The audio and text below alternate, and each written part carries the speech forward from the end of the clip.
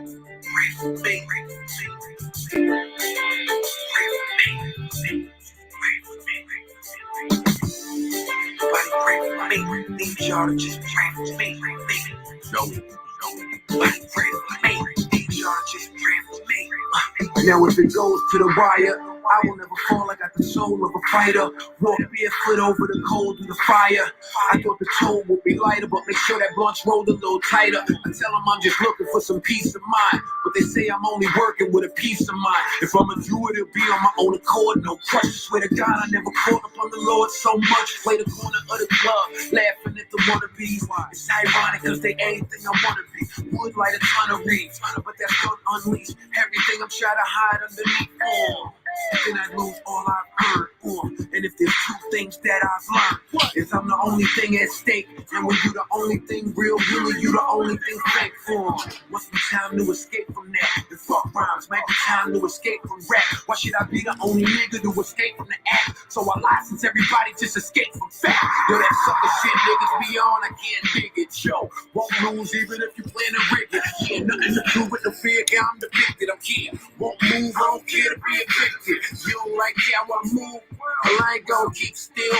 Any nigga want me killed, won't leave me in the streets pill. Well, if it happens, it happens. I believe in free will. Just know that ain't how we build. I'll call niggas that'll dead you for a shit drill. When the clip's empty, they gon' try and refill. And I'ma be the dude to try and stop them like please shit. Y'all know all I'm about. They keep putting up roadblocks. I keep finding alternate routes. Now success seems likely. Everybody wanna try me. I'm all for it. Can't trip me up. Won't fall for it.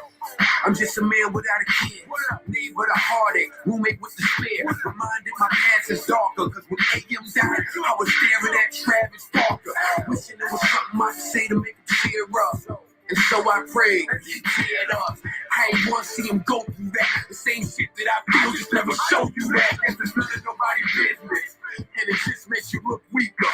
Every joke is just smoke, gotta look deeper. Never mind, don't bother, cause some of y'all are smarter. Nothing got sense that if you try harder, you get a glimpse of everything that I harbor. We all ain't got the script to be a martyr. So to anyone who ever loved me, I apologize and I'm sorry. Wholeheartedly, can't change, it's just part of me. It's not music, it's just art to me. Too fucked up to drive, just the car key. I don't care where we go, just get it far from me. Choices I don't wanna make, but I know I have the world's going faster since my ride or die chose the ladder. Looking for a rush out of habit, proof there's a such thing as too much for a addict. Ain't the nigga, I'm the little ass nigga, come from middle class. When you speak to me, show a little class. Dropped out of school cause a nigga couldn't sit in class. Learned to fall asleep through the sound of a pistol blast. I come from where dad taught mom to get high, but she's strong, so we still got by. When I picked up the drug, why the fuck was they surprised? If it wasn't for your jeans, I wouldn't lust the supply. I can telling me that I'm next, handing me a mag. Must have noticed I was complex. They say that you a wild individual. You just not getting my style, you too typical. Everybody got a word for me. Shit y'all deem important ain't pertinent to me, nigga. Put your opinion with a feather and balance that. Grab medicine with a success and a talent match. Pray for them. Pray for them.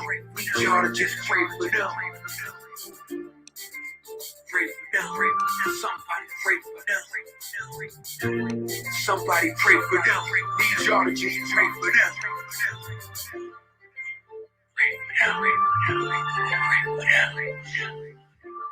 Somebody pray for them.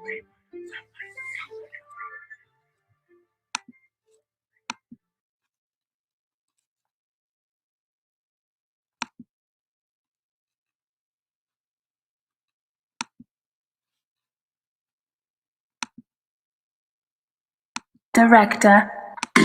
You know it's family first off top, and blood is thicker than water. And there's no friend indeed like a friend in need. But there's one thing you gotta watch, and that's a friend in greed. Look, Ice, you 1 year old now. It's time that you learn more about your pops. I know you was born rich and you the baby CEO, but know one thing, you gotta know there's a cruel world out here, and everybody's not your friend. You hear me? Your dad always got your back. Let me tell you a little story about this boy named Walt, a little local corner boy who used to serve crack rocks. He drove an old ass Buick, it had plastic in the window. And every time you see him under his shirt, put his stendo. Brother from a different mother, we won't name no names. We used to pick up pens together, trade Nintendo games. We started trapping, went to rapping, we was like MJ and Pippen. The one of us would score, the other one would be a sis. Now this a low down dirty beat, don't let them play you out position. The ego had you thinking that your friend your opposition. Man, everything we ever got, we got that out the kitchen. And we went in the booth was cause we probably wore the whip and tried to play divide and conquer, but we went in competition. Like how the fuck you ain't gonna give who up his recognition? Some artists get on and forget who came up with them in the trenches. But just like an asshole, I guess we all get an opinion. Friends, not many of us have them. Let's talk about friends. Now ones we can depend on. Let's talk about friends. Cause not many of us have them. I'm talking about friends. Now ones we can depend on. I remember in the pen, I didn't have much friends. Some people thought I'd do 20, some said I'd do 10. People take me from my enemies and so-called friends. They never thought that I'd be back, but it was all God's plan. No commissary, murder, man, the folks didn't visit. Wouldn't be surprised now that grew up won't kick it. Got married when I got out was my single best decision. Now I'm like, fuck a friend, I need one like a co-defendant. Ever been stabbed in the back by your right hand, man? Don't ever tell your left hand what your right got planned. To keep some people out my business, had to burn a couple bridges. Cause getting played for a fool went out of style with true religion. Your friendships slow and some friendships grow. We were friends back then, but we not friends no more. Yeah, it's some friends like family and friends like bros. But there's some friends get jealous, that's when friends turn foes. Friends, not many of us have them. Let's talk about friends. Fuck 'em! Fuck Now 'em! ones we can depend on. Let's talk about friends. Cause not many of us have them. I'm talking about friends. Fuck friends! Fuck friends! Now ones Fuck we friends! can depend on. Fuck friends! Let's go!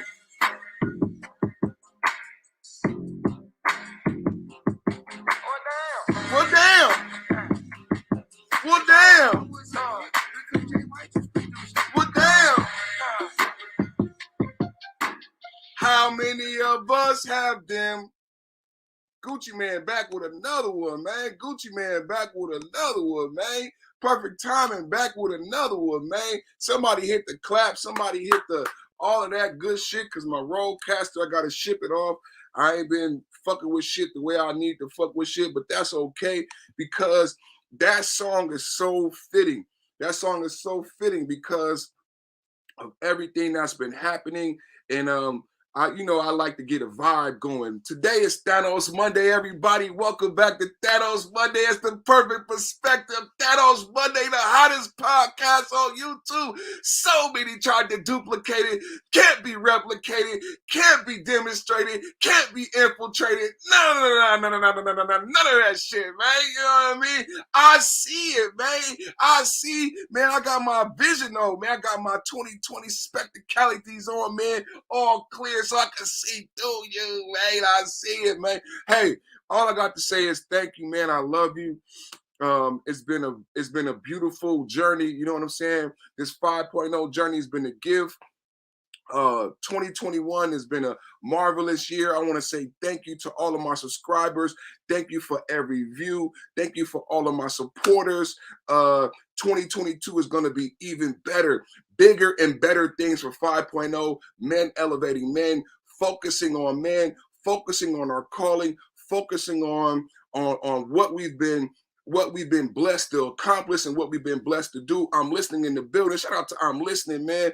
Thank you for your support from day one. I pray a covering over you and your family. I pray much blessings for you and your family in 2022. But see, God looks out for his children. So I know you have much favor because you are selfless in your gratitude. You are selfless in the way that you support. So I thank you. I'm listening. I'm listening has not only supported via the chat, but via Cash App. I'm listening supports monetarily.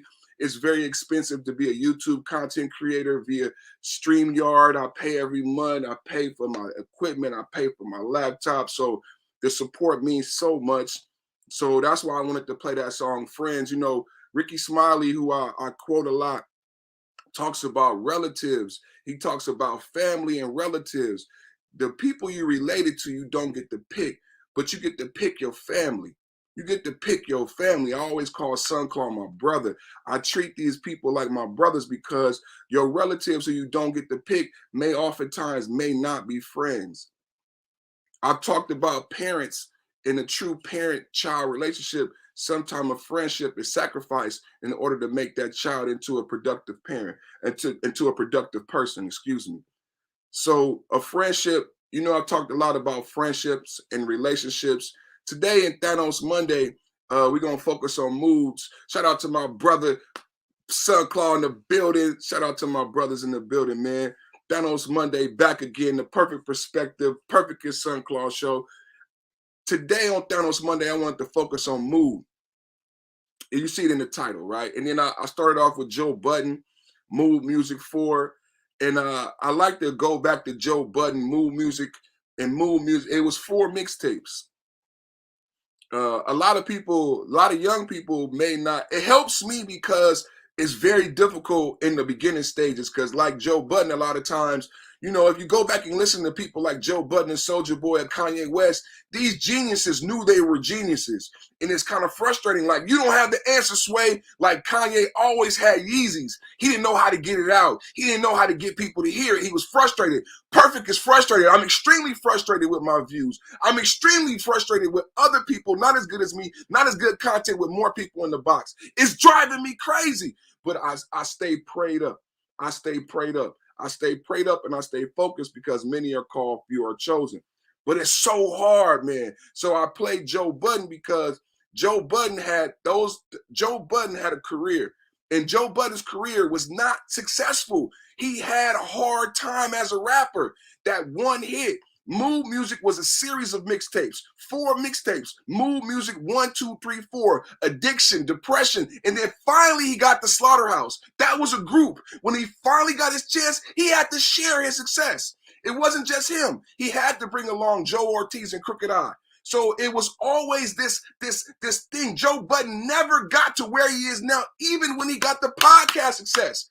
They said you have to share with Rory and Maul. Every time, God would give him a little, take it away. When he's possessed all his talent, Joe Budden has always had this talent. Kanye West has always had this talent, has always been this genius, but people have not liked Kanye West. You know why? Because Kanye West said, I'm a genius. My name is perfect. I know niggas don't like me. My name is perfect. It's like Jay-Z naming himself Hova. It's like Kanye calling himself Yeezus. Niggas didn't like Yeezus. Niggas don't like Hova. Well, guess what? Niggas don't like perfect. I know that. And it drives me fucking crazy that I'm so good. I'm so perfect. And motherfuckers don't watch and motherfuckers hate. So I feel like Kanye West. I feel like Joe Budden. So I wanted to play Mood Music 4 because how many people watch the Joe Budden podcast and don't know what he went through as a rapper, don't know his addiction, don't know how he went through the struggles with the first woman that he was with Tahiri TV. Mood Music 4 is a journey through a person going through emotional anguish, addiction. He got slapped in the face. His career, he was thrown away by rap. He was thrown away by his brothers, his mother, his woman. And then when he gets the podcast success, he got to share. When Joe Budden has been the catalyst the whole time. Joe Budden has been the genius. Joe Budden has had the talent. So I played Mood Music 4. I named Thanos Monday Mood because my mood is affected by my lack of support by my friends. I created 5.0. Everybody running with 5.0 because I'm not getting the support. Why is it 40 people in that box and nobody in my box? But you, my friends, you 5.0. It's cool table. but these women can go behind and go support who they want to prop up to make sure the real don't get hurt. But you know, it really is pissing me off and fuck with my mood because the men donate to avatars and the men don't support, but the men want to talk shit about who is this and who is that. But when there's a real brother, who love you and support you and want you to do better, you don't support. You don't cash out, you don't watch, you don't share. So my mood is affected. I don't want to go live every day. I don't want to be on YouTube. I don't want to teach no more. I'm not inspired because I have a life, I have children, I have bills, but I feel like I'm called and I know there's a need because when I'm not here, the conversation sucks. It's idiotic. It's circular. Bronzeberg, G, these young men are looking for men of my age to be examples, to be men, not argue, to teach. So today, I'm going to teach about mood. I'm going to use me. I'm going to use my L. I'm going to use my mood. I'm going to use my temperament. Me. I'm going to use me. I'm not going to talk about anyone else. I'm going to talk about Dennis. I'm going to talk about me. How this YouTube shit affects my mood. How the fake motherfuckers and how they play high school. Sometimes, but I hate being black. I really do hate being black. The way black people act on YouTube. It bothers me, bro. It bothers me. So my mood is affected. I'm not inspired. I'm not inspired. I talked to y'all about Pastor Appreciation Day. And I remember Pastor Appreciation Day. I remember how my grandmother would go out because I remember spending the Sunday with the pastor and I remember how much he would put into the sermon, how exhausted he would be because how much he loved his flock. It's called a shepherd in his flock. He loved the parishioners. He loved my grandmother. He loved the people. He cared about their salvation.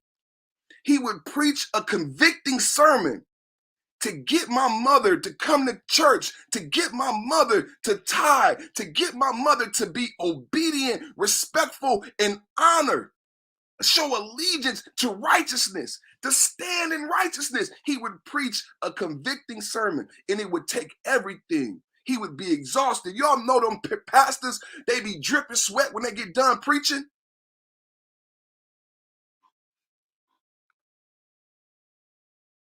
Pastor appreciation. But I don't see the appreciation. But it's such a life, you know what I'm saying? It's life, you know. The suckers be on top. And it's cool that the suckers be on top. I want the whining to stop. Because you guys are putting the suckers on top. You're donating to the suckers. You watch the suckers. You support the suckers. Stop whining. Stop whining when the police shoot your son. Stop whining when you broke. Stop whining when the girl break up with you. Stop whining. Because you don't support education. You don't support growth. You want to watch the beef. Whenever somebody in the manosphere is beefing, the numbers are high. Stop complaining, black men. Don't complain anymore about your finances, about your relationship, because you don't want to get healed. In 2022, in 2022, 22 we about healing. We about healing. We need to get healed. The Negro needs to get healed. My brother Bronzeberg said, honestly, I was happy to hear brothers come over to my streams and be open enough to let their mood out and allow me to hear them out. I need to hear your frustration as well. Man, that's why I named the topic today is mood. And that's why I'm expressing my mood. I'm not going to talk about someone else. I'm not going to talk about someone else. I'm talking about my mood, how this has affected me. You can use it as fodder. You can say perfect time in his feelings. I don't care. I don't care if anybody has an ill opinion of me. I want to teach about mood today. I'm going to teach about temperament, and I'm going to talk about Nameless, and I'm going to talk about the in group. I'm going to talk about the cool table. So I'm laying a foundation for my teaching today. If you listen, you listen. If you get blessed, you get blessed. If you get the knowledge, you get the knowledge. Some people won't get the knowledge. I don't even believe, thanks to my brother G, he let me know that most people are not comprehending. But the video that you see up here is called The 4 Temperaments. So I'm going to go into something that I've went into before. In 2022, we're going back into the perfect man. We're going back into the perfect man. We may not do it every day, but we're going back into the perfect man. And we may not do it every day, but today I wanted to do Moody Mondays. Me and Binky talked, and she was like, go live, go live. I'm like, okay, I'm going to go live. And she like, what you going to talk about? I'm going to say, I was thinking about doing a Moody Monday. And she's like, that's a good idea. So today is Moody Monday, Thanos Monday. We're going to talk about moods. We're going to talk about temperaments. In case you never heard of Thanos Monday, before I start my video, Thanos Monday was created because I wanted to teach men about a concept that was revealed to me. And I love comic books. You know, I got the book of Boba Fett in my hashtag. My concept behind Thanos Monday is this. A lot of times in my life, I've held the shit end of the stick. Bzzz, you know, Sunclaw would be here with the buzz and the flies buzzing around. A lot of times in my life, I've had to hold the shit end of the stick. Right?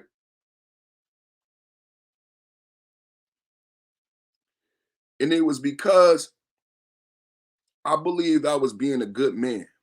I believed I was being a good husband, a good brother. And it took me to go through divorce. It took me to go through hardship for me to realize that, and me studying the oppression that us of color experience here in this country, and I looked at the people who oppress us, and I understood that finally their concept of good and evil, right and wrong, is very different from the concept that they've given me. And a lot of times I make my decisions based on what is right and wrong, because I'm afraid of punishment. If you think about the slave, if you think about the slave patrol, if you think about prison, and the prison weren't created until they freed the slaves. You got to think about the way men moved in this country, because they didn't have the prison system as they do have it now until they freed the slave. So because the slave patrol and the prison system was created when they freed the slaves, the black man operates, and I know Gerald, I've seen Gerald, and please forgive me for using the term black, but the native indigenous Niji operates on a system of good and evil, right and wrong, because of the punishment. Kyle Rittenhouse wasn't punished for murdering. See, black people thought you just automatically get punished if you kill somebody. That's not the way it works. There were no prisons before. White man would kill. Men, presidents had a duel. Was it Andrew Jackson? How many people did Andrew Jackson kill? One of the presidents, he was a killer.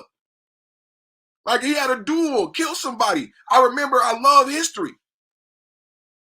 So Thanos Monday was a concept that I came about because I understood how we were being manipulated by this concept of duality, how we were being manipulated by the concept of good and evil and right and wrong. And in my life, I've suffered, I've lost being a good husband, being a good man, being a good brother, being a good friend. You know what I got being good?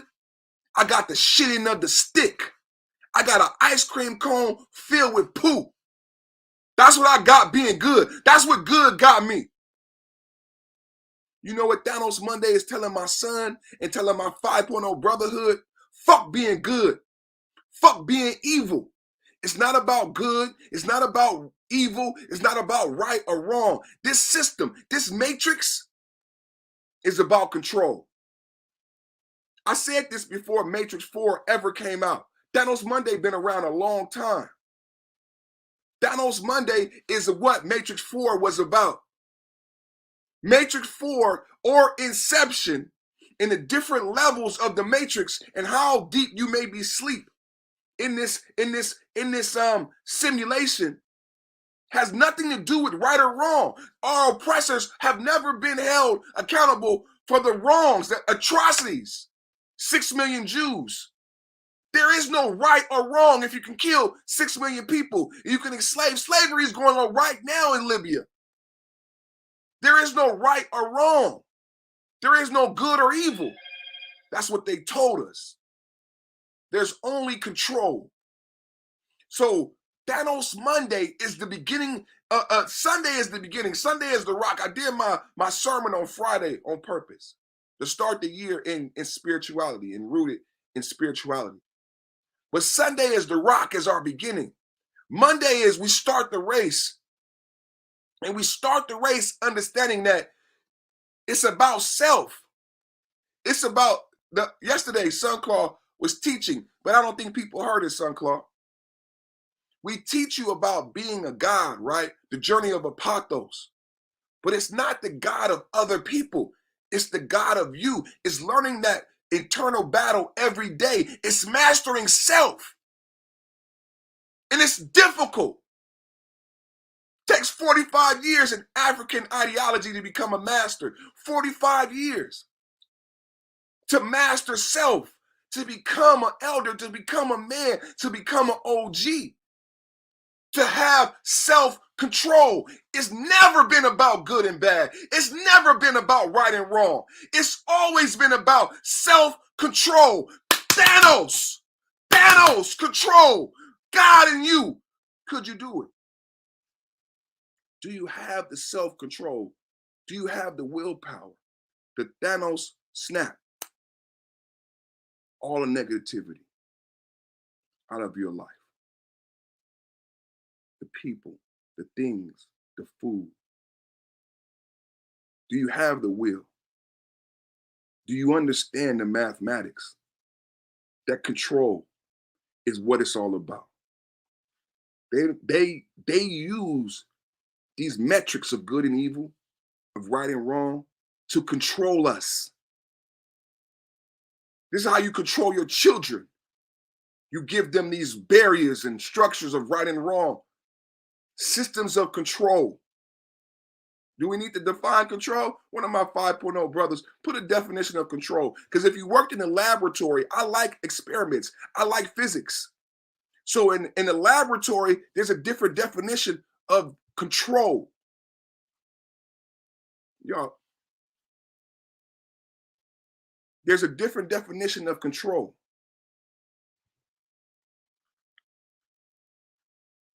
Bronzeberg said, only you determine your validation. We here in the building. 5.0 cool table. Somebody put the definition of control in the chat. And I want to see different iterations of the definition, like control from the term that we use, and somebody define control from a laboratory experimental vantage point.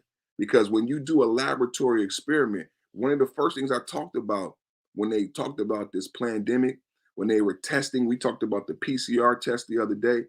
I said, what's the control? I don't think anyone caught that. I said, what's the control for the experiment to confirm whether or not someone has this code? How do you know if they have a code or not? What are you using to control your experiment? Do you guys understand what I mean by the definition of control? That there's different definitions of control, that in a laboratory experiment, to be an adequate experiment, you need a control. How many of you have taken physics? How many of you have taken physics? You know what I got? I'm going to show you a gift I got for myself. I'm excited about this. I was going to show it. I haven't got a chance to show it yet.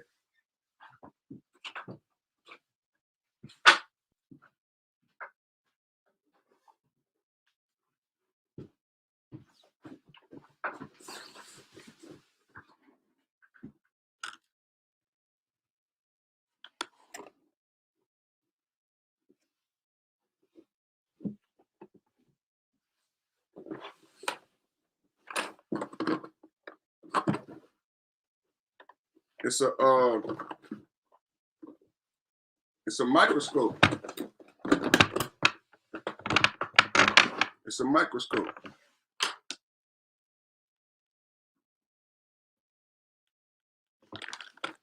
No, it's a microscope. I got some Petri dishes. I got some slides.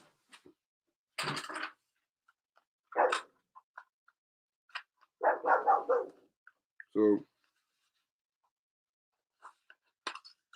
I like science. Who likes science? Who likes science? Who likes science? Your kids like science? I want the kids to be excited. I want the kids to be excited. This ain't no game to us, man. Shit, I know you on this type of shit for your kids, man. Y'all see this? I'm not waiting for my son to get put in. I took AP classes.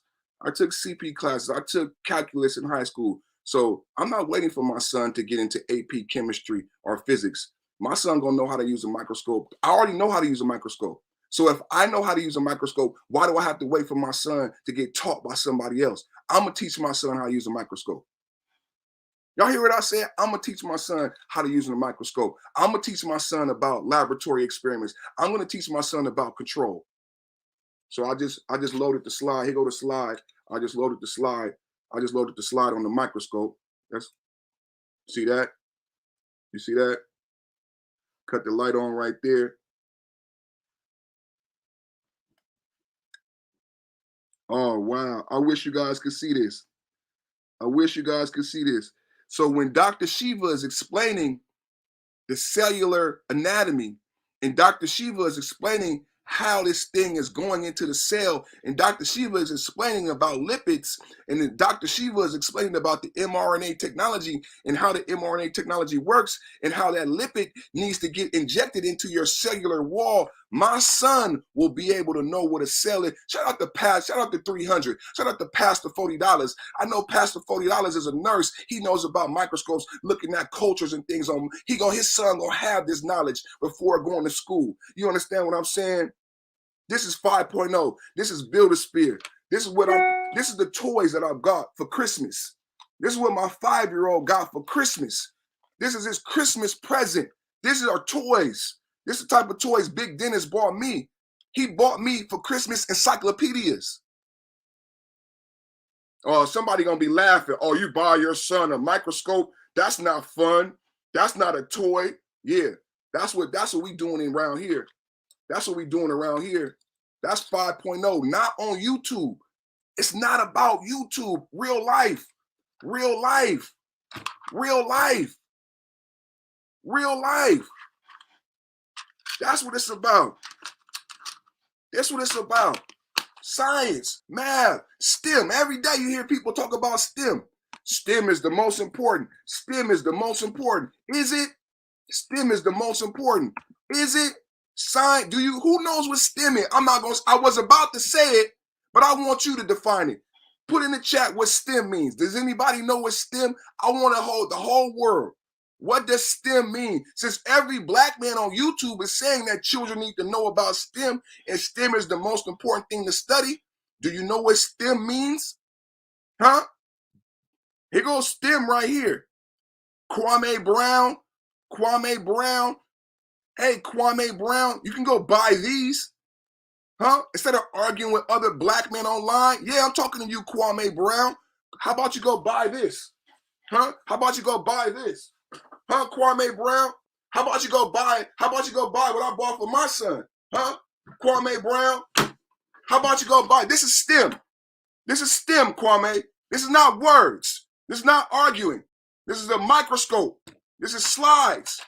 This is me, a father, teaching my 5-year-old how to use a microscope, how to use slides, teaching my 5-year-old about experiments, teaching my 5-year-old what a control is, teaching my 5-year-old Thanos Monday, teaching my 5-year-old it's not about good and bad. It's not about right and wrong. It's about control. It's about a system of control. It's about an experiment in a laboratory and proving things are factual, whether it is a fact or not. And to do that, you need a control for your experiment. You need a control for your experiment. STEM. Don't fucking say STEM no more. I don't want to hear you say STEM no more. You don't know what STEM is. Don't say it no more. Let's start living it in 2022. Teach your son what a control is. Do an experiment with your child. I bought a microscope for my 5-year-old. I bought a microscope. He got laptops. His father loves calculus and physics and science. Why does he have to wait to go to school to learn how to use a microscope, to learn about an experiment? I know how to do experiments. I'm very good at it. Fuck wrong. This is 5.0 Build-A-Sphere. This is Build-A-Sphere. This is building. You can talk. Talking is not this. Talking is not this. This is STEM. It's not just coding. Nigga, it's not just coding. It's the basics of fucking science. It's not just coding. Thanos Monday. Anybody ever ask you 5.0 Cool Table what that? Hey, Thanos Monday, that's funny. Thanos Monday, nigga, is about control. Ask me. I just won like Cat Williams. Please, for God, one of these sucker ass niggas come at me. I'll be on panels. Ask me. Ask me. I tell you, nigga, Thanos Monday is about control. Do you have self-control? Could you do it? Do you have the willpower? Could you do it? Do you have the willpower? Are you worried about being good? Are you worried about being bad? Are you worried about being right? Are you worried about being wrong? Our oppressors are not worried about who thinks they're right or wrong. Our oppressors don't worry about who thinks they're good. Trump never gave a fuck if you thought he was good or racist. Our oppressors don't care about whether you think they're good. Bill Gates don't give a fuck about your opinion of him. Bill Gates cares about control. Bill Gates is Thanos. Who are you? Who are you? Are you just talking about STEM? Do you know what the fuck STEM is? Do you know what control is? In a scientific aspect? Do you know what control is in a laboratory, Kwame Brown? Because I don't see you exhibiting self-control on your platform. You go at every little piece of beef, everybody that says something to you. And your self-talk, that comment got roasted by Tommy. Made a fucking fool out of you because you empower these low-level individuals with low vibrations and low frequencies. That's why all you can say is STEM. You don't really understand STEM. You don't really understand STEM. If you understood STEM, you would share my video. You would understand Thanos Monday. You would understand control from an experiment, and you wouldn't allow people to use you as a control on their YouTube experiments. I'm no longer participating on the Art New Style panel. Everybody tell Art New Style I've unsubscribed. I'm not participating in the Art New Style panel. Do you know why? Because Art New Style, along with BGS, is performing an experiment on Black men. And Art, I will not be your control. These Black men who are older than us in that generation, they think they have a monopoly on intelligence. I've said before, Art is running an experiment on that panel. If you've ever listened to the Weave conversation in any of his topics, he is running an experiment from a PhD collegiate professor level on Black men. Yeah, Bronze Bird, it makes sense, right? Think about it, Bronze Bird, because Bronze Bird has similar intellect. And Bronze Bird does experiments with his topics by probing the audience. Intelligent people do that to get a certain reaction to Bronze Bird is testing theory. By certain topics and certain conversations, he's testing his own theory of what is real or not. By finding out how other people feel about it, by creating a certain conversation. Art is doing the same thing. I don't think he has the same good intention that Bronze Bird has, though.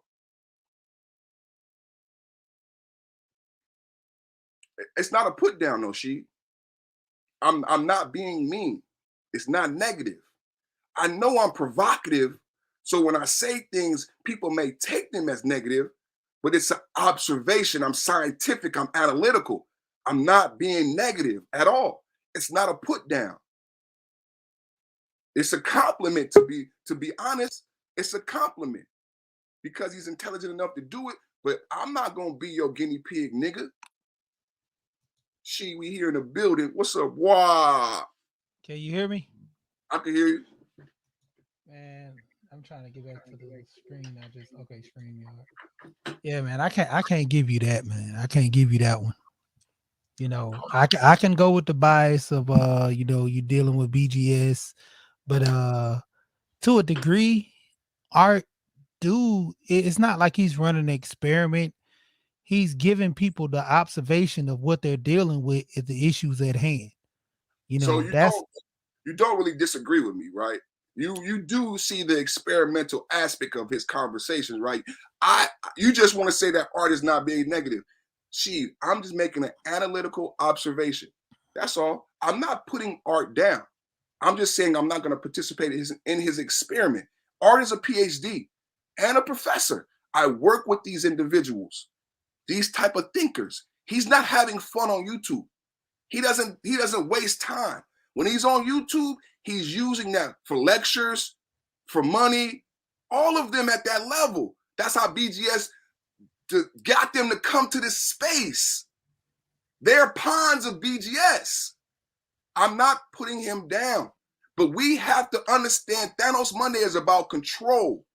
Control. It's not about good or bad, right or wrong. So let's not have a conversation about me being good or bad, right or wrong. Art is doing a experiment. You just have to decide whether or not you want to participate in this experiment. I'm not saying whether or not that's prudent. That's for someone else to judge. I'm not judging art. I'm observing the fact from my analytical background that art is running an experiment.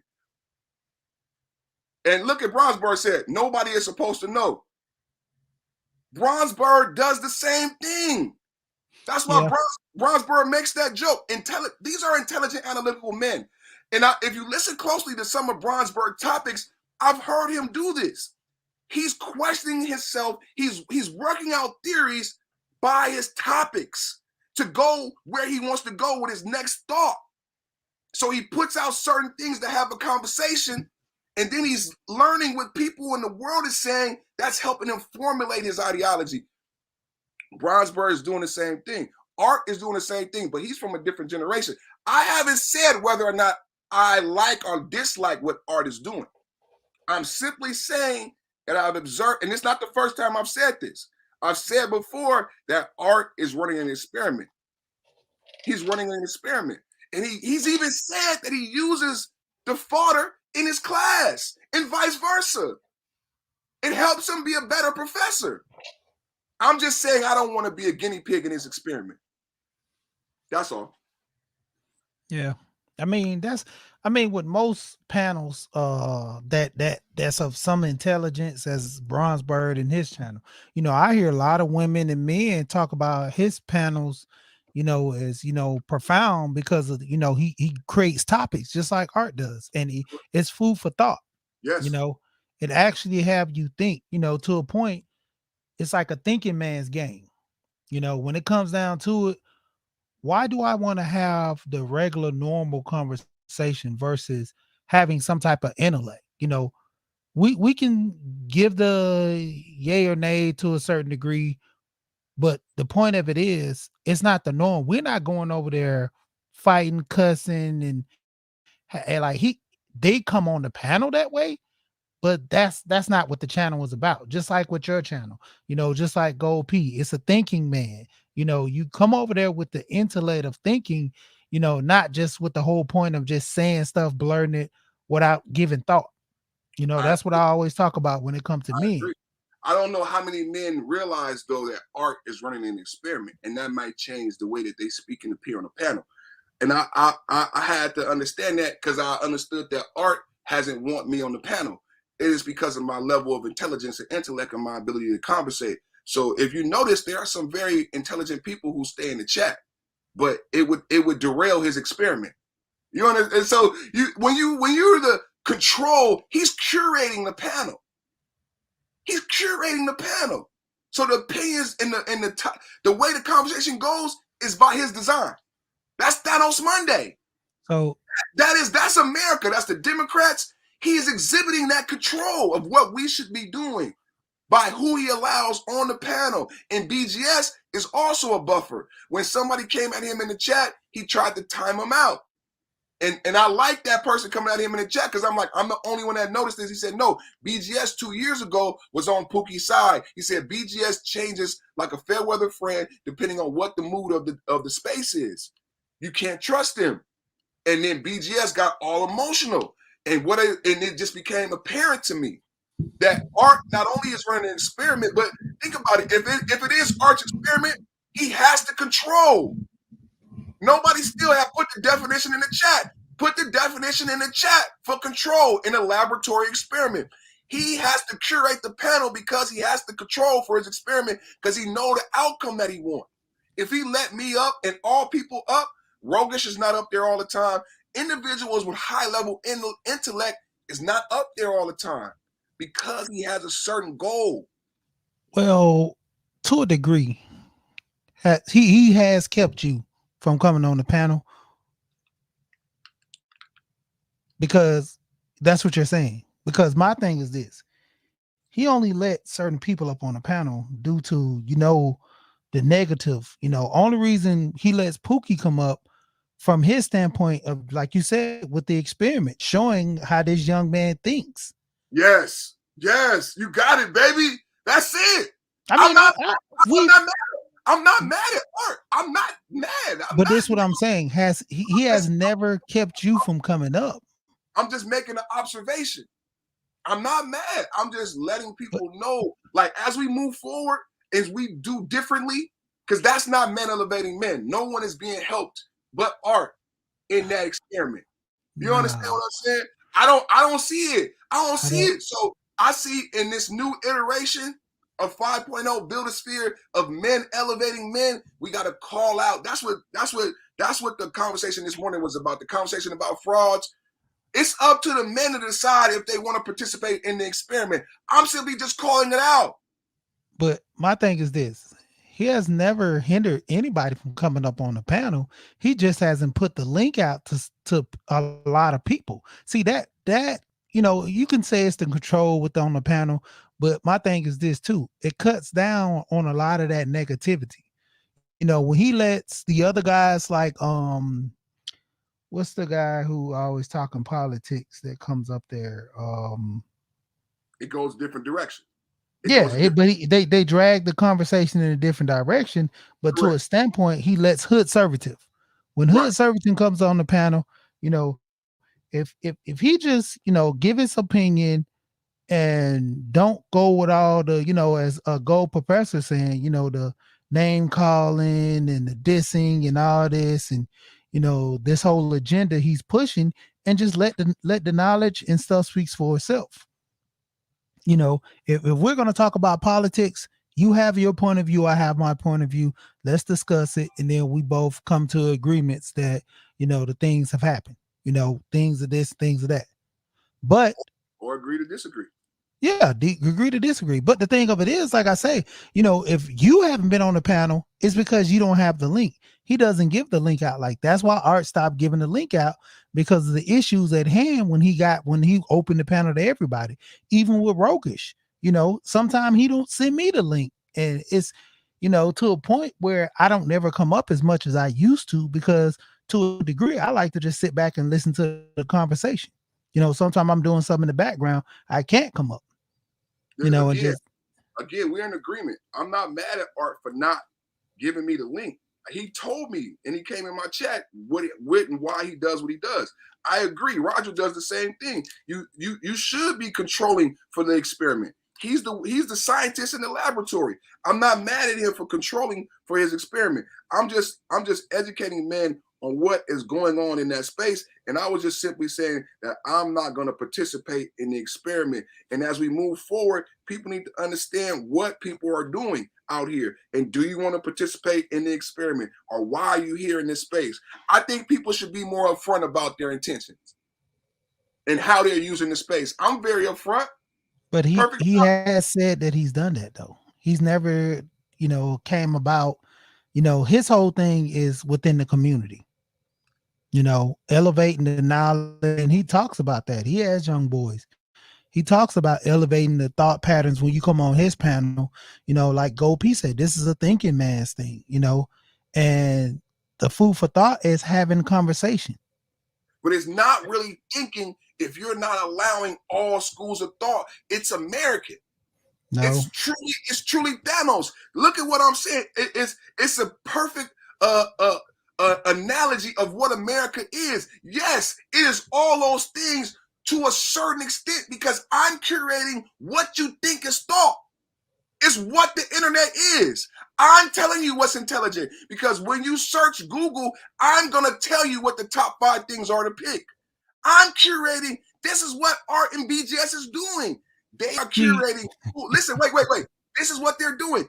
By that experiment, they are curating who is intelligent in this sector and who should be validated and worthy of being listened to. It's the same. It's a virtual list. Come on, Sheet. I'm walking you down there. I know you get there. This is what. And guess what? BGS always shows up when he is in contention to protect that space. That is what Art is doing. They are protecting. You got to listen, bro. I've been so much on the outside that I have seen. Think about if what we're saying is correct. And these people are roadblocks. Like Auntie said, and sacred cows, how are they accomplishing their goal? I'm just explaining to you how. By curating who is cool, who is intelligent. If BGS doesn't say you're smart, you're not smart. That's what happened with Game Changer. Somebody said that his opinion was validated and people start listening to a fucking clown. So what is happening on that panel is they are curating, they are picking and choosing who are followers. And they knight you and put your bitch ass out there to go battle for them. And they don't even got to work. BGS don't even got to go live. He just sit back and laugh. We are comical as men. Not no more in 2022. Nigga, you don't have to go live, nigga. You ain't gonna be able to hold this court, nigga, from your goddamn armchair no more. Fuck. I see what he's doing, bro. I see what he's doing. Oh, man. So guess what? I'm not smart. I'm not cool because I'm not on that panel. Now fuck that.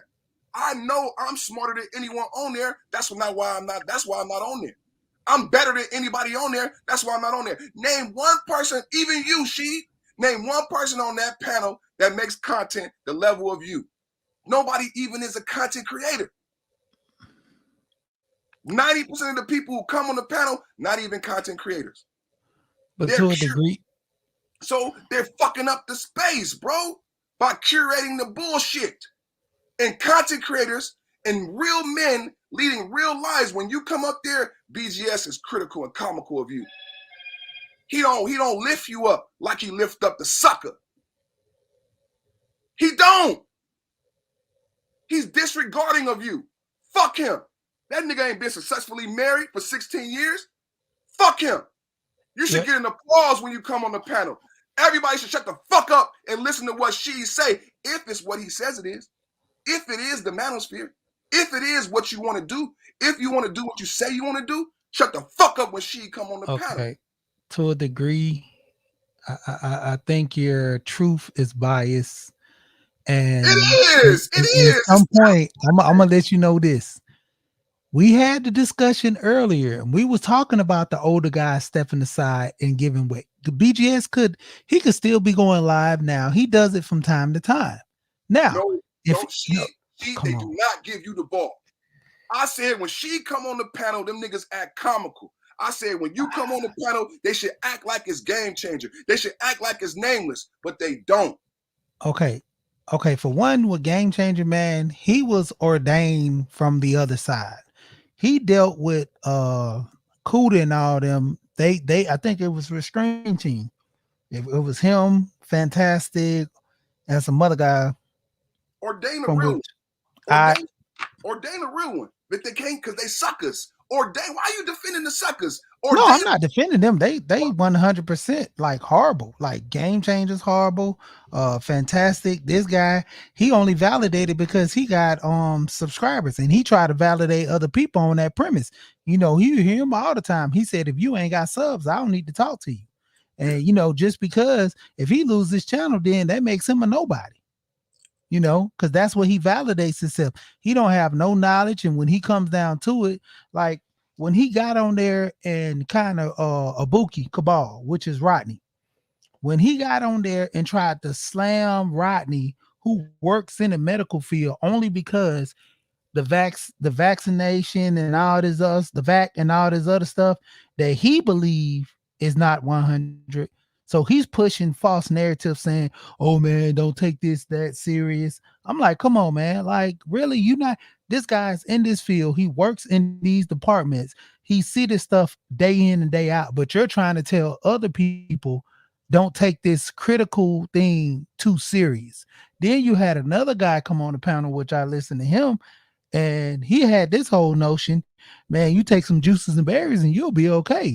You know, holistically, everything is good. And I'm like, whoa, like, what are these guys talking about? You know, but back to the art thing, you know, the thing is this, like I said, once again, you're not on the panels because he don't send if you got on his email list, you will get the link. He don't post the link like everybody else. See, he does by email only. I know. I talked to Art. Art came here. I'm not mad at Art. I'm not mad. I don't want to be on the panel. It's not a back and forth. I'm not mad at Art. All right, so let me get the BGS then. So with BGS, I just want people to know. I just want people to know that Art is running an experiment on Black men, and Black men need to know whether or not you want to participate in this PhD professor's experiment. That you may be fodder in one of his lectures. And that should be fair. I mean, fuck fair because it's Thanos Monday. That's why motherfuckers need to know. But he talks about, he does that all the time. He even tells about the experiment he deals with his students and their thought patterns on, you know, the older men versus the younger generation. He talks, I mean, if for people, I mean, like I said, it goes down to thinking men. If you haven't noticed or talked, Bronsberg said it best. So if you haven't noticed or talked or anything of that nature on the way Art conducts his panels, like he's gonna be having a ladies panel. The last time he had a weave and panel about the women coming on talking about weave and all that stuff. So that was the experiment to see how people react to women with weaves, and the women had an open panel to where the women can talk to the men and they have their discussions about the weaves and all this other stuff. Nothing got solved. Nothing got solved though. What do you mean nothing got solved? Nothing got solved. And they end up having a conversation again for clicks and views and for profit. It's a race to the bottom, and people profit off the race to the bottom. I remember, and Jessica X was on that panel, and Roger was on that panel. And Roger said something that could have solved the whole problem. Roger said it's a psychological thing with women. And Jessica X was trolling, making a joke, because no one was taking it seriously. So something that could have actually helped the community was lost. Because that wasn't the point of the panel. It was fodder. That's what Obsidian is saying. She said, it says device not connected. So let's go to the video. Let's go to the video. The first video I'm gonna show today is called The 4 Temperaments. And then I'm gonna talk about and explain a topic that Nameless gets into a lot called epigenetics. But I like this video a lot. So check out this video. How to assess people quickly. Have you ever heard of the 4 temperament theory? It's a proto-psychological theory that suggests that there are 4 fundamental personality types. These temperaments are believed to affect behavior, and learning more about them can help you predict patterns, not only in others, but in yourself as well. Each of the 4 temperaments has been studied intensively, so we know all about their associated characteristics, including their strengths and weaknesses. Knowing the ins and outs of the 4 temperaments can give you a better level of self-awareness. It can also help you better understand those around you. So, let's learn more about them. The Sanguine. This type is often described as spontaneous, optimistic, and energetic. As you might imagine, those who fall into the sanguine archetype are extroverts. With high energy levels and an insatiable curiosity, people with this temperament tend to love adventures and seek out new experiences. They can hold a conversation with almost anyone and bring their playful energy into their interactions. As natural entertainers, sanguine types love being the center of attention. They pride themselves on their individuality and enjoy displaying their differences. Another notable trait of this type is their ability to express and receive love and affection. However, these individuals are easily devastated if not constantly reassured that they are loved and appreciated. That said, they believe in forgiving and forgetting, and expect other people to feel the same way. A major downfall of the sanguine type is that they tend to be impulsive. Poor planning skills, disorganized thinking, and chaotic environments are the cost of living a life of spontaneity. The choleric. These people like to speak their mind with dominance and strength. Their source of power comes from their mental strength, which is evident through their knack for critical thinking and creative problem solving. If you've ever met a choleric type, you would describe them as blunt, tough, or brave. Other qualities of this type include immense focus and strong competitiveness. You might assume they have something to prove, and they usually do. Choleric people excel in new environments and situations, so they actively seek them out. With rigid goals in mind, people with this temperament rarely stray away from their path to success. They know what they want, and they keep going until they reach their goal, and nothing you say can change that. Fear is an unfamiliar concept to the choleric. At least, that's what they want you to think. They possess the highest self-esteem compared to the other temperaments, and confidence is their guiding light. These types are assertive and demanding. Sometimes they let their emotions get the best of them, and they react with intimidating intensity. People with a choleric temperament are known to get what they want, when they want it. The phlegmatic. This type is defined by their exceptional social skills. Those with this temperament have high emotional intelligence. They express their feelings and needs easily and effectively, and are often described as empathetic and understanding. Phlegmatic types naturally connect facts and feelings, and they have a good grasp on human thought and behavior. These qualities lead them to be well-liked by others. People who fall into this category also tend to be slow to anger. Unlike the sanguine, the phlegmatic prefers a life free of surprises. They enjoy serenity, peace, and quiet. As a result of their quiet nature, phlegmatic types tend to be great listeners. They are also great at following directions. You could describe them as hard workers, reliable, and trustworthy. They put in a lot of the grunt work to keep society on its feet. Phlegmatic people are also generally supportive and avoid criticizing others. But the downside to this attitude is that these individuals often struggle to share their thoughts when the outcome could result in conflict. Instead of making a mistake, they prefer to remain silent.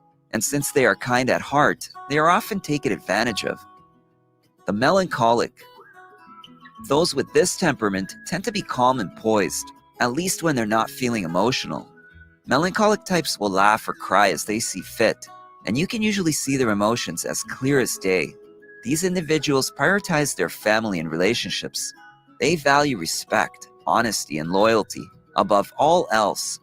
Although they show respect for everyone, they are fiercely loyal toward their inner circle, and that circle tends to be small. For melancholic types, quality surpasses quantity. They would rather have a few close friends than many acquaintances. People of this temperament also tend to put a lot of energy and effort into their relationships. In fact, there is often little left for themselves, as they put others' needs before their own. Some melancholic types find it difficult to open up to others. When they are hurt in the relationships that they value so much, they build up a wall of protection. Melancholic types tend to fantasize about meeting their ideal partner, and they seek out people who fit that perfect image. However, their rigid idealism and perfectionism tends to hurt them more than help. They hold others to exceptionally high and often unrealistic standards, setting themselves up for disappointment. In addition to these downfalls, melancholic types also tend to be overthinkers, and they like to read into subtle body language, often to the detriment of their relationships. There you have it, the 4 human temperaments, in a nutshell. Most people identify with qualities from each of the 4 categories, but there's usually 1 or 2 temperaments that dominate. Which temperaments do you identify with the most? Let us know in the comments below. If you enjoyed this video, give it a thumbs up and share it with your friends so we can keep making them. For more videos, I'm not melancholy. I'm not melancholy at all. At all. I would start singing, but I don't know the song. What's up, son? Why? Are you melancholy today? I'm not melancholy today. Hey, you know, I like Little Uzi Vert. Hey, Bronzeberg, you still in the chat? Like, I didn't know one of my favorite Little Uzi Vert songs was the Singwin. I didn't know that's when I saw the title of that Little Uzi Vert song, I never knew that's what that was. I didn't know that was a temperament. I think we need to, I don't know how to spell that word, but I would like to bring that up as a definition. Sanguine, I don't know if it said it as the actual, it should have left a definition.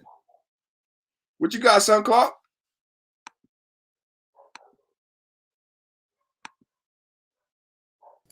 Oh, there it is. Hey, Perf, you should give me a second, man. I'm dealing with something on the phone.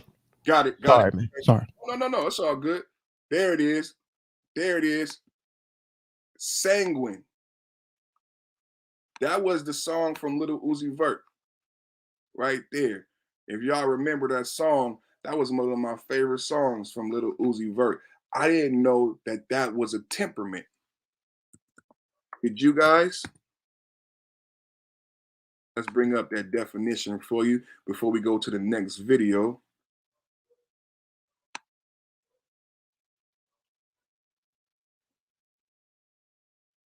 Oh, it also refers to dry blood. But that's not what I want to talk about. What is that? S-A-N-G. Yeah, that's it. So it's like sangria. Okay, so it also refers to dry blood. Okay, let's see if we get the temperament though.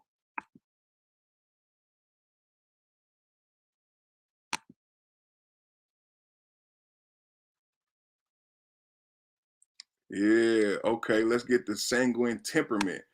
Shout out to Lil Uzi Vert, man. I like that song, man. I don't know why I fixated on that temperament, because melancholy spoke to me a lot too. Because, you know, people say that a lot in movies and literature. You know how people say, I'm feeling melancholy right now. So I thought, like, when I thought about mood and I wanted to go into mood and I wanted to give you guys some, it's back because we back to the perfect perspective. We back to the perfect man show, you know. So we back to teaching, you know what I'm saying? We back to teaching and reaching, you know what I'm saying? 5.0, 5.0, 5.0. So I'm like, okay, I'm going to go into epigenetics of mood, right? And how mood becomes a temper and that temper becomes a trait, right? That's epigenetics, right? So I wanted to go into like a little bit deeper, like with temperaments, like, and when I found this, I was like, oh my God, like this is teaching. This is jewels. This is gem. Sanguine. Extrovert. The sanguine is a very social person who likes to be with people of all the temperaments. The sanguine is the easiest to be around socially. They are an outgoing, handshaking, touching person. They bring life and energy into a room by their very presence. Their cheerfulness and humor brighten everyone's life. They are optimistic type of person who believes life is an exciting, fun-filled experience that should be lived to the fullest. Inactivity causes them stress because the pace at which they like to live their lives is fast and furious. The sanguine is the most impulsive of all temperaments. The sanguine excels in communication-oriented things. But they do not relate well to tasks. They are the least disciplined and organized of all the temperaments. Fuck you! While they are outgoing, enthusiastic, warm, and compassionate, and seem to relate well to other people's feelings, yet they can be rude and uncaring. Oh, shit! They can be rude and uncaring. They tend to be faithful. They tend to not be faithful nor loyal friends, since they do not want to be burdened down with commitments. They just want to have fun. They live as though they have no past or future. The sanguine rarely learns from the past mistakes. They are prone to exaggerate. They never recognize their failures, but exaggerate to make themselves appear to be more successful than they truly are. The Sanguine's major weakness is they adopt a severe and destructive behavior. The person will volunteer for difficult tasks, and they will complete the project so long as their ego is being fed. However, at the first sign indicating that they are not the greatest thing that ever happened to the world, they quit. They just stop and walk away, inwardly turning themselves into caring nothing about the project or those depending upon them. Fuck them. Fuck them. This person is writing this is like this is a bad thing. If you're not being respected, if you think you're the greatest, this is back to Thanos control. Why the fuck should I stick around if motherfuckers don't recognize me for being the greatest if I think I'm the greatest? That's what Muhammad Ali did. That's what motherfucking Mike Tyson did. That's how they got to be the champions. That's what Donald Trump does. Y'all got to be careful and read in between the lines, because I'm not dismayed by this, even though I believe myself to be sanguine. But if you remember the video, he said most people exhibit two qualities. So I think I fall between sanguine and melancholy, but it's true. I don't give a fuck about friends. That's why I played that video first, and I was throwing up the F finger like fuck friends. And I don't give a fuck about nothing that's Leo type shit. If I'm not the king, fuck you, or I'm gonna fight. And I've never gone wrong with that in my life. And I'm not going to stop being the biggest dick in the room. Who the fuck would relinquish that? That's men's problem with women. You want women to relinquish being the biggest dick in the room. That goes against human nature. The fuck wrong with y'all? No, yeah, I'm sanguine, but I'm sanguine to the fact where I don't give a fuck. I'm not going to stop being Thanos. I'm not going to stop being Dennis. If I'm not the greatest thing to slice bread to you, I don't need to be in your life. That's practicing selfishness, right? Hello, that's applied selfishness. I have a real big ego. It makes me proactive, right? When I leave, like she says, I drop off panels. I'm being proactive because of how I value my mind, my thought, my health. Fuck you, I'm leaving. Is she sanguine because he decides to leave a panel that's not conducive to his good life? Fuck that. Fuck that. Matter of fact, we gonna go ahead and leave sanguine right there, because sanguine took a left turn. Just like sanguine said, if it's something that I don't like, I'm gonna stop reading it. You know what I'm saying? You know what I'm saying? You know what I'm saying? You know what I'm saying? They want to give you the good qualities and then say lacking in persistence and weak will, salacious care, praise. You know what I'm saying? This is for your haters right here. This is for your haters right here. Because what happens a lot with a Donald Trump or a Dennis Dice, when you're so good and you're so strong, people need you to fail. You see how happy they was when Donald Trump didn't win the second term? Americans were willing to pay $7 a gallon of gas.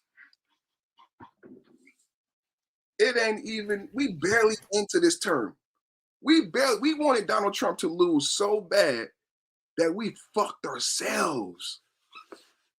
That's how bad this is why that conversation about art, that's why my podcast is divinely inspired. That conversation about art had to be had.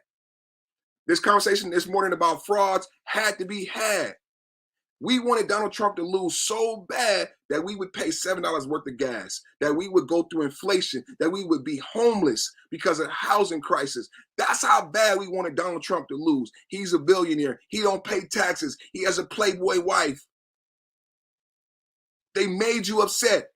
They made you tell you that he had to lose when all he was doing was trying to make you a winner like him and tell you the truth about these other motherfuckers wanting to rape you. But no, all you fixated on was Donald Trump is a winner. All you fixated on is perfect timing is a winner. Perfect timing is a winner. Perfect timing got Sunclaw. Hey, Sunclaw, why niggas always ask where you get Sunclaw? You know why they ask where you get Sunclaw? Because they want Sunclaw. But God didn't give you Sunclaw. Just like ask about Toya. Hey, Toya, where Toya? Why Toya come over here? Because they want Toya on their panel. They want to know why God has blessed me so. You can't tell them the truth of where Sunclaw comes from.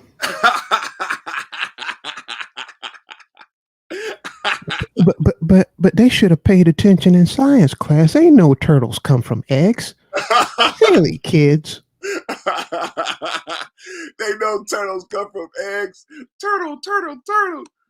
So, man, today is Thanos Monday, man. We back at it once again, man. Thanos Monday is talking about control, man. Now I have to push back now on this art new style thing, man. Oh, please push away, man. It makes for great content, man. You're saying he's experimenting on people.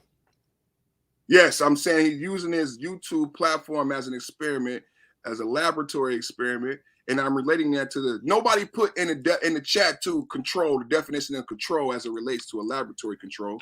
And yeah, I was out and about while you were putting that out there, so let's look it up now. I'm not saying it to be like say that it's right or wrong or good. You're not even saying that it is an evil experiment. Correct. You say it's a thought experiment. Correct. It's actually a compliment. It's a compliment to Bronzeborough and a compliment to art. That they've been able to do this format effectively, and it's benefited his career. He said he's gotten promotions. It's made his professorship better. His students, he gets feedback from young people who are not in college and young men of all areas. It makes him more well-rounded. He's benefiting greatly beyond monetarily cash apps. But are his listeners, are we benefiting? Come on, man. I'm not trying to put nobody down, but when you talk about 5.0 Build a Sphere, when you talk about where this thing needs to go, when we see where the youngsters are already taking it, come on, we got to tell people what's going on. Do you know you're a guinea pig? Do you know you're being used as fodder for a lecture? Yeah, perfect. I found several definitions. One from the NIH, which is a little bit more convoluted, and we're going to keep it simple. What is a control in an experiment? When conducting an experiment, a control is an element that remains unchanged or unaffected by other variables. It is used as a benchmark or a point of comparison against which other test results are measured. Controls are typically used in science experiments, business research, cosmetic testing, and medication testing. For example, when a new medicine is tested, the group that receives the medication is called the experiment group. The control group, however, receives no medication or a placebo. By comparing the impact on those who take the medication to those who don't, scientists can observe and measure the effects of the new medication. So when we first talked about the Jabby Wabby a year ago, and I said, what's the control? I don't think people understood what I meant, but now maybe they do.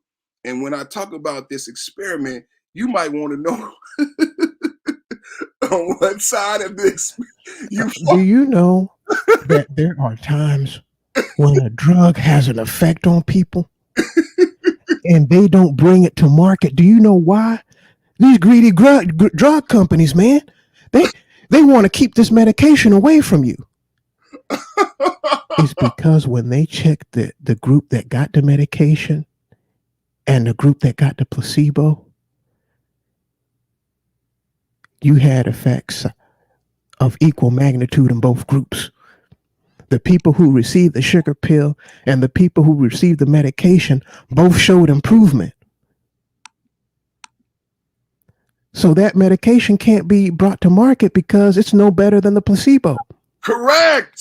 Oh, somebody stop him. Turtle.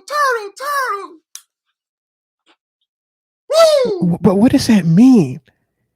It means that just by the power of suggestion, this right here will make you feel better. They became better. Meaning that medication had no effect whatsoever because the sugar pill did the same thing. It did the same thing. If you didn't have that control there, You would think that that medication was the bee's knees, as they used to say back in the day. You know, those hip cats used to say back in the day, you know, the bee's knees. I don't know what you kids call it nowadays. Groovy? Bodacious? Yeah, John, yeah. I think that's what the young kids call it nowadays. so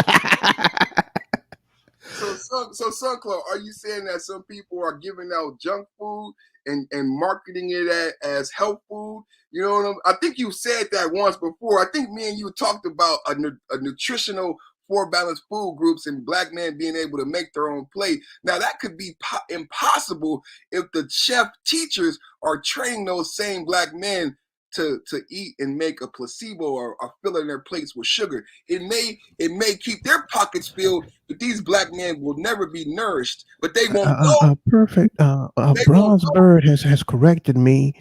It's not the bee's knees anymore. He says that it's lit now. So I think that's a reference on fire.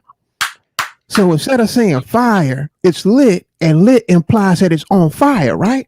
Man, Or am I wrong? on fire. The house is on fire. The roof is on fire. You know, turtles are much like black people. You can never tell their age by just looking at them. Mm.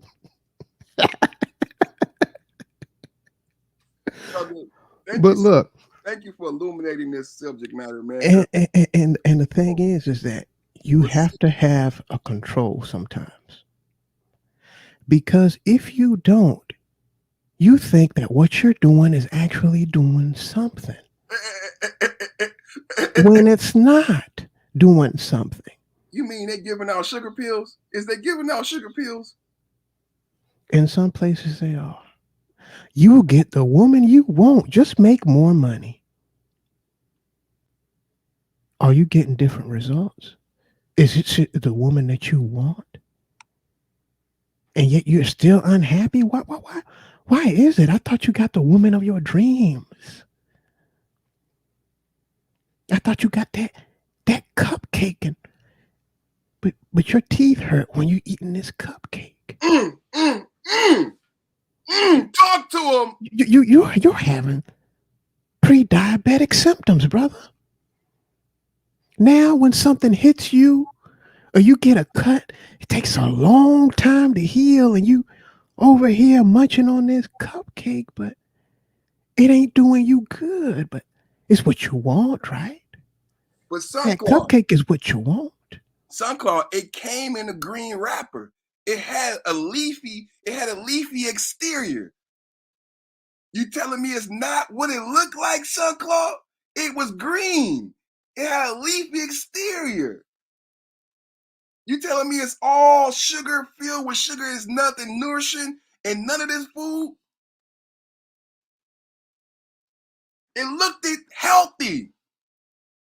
It was from a PhD. He said it was a vegetable. It is a vegetable. Wheat is a vegetable. Sugar cane is a plant. Oh, technically, it's all vegetarian, man. Get him! He said it was a vegetable. And technically, even butter is vegetarian. Because you know why? Because a cow ate a plant and it converted it into milk.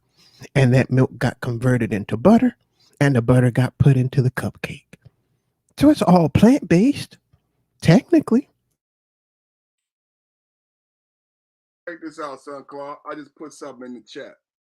It sounds a little different now after we've discussed this experiment and we've discussed the control and the placebo. Kind of sounds different now, right? A lot of people laugh when you hear that, right? It's always a joke, right? But if you think about our analogy about having about the analogy of having a complete plate, a plate with the four basic food groups, is being a complete person, right? And imagine if everyone is just saying, let them eat cake.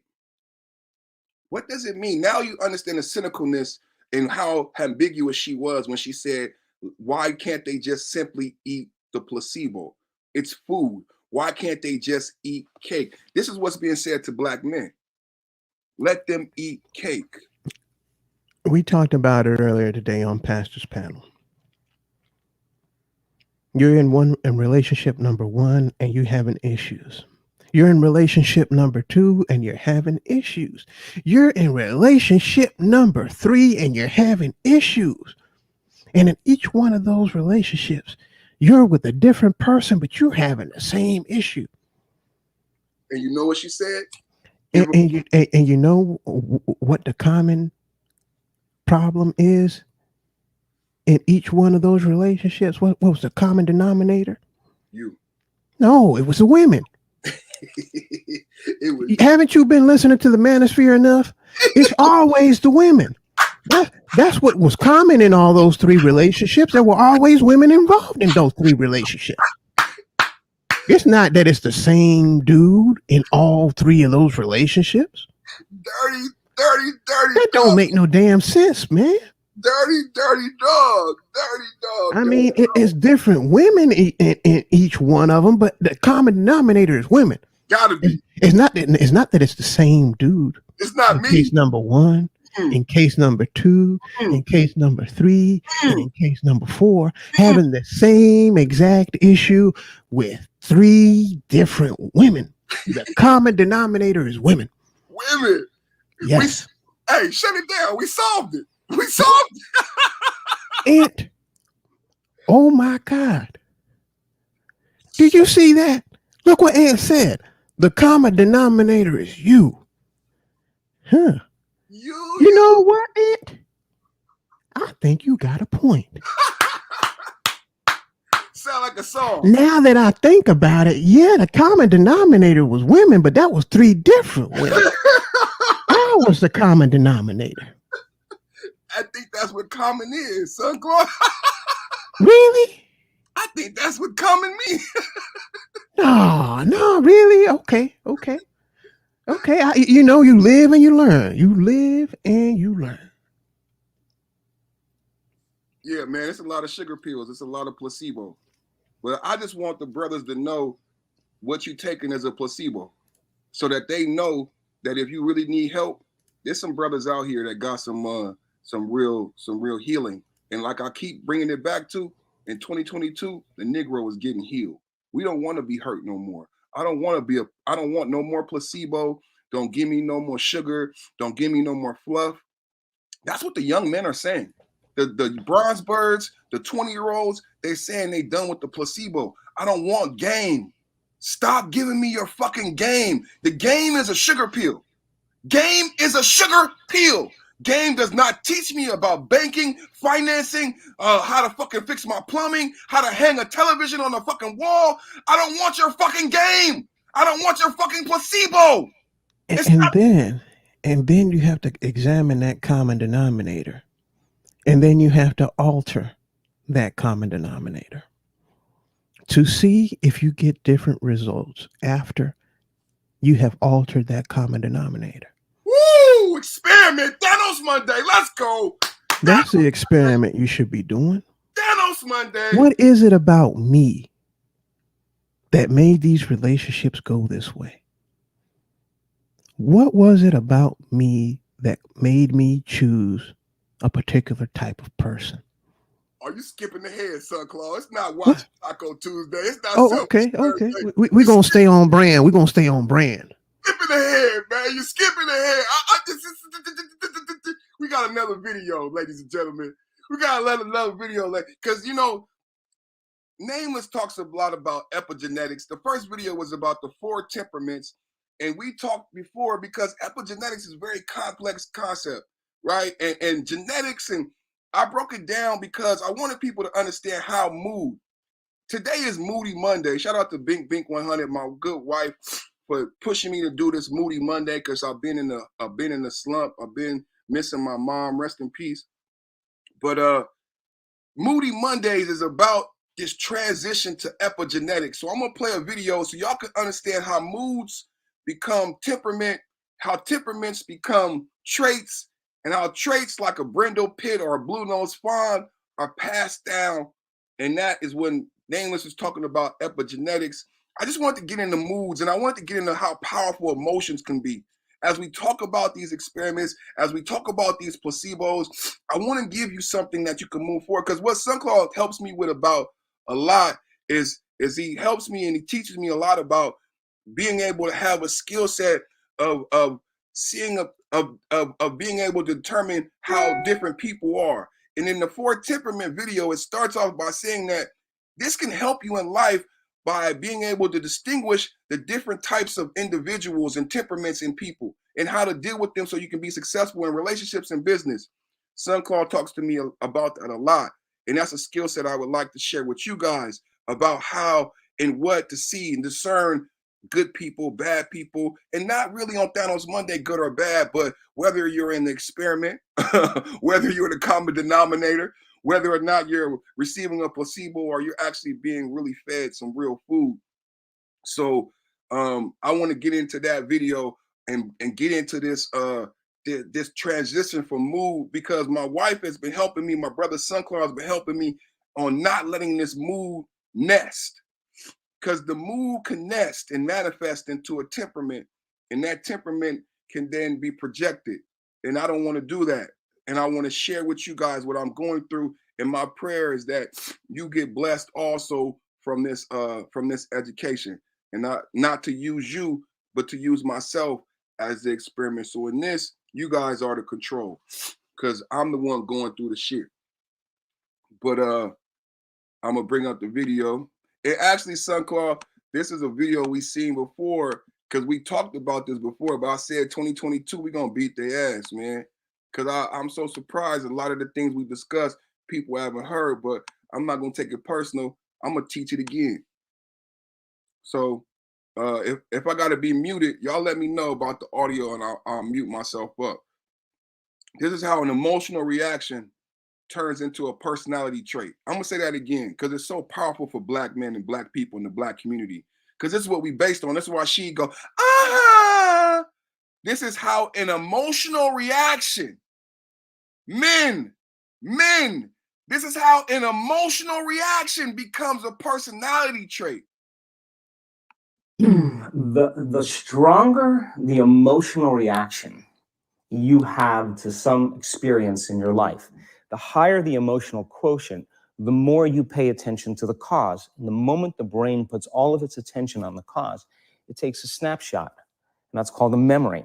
So long-term memories are created from very highly emotional experiences. So what happens then is that people think neurologically within the circuitry of that experience, and they feel chemically within the boundaries of those emotions.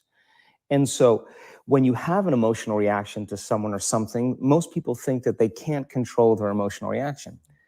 Well, it turns out if you allow that emotional reaction, it's called a refractory period, to last for hours or days, that's called a mood. I say to someone, hey, well, what's up? You say, I'm in a mood. Well, why are you in a mood? Well, I had this thing happen to me 5 days ago, and I'm having one long emotional reaction. If you keep that same emotional reaction going on for weeks or months, that's called temperament. Why is he so bitter? I don't know. Let's ask him. Why is he so bitter?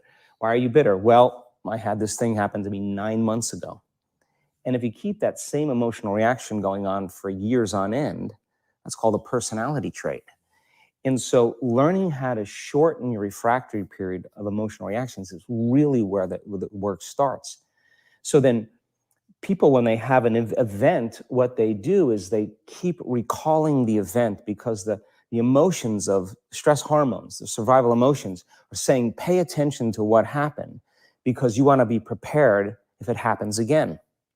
Turns out most people spend 70% of their life living in survival and living in stress. So they're always anticipating the worst case scenario based on a past experience. And they're literally, out of the infinite potentials in the quantum field, they're selecting the worst possible outcome, and they're beginning to emotionally embrace it with fear. And they're conditioning their body into a state of fear. Do that enough times, body has a panic attack without you. You can't even predict it because it's programmed subconsciously. So then you say to the person, why are you this way?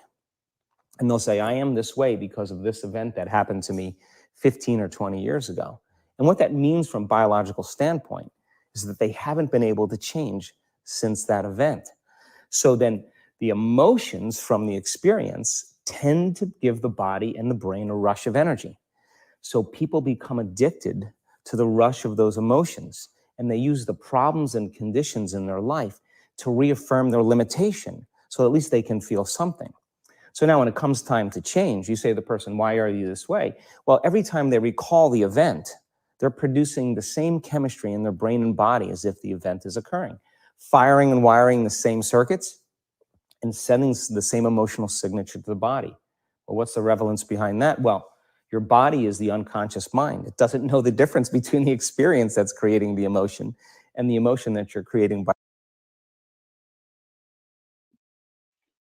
So, like on male and female side, like a lot of times, like women and men, like we have these events that take place young in our life, and that dictates how we deal with each other in our relationships. A lot of time what we've had people say, like Rogish and people much better than me in mental health, is saying that we've had a traumatic event take place in our life. It may have been with a woman, it may have been with our mother, it could have been with a man, it could have been with our father, it could have been sexual, it could have been something that was not agreeable, but we allowed that one event and the way we felt about that event and that emotion that it triggered, and we let it live on and on, or we let it nest. And every time it comes up, and in like Sun calls analogy of the 3 relationships, it comes up again in every relationship, and we act out in the same way. In the same way. By thought alone. So the body's believing. It's living in the same past experience 24 hours a day, 7 days a week, 365 days a year. And 24/7, 365, we want to be hurt. The native Niji of this continent, we stand hurt. We stand traumatized. That's why they keep saying slavery, transatlantic. They want you to stay in that trauma so that you live it.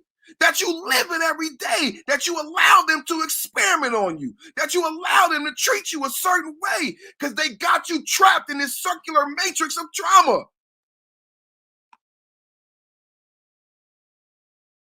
And so then when those emotions influence certain thoughts, and they do, and then those thoughts create the same emotions, and those same emotions influence the same thoughts, now the entire person's state of being is in the past. So then the hardest part about change is not making the same choices you did the day before, period. And the moment you decide to make a different choice, get ready, because it's going to feel uncomfortable. It's going to feel unfamiliar. There's going to be some uncertainty. Why does it feel so uncomfortable? Is it because of the neurons that fire together, wire together? So there's like an easiness to that loop, just because literally, and you've talked very eloquently about this, the way that the neurons connect in the brain, how rapidly, I've seen you show footage of how rapidly those connections happen, which is pretty incredible. Is that what makes it so discomforting for people? I think that the bigger. What's up, big bro? You can get in, or you want to let the video rock. I know the internet be fucking with you. No, let it go. Let it keep going. All right. Bigger thing is that we keep firing and wiring those circuits. They become more hardwired. So you have a thought, and then the program runs. But it's the emotion that follows the thought. If you have a fearful thought, you're going to feel anxiety. The moment you feel anxiety, your brain's checking in with your body and saying, yeah, you're pretty anxious. So then you start thinking more corresponding thoughts equal to how you feel. Well, the redundancy of that cycle conditions the body to become the mind. So now when it comes time to change, a person steps into that river of change and they make a different choice, and all of a sudden they don't feel the same way. So the body says, well, you've been doing this for 35 years. You're going to just stop suffering and stop feeling guilty and stop feeling shameful. And you're not going to complain or blame or make excuses or feel sorry for yourself. Well, the body's in the unknown. So the body says, I want to return back to familiar territory. So the body starts influencing the mind, and it says, start tomorrow. You're too much like your mother. You'll never change. This isn't going to work for you. This doesn't feel right. And so if you respond to that thought as if it's true. That same thought will lead to the same choice, which will lead to the same behavior, which will create the same experience, which will produce the same emotion. I want to talk about that notion of, give me a little more detail on what you mean by the body becomes the mind or the unconscious mind. What do you mean by that exactly? Well, those are two different things. Your body is your unconscious mind. In a sense, if you're sitting down and you start thinking about some future worst case scenario that you're conjuring up in your mind, and you begin to feel the emotion of that event, your body doesn't know the difference between the event that's taking place in your world, outer world, and what you're creating by emotion or thought alone. So most people then, they're constantly reaffirming their emotional states. So when it comes time to give up that emotion, they can say, I really want to do it. But really the body is stronger than the mind because it's been conditioned that way. So the servant now has become the master. And the person all of a sudden, once they step into that unknown, they'd rather feel guilt and suffering because at least they can predict it. Being in the unknown is a scary place for most people because the unknown is uncertain. And when people say to me, well, I can't predict my future. I'm in the unknown. And I always say the best way to predict your future is to create it. Not from the known, but from the unknown. What thoughts do you want to fire and wire in your brain? What behaviors do you want to demonstrate in one day? The act of rehearsing them mentally, closing your eyes and rehearsing the action.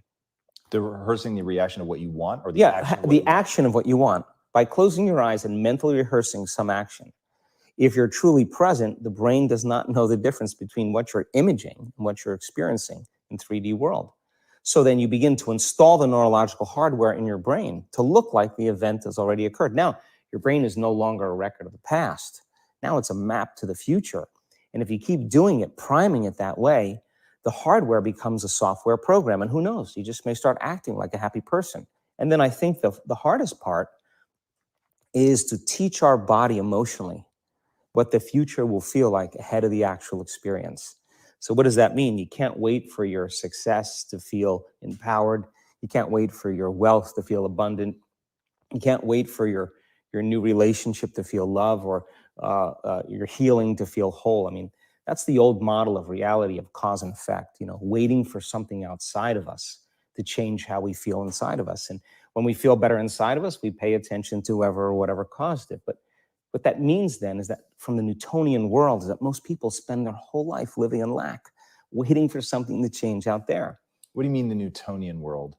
The Newtonian world is all about the predictable. It's all about predicting the future. But the quantum model of reality is about causing an effect.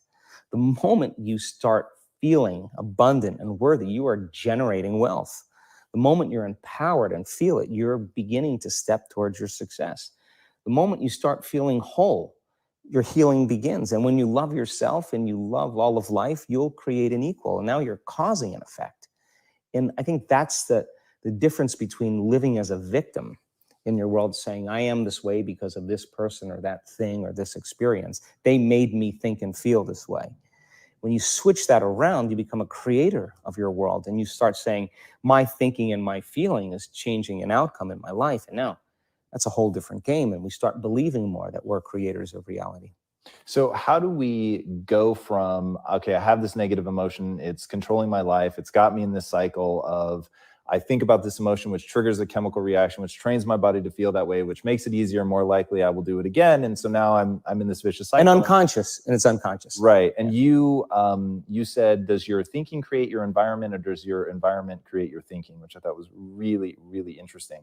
So how do we then go from that, like mechanistically, to begin this visualization process of something that's empowering? It's me in a different state. It's my future self. Is it meditation? Is it, what does that look like? If you're not.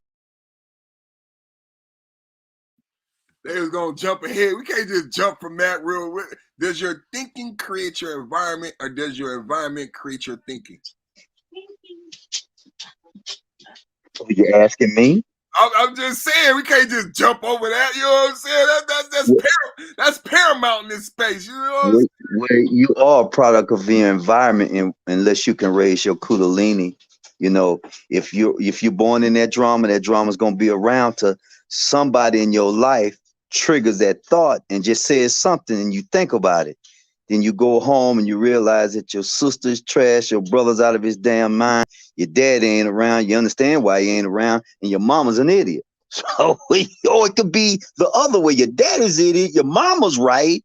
It's just all a game. So now you understand when a baby's born, what's the first thing a baby do when the doctor hit him on the ass? They break out crying. They like, God damn it, this shit again. you kind of understand it. So I still said it in the back chat. I know it helps all. I know it. It does. Let me give you a prime example. What happened to Antonio Brown yesterday? You know why he snatched off his jersey and his pads and said, fuck this game? Dude, he had a $300,000 payout. All he needed was 8 more catches. They stalled the ball from him, probably deliberately. So yeah, he said, fuck it. There was no incentive.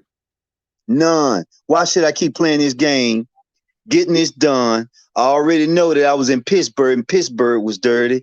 Now I'm here with Tom Brady and he's the god of the game, which they put him at. Better yet, you don't want to give me a measly $300,000 payout, so you're going to keep the ball away from me? But look, what does Sun Carl illuminate? They want black men to take the, and I know you don't like that, they want the native to take the placebo. They want you to be happy with the flash, with the sugar. Oh, you in the NFL, he not gonna give it up. He not gonna give up having sex with the women, being able to tell his family he on the end. No, there's an awakening happening. And guess what? He refused the sugar pill. He said, pay me. Pay me. I don't want the flash.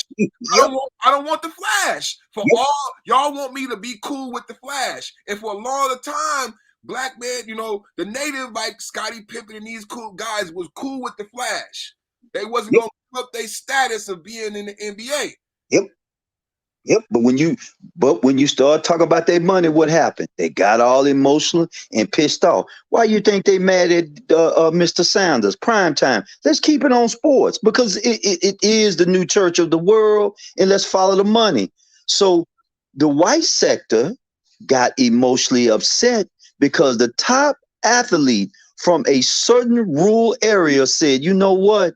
Instead of me going to the white university, why not go to play with a school where the man got a gold jacket, which represents the Hall of Fame, was the best defensive back in the league, that's from the ghettos of Florida, that should have went to a black school, well, I say black school, but got more love to say, bro, listen, if you can go here and still make your money and still be all right.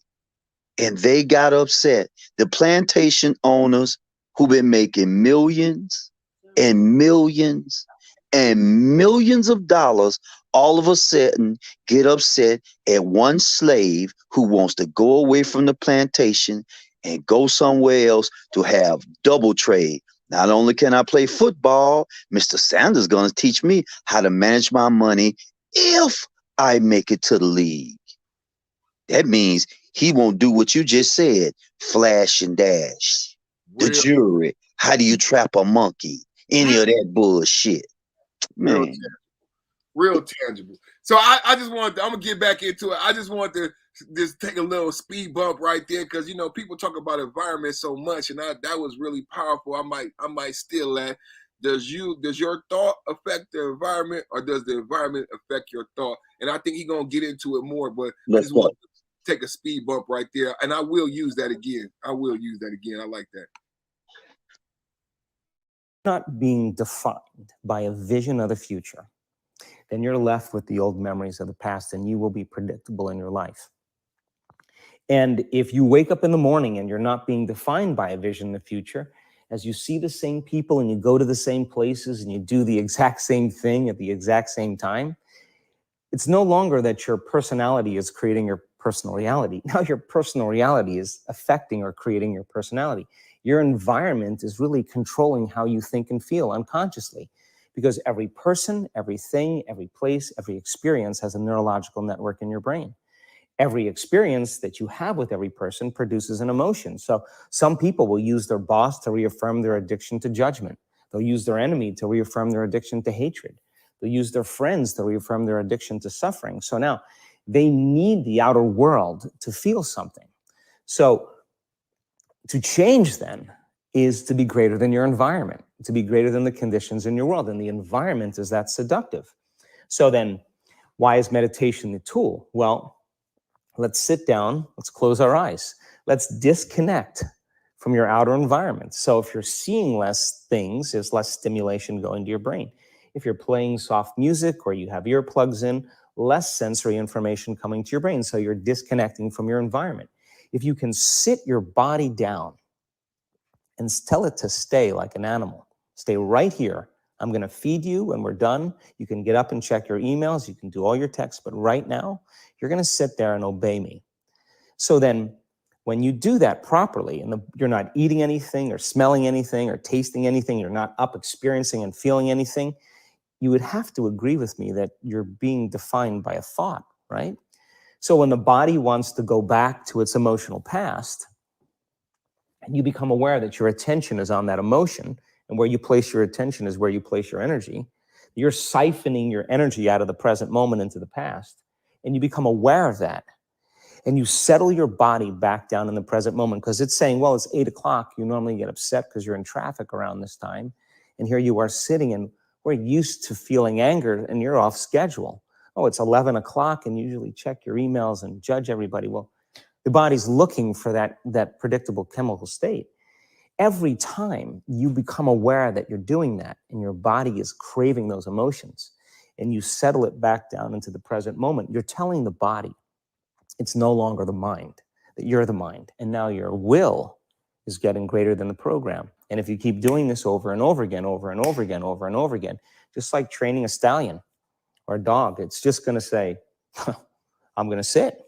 And the moment that happens, and the body's no longer the mind, when it finally surrenders, there's a liberation of energy. We go from particle to wave, from matter to energy, and we free ourselves from the chains of those emotions that keep us in the familiar past. And we've seen this thousands of times. In fact, we can actually predict it now on a brain scan. Yeah, I found that so interesting.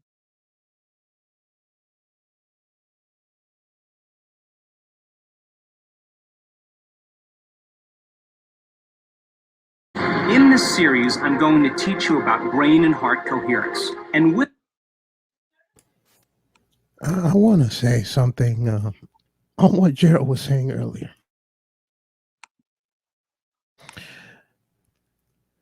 Change your way of looking at things.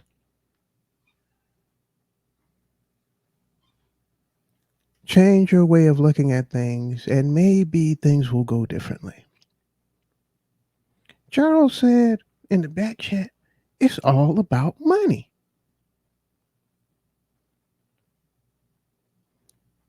If somebody is wasting your time, what are they wasting?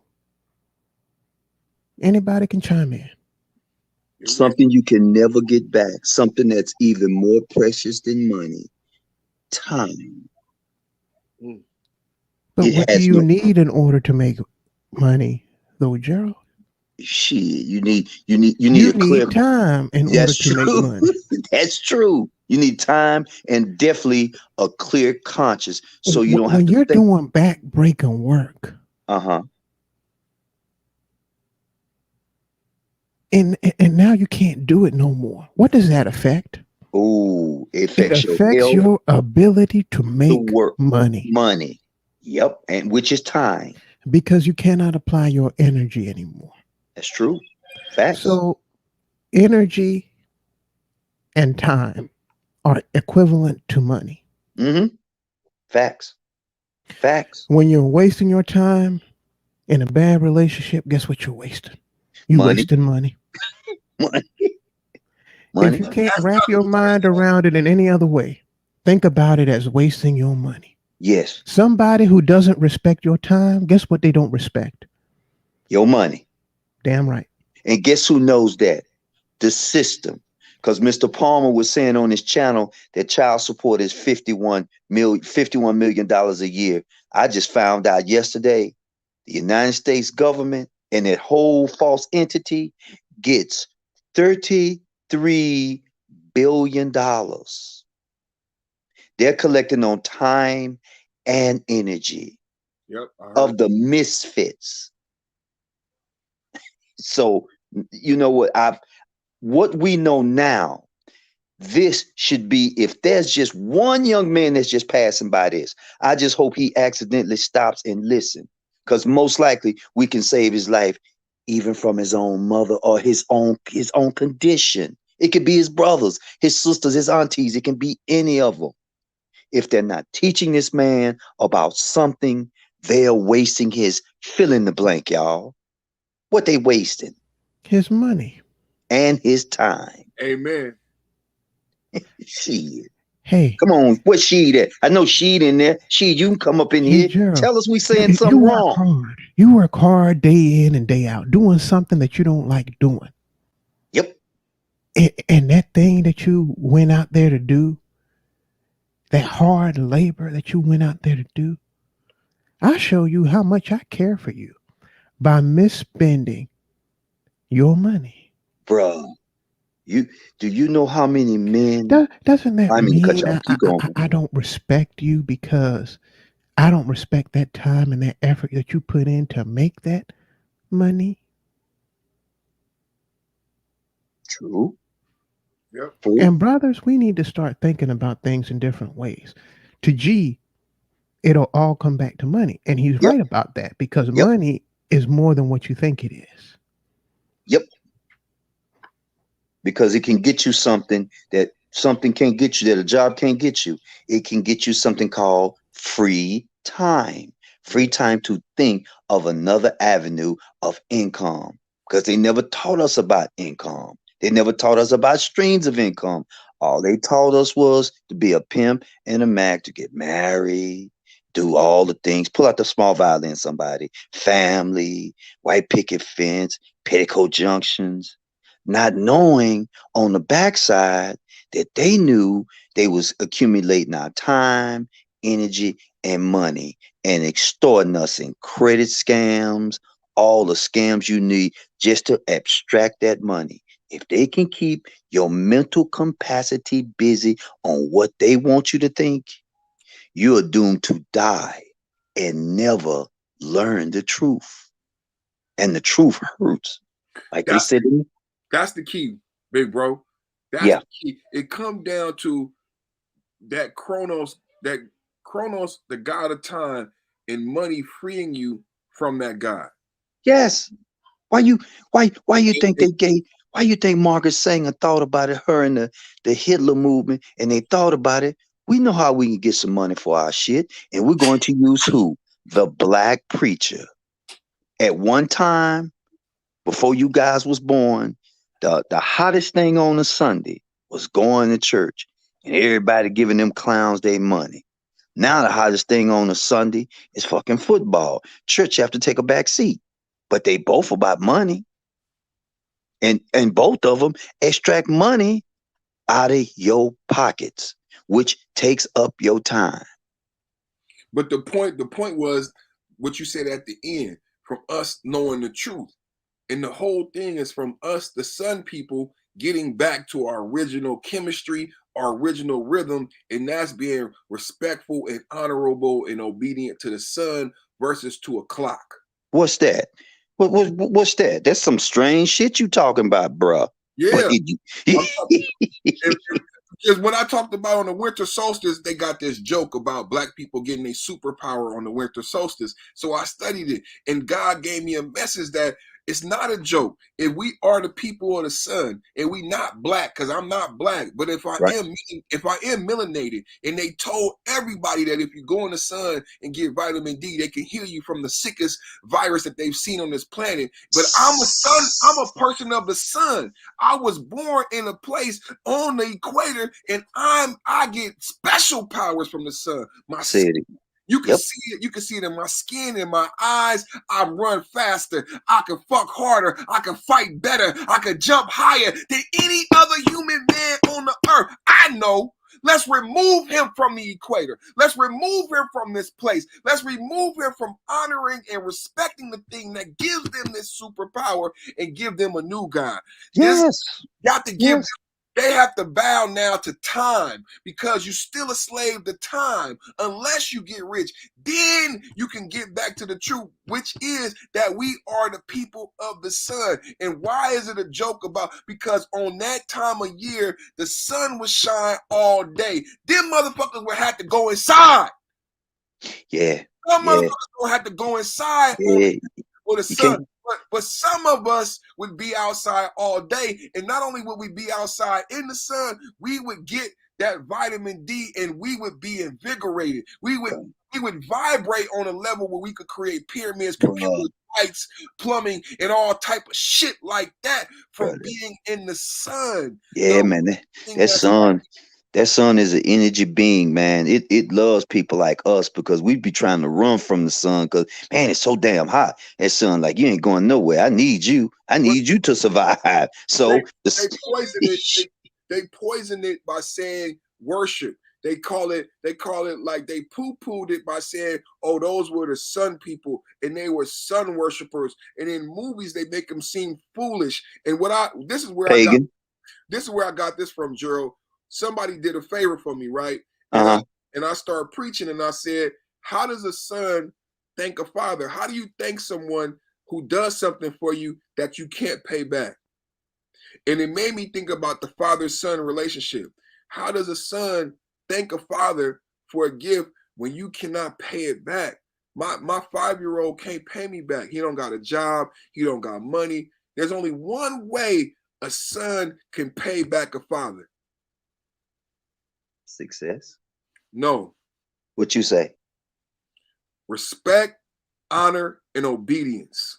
That's success to me. That's success. So think about the SUN.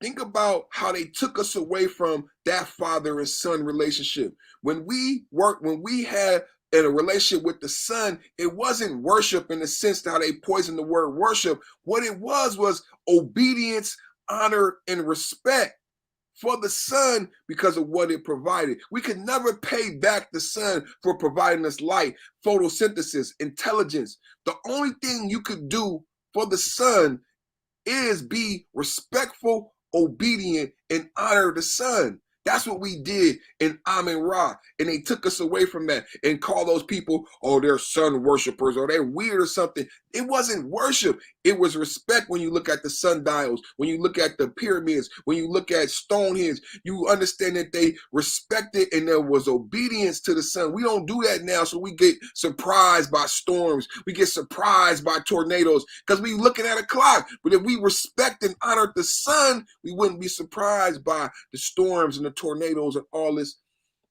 That's where I got that from, where I'm talking about the sun. And this is the awakening that I feel is happening with the 2022 alignment, that people are learning about Chronos. People are learning how they made you be allegiance and worship the time God and got you away from the truth, which is that you are the people of the sun and that the sun does something to the human, especially you. Well, remember, we talked about this last night. There's two ways to spell sun. One is S-U-N, one is S-O-N. The plagiarizers changed the book and changed the image. Now, that should have been a sign right there, but you never can convince the Western culture females of that, because one thing that the Western culture females don't do is two things they don't do. They don't read, they don't research. They don't do nothing because they work on emotions. Their whole thing is emotions. This is why they need women in the church. Why? Because women will get rid of their money on anything, and they will get at pastor that money. They did not understand the Son of God was that S-U-N. That shit, it warms you up. It fertilizes, well, it don't fertilize the land, but it has this process of helping plant in the greenery to grow, which gives off oxygen. And we need oxygen to survive on this plane. So, people don't get it. Schools don't teach it. What can you say? Me and you and Sunclaw will be called witch doctors because of how we're speaking. But we're speaking common sense. But everybody's looking for a little magic. That's why I go with the put on the shades. I really don't care about them no more. Because sometimes what you talk about falls on deaf ears. Because the most famous line is, you need Jesus. When the J alphabet is just a 15th century alphabet, and actually Jesus didn't even exist. Now, I sure hope I didn't say nothing wrong to hurt somebody's feeling, but people need to go to do the research because this is an anointing time. I don't use the word anointing even in a sentence. Anointing time means waking the hell up. We're fortunate. They wasn't talking like this in the 60s. Oh, I get hit in the mouth. They wasn't talking about this in the 70s. They made us pimps. In the 80s, things were kind of coming around. And now I'm in the 21st century, which the calendar is still wrong. But it's the Great Awakening. This is why platforms like this have to be here just to wake up one. Two, if best. Now, if you're talking that other shit, like what maybe Kevin Samuels and other people talking about, you'll have everybody on your channel. But it seems like logic and common sense is something that's not there. And they're trying to block us from even getting to young children, because the young children are the ones who need to listen to this so they won't be enslaved. Because see, they don't care about us. They own to the future generations. They literally want to convince men to put on certain attires, if you know what I mean. And they want women to put on certain attires. They want to switch the gender roles, which consumes what? Time and even thought, which then consumes what? Money. And guess who's gonna make the money? The ones who orchestrated all of this fucking chaos. Everything, the common denominator is M-O-N-E-E-E, Monet. And if you think about what we talked about earlier about the laboratory experiment and the control, what is money? Money is part of the control. It's the laboratory experiment. They use it to control because they don't need money. They don't use money. They don't like money. Money is for us. If you look at every system, they create the money. So they're on the money. Why would they need the money when their grandfather is on the money? I don't need money. That's so here's a question though, and you got to be very clear when you answer this, because you say us. So you're right. Money ain't for them. It's for us. What do those people call us? They give you a social security number. So what do you think they call us? I don't care what organization you in. You can be in the Klans. You can be a Freemason. What you think they call us behind closed doors? Son Claude, chime in. What you think? Yep. Somebody got to say it. I can't see the chat, but somebody got to say it. You know, I don't know, man. Slaves, bruh. They call us slaves. Stupid spenders. They call us everything derogatory in the books because they don't need the money. They got the money plates. They print the money. They just now pissed off because guess what the sector's talking about? Money. Do something different. So crypto. If we're talking about money, the problem is like tonight what we illuminated with that conversation earlier, what we really talking about is the system of control. And what they can't have us understanding is what money really is. And that's what crypto is doing. Decentralizing what the control, right? Because that's what money is. It's a way to control people, keep them in line, because they believe that when we talk about female nature, these people who you say who these people are, well, these people don't trust human nature because their forefathers have taught them that if humans, if left to their own ills, will not work, will not do things just like the Matrix. They will divulge in the vulgarity. That's what the Matrix kept saying. I could have created the Matrix in a utopia. You guys didn't like it. When I created the Matrix this way, all you guys did was rob and steal and kill. This is what the Matrix that you guys like. So they have created a system of control because they have tried other iterations of the Matrix, but we don't control ourselves. So they use the money to control us.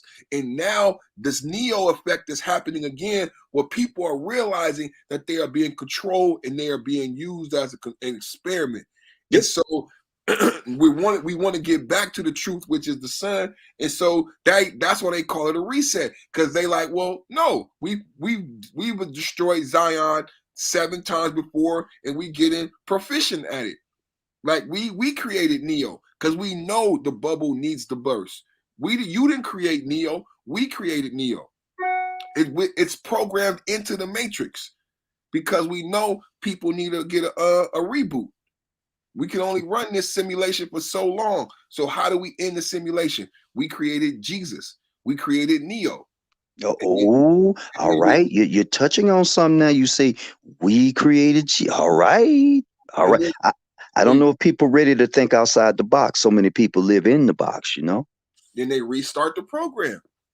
Actually, it's true. Like a video game. It's the reset. That's the reset. That's the reset. So tonight has been about moods and about control, about moods and being able to control your mood. Because I was really talking to myself, and a lot of times me and Sunclaw talk about the God effect and the God within us, and truly what we're referring to is that battle that he referred to at the end.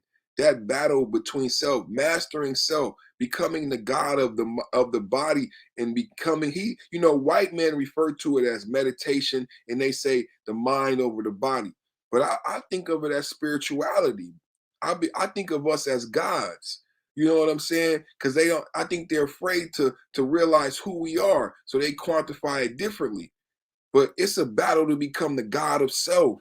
You have to become, and it's a magical power. He himself said it, that when you do it, it's like becoming Neo. When you're able to become the God of you, just you, your own impulse. This is what Will Smith said, and I watch Will Smith, and he's amazing. And Will Smith is saying, I got here by being the God of me. If you could just simply master you, your own impulses, your own fear, that fear is not real. It's the anticipation of something that has not happened yet. If you can control and master that, that's what that movie was about, After Earth, when he taught his son. That's the magical power.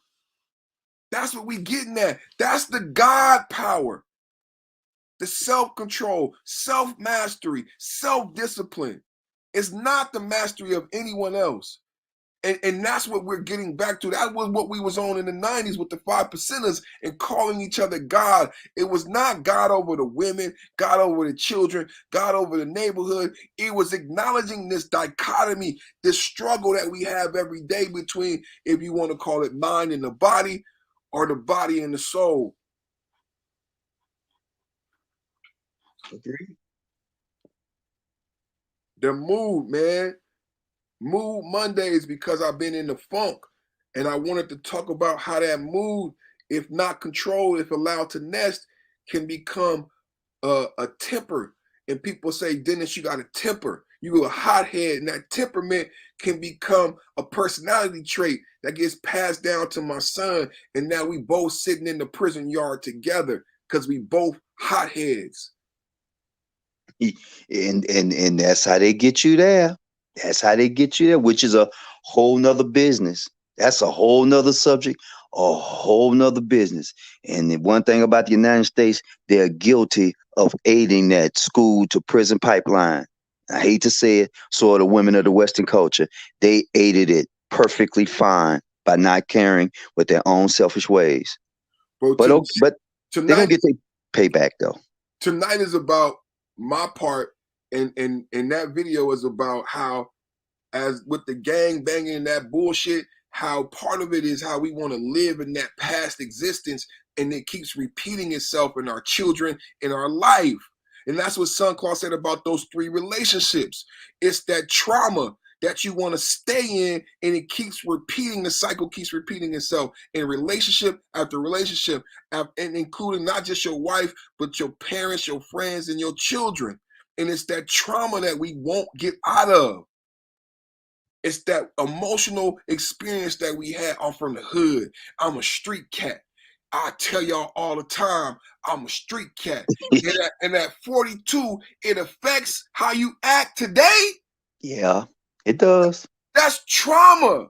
That means you're saying you're mentally ill. You're traumatized and you're allowing this thing to control you and everything. That's what I played that video. We might need to play it again, or y'all gonna have to watch it on the replay so y'all can hear what he's saying, that you create these systems of control for yourself in your own life when you say I'm a street cat. That's why I acknowledge my big brother when he say don't say black, because that's acknowledging a system of control. Mm-hmm.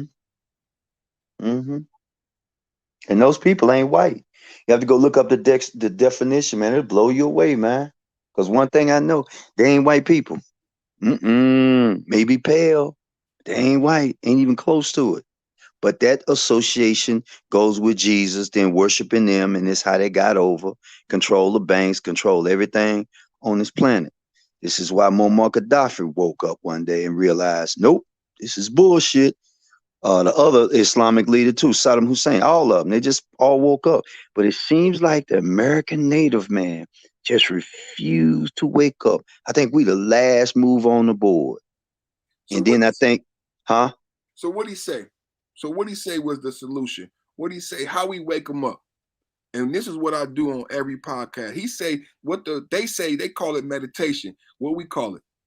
We call it prayer. You know what they outlawed? You know what else we call it? You know what they outlawed in California when they said you can't have no parishioners in the church? You know it was also, y'all go look it up. I did a show on it. You know what also they outlawed? Singing and chanting. That's part of meditation. Why would they outlaw chanting? It's part of meditation. I said we get healed. I said we get healed. Why would they outlaw chanting? Yeah, that's part of meditation, bro. He said the key was meditation.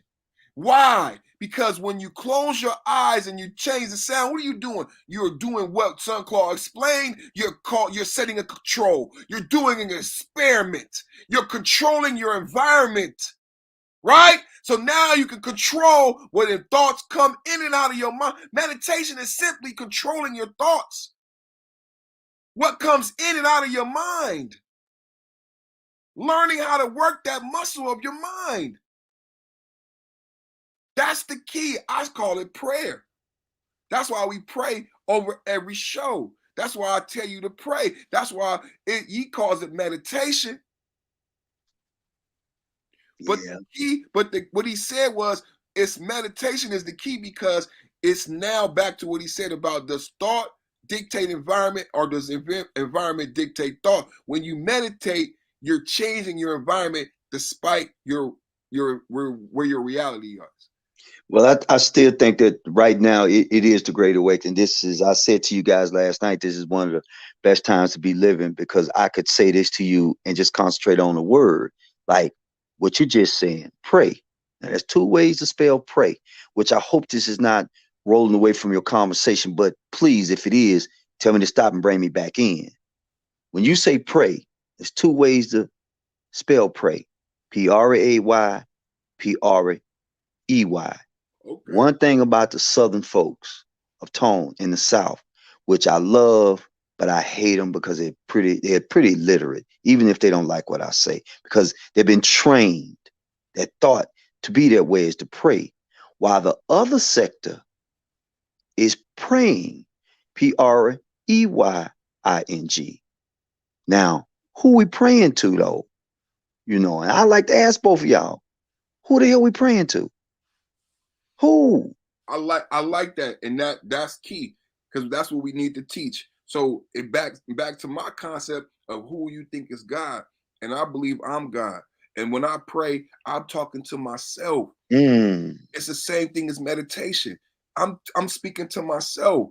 It's understanding who I am. It's a self-reflection. That's what repentance is. My grandmother, before she would say hello, would say, "D, did you repent today?" You know why we don't like repenting as Black folks? Because it's a self-reflection. I shoplifted. I lied to this woman. I cheated. I stole. God, will you forgive me?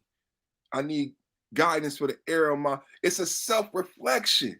That's also another topic, because the fact is who you repent to, because they're repenting. I'm admitting to myself. I'm admitting to myself what I've done wrong. I'm starting with the man in the mirror. I'm asking him if he can make a change. No question could have been any clearer. If you want to make the world a better place, better start with yourself and make a change. It's the relationship with you. I'm praying with me. It's meditation, the prayer, the relationship is with me. It's Look at not that. this fake person. It's the God of you. It's understanding, controlling. It's what the 5%ers is trying to teach. It's what you understanding that if every man had self-control, then we would live this life accordingly. Not beyond self.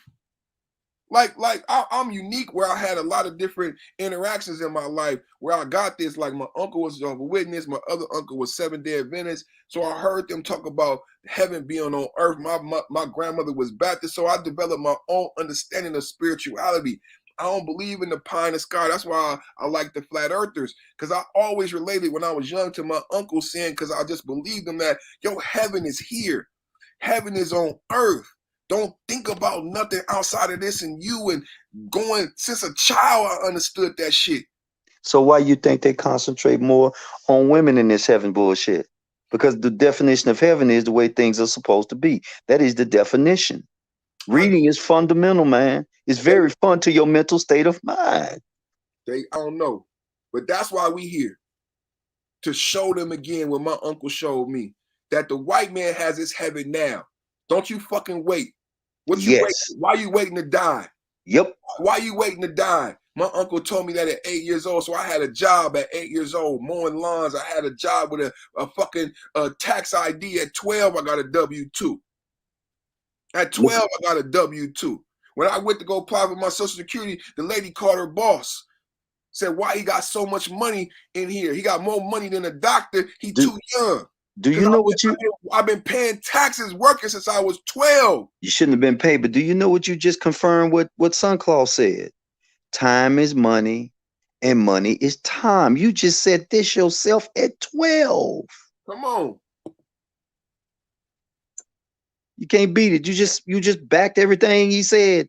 Time is money, money is time. And this is what indoctrinated. You know what? Yes. They talked about the metaverse the other day.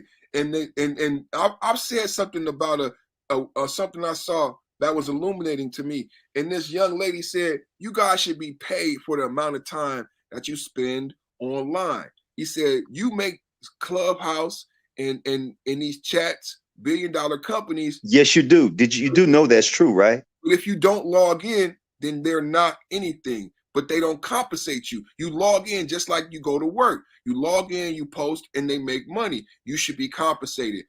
Now, somebody was explaining the metaverse. And you know what this beautiful black intelligent girl said? The metaverse is there, but guess what? The metaverse doesn't really exist just yet. Guess what the metaverse needs to exist and be profitable? You, time, it needs you. Time and money. Yep. If we do not log in, then the metaverse goes out of business. Yep. It is not a vibe, but they're not offering us any incentive. You don't get free Oculus, you don't get free login, you don't get free space. Snoop just paid $400,000. But if we don't log in, then Snoop just wasted his money. On nothing. And when he should have put that, he should have put that in Snoop Dogg's grocery store instead of that shit. Is everybody listening? In order for the metaverse to be profitable, they need you. Yep. They need you. If you do not log into the metaverse, then it is not a viable business model. What is that game called? The game that you can get out your car and do violent shit to people, that video game. What is that video game called? Grand Theft Auto.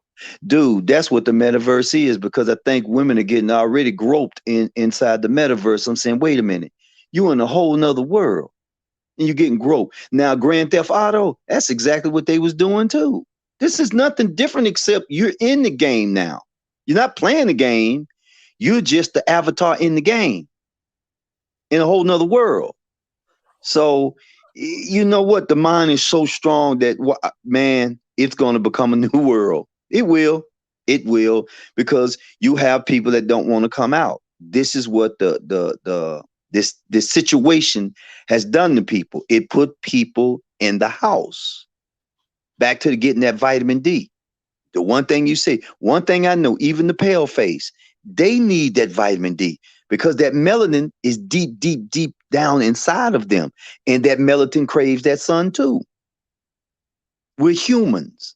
We got to get out of the way we think, but they're not going to stop us because to them, our time is their money. A psychologist needs you so they can clock that money. You could tell them your problems and they can make that money. They don't want you to be a thoughtful person to where you can think. That's not part of the norm. This is why they have counselors in schools, which guarantee you, Sunclaw, you and I, notice how I use the correct English, they would never make us counselors. Why? Because we will succeed at telling these young adults what to do. Women, sorry, if anybody's listening, y'all are just different. They can't do what we do. I know this by coaching. We can get that, but we can get things out of people. You know, just like basketball. What's the option of the game? Tell the girls, shoot, but what if I miss? But what if you make it? It's only two options. You miss or make. That's how we are as men. We're logical thinkers. This is why whatever this universe is, it made them emotional people because that emotion is necessary at times. But us, we're a foundation, bruh. And we're hated. And me and you and Sunclaw, we brothers. We definitely are hated. Just because we are spirits who weather 666. 6 protons, 6 electrons, 6 neutrons, which makes up this beautiful brown skin, melanin.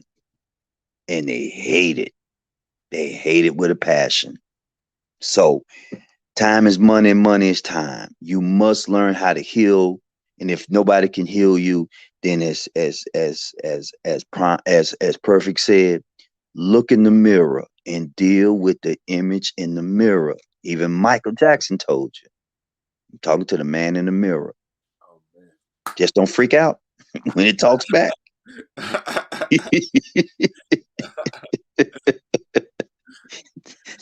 That's what it'd be real freaky. Like, hey, like what the fuck? You're talking back? You probably lose your mind and won't nobody believe you.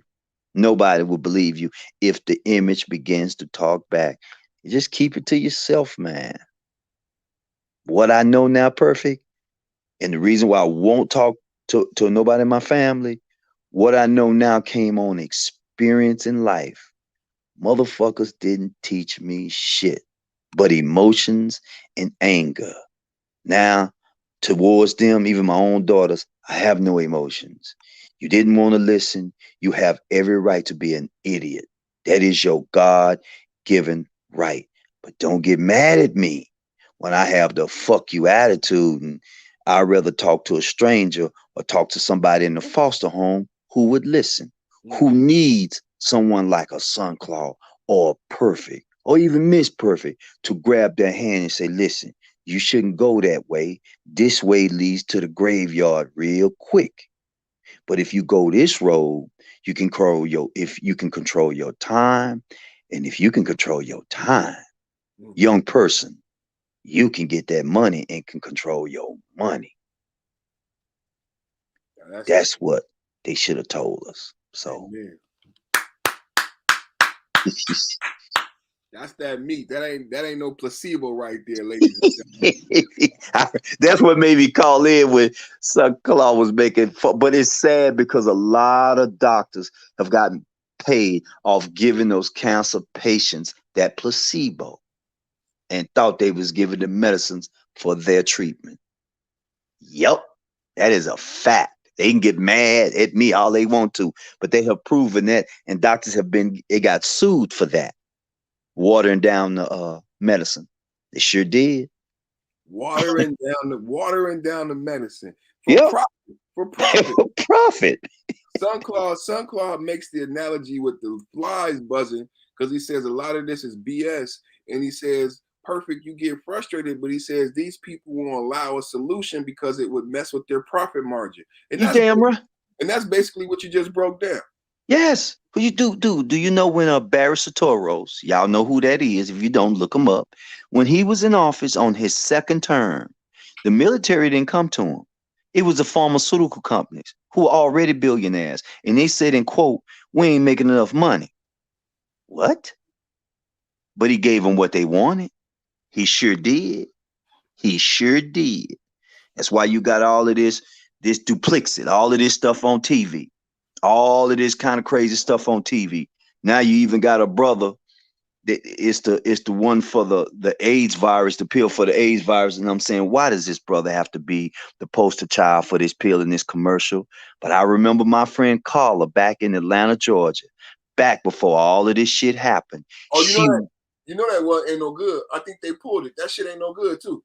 Well, they showing it up here in Canada, but the funny thing about this, yeah. Look it up. It ain't no good. Okay, it ain't no good. But here's the funny thing.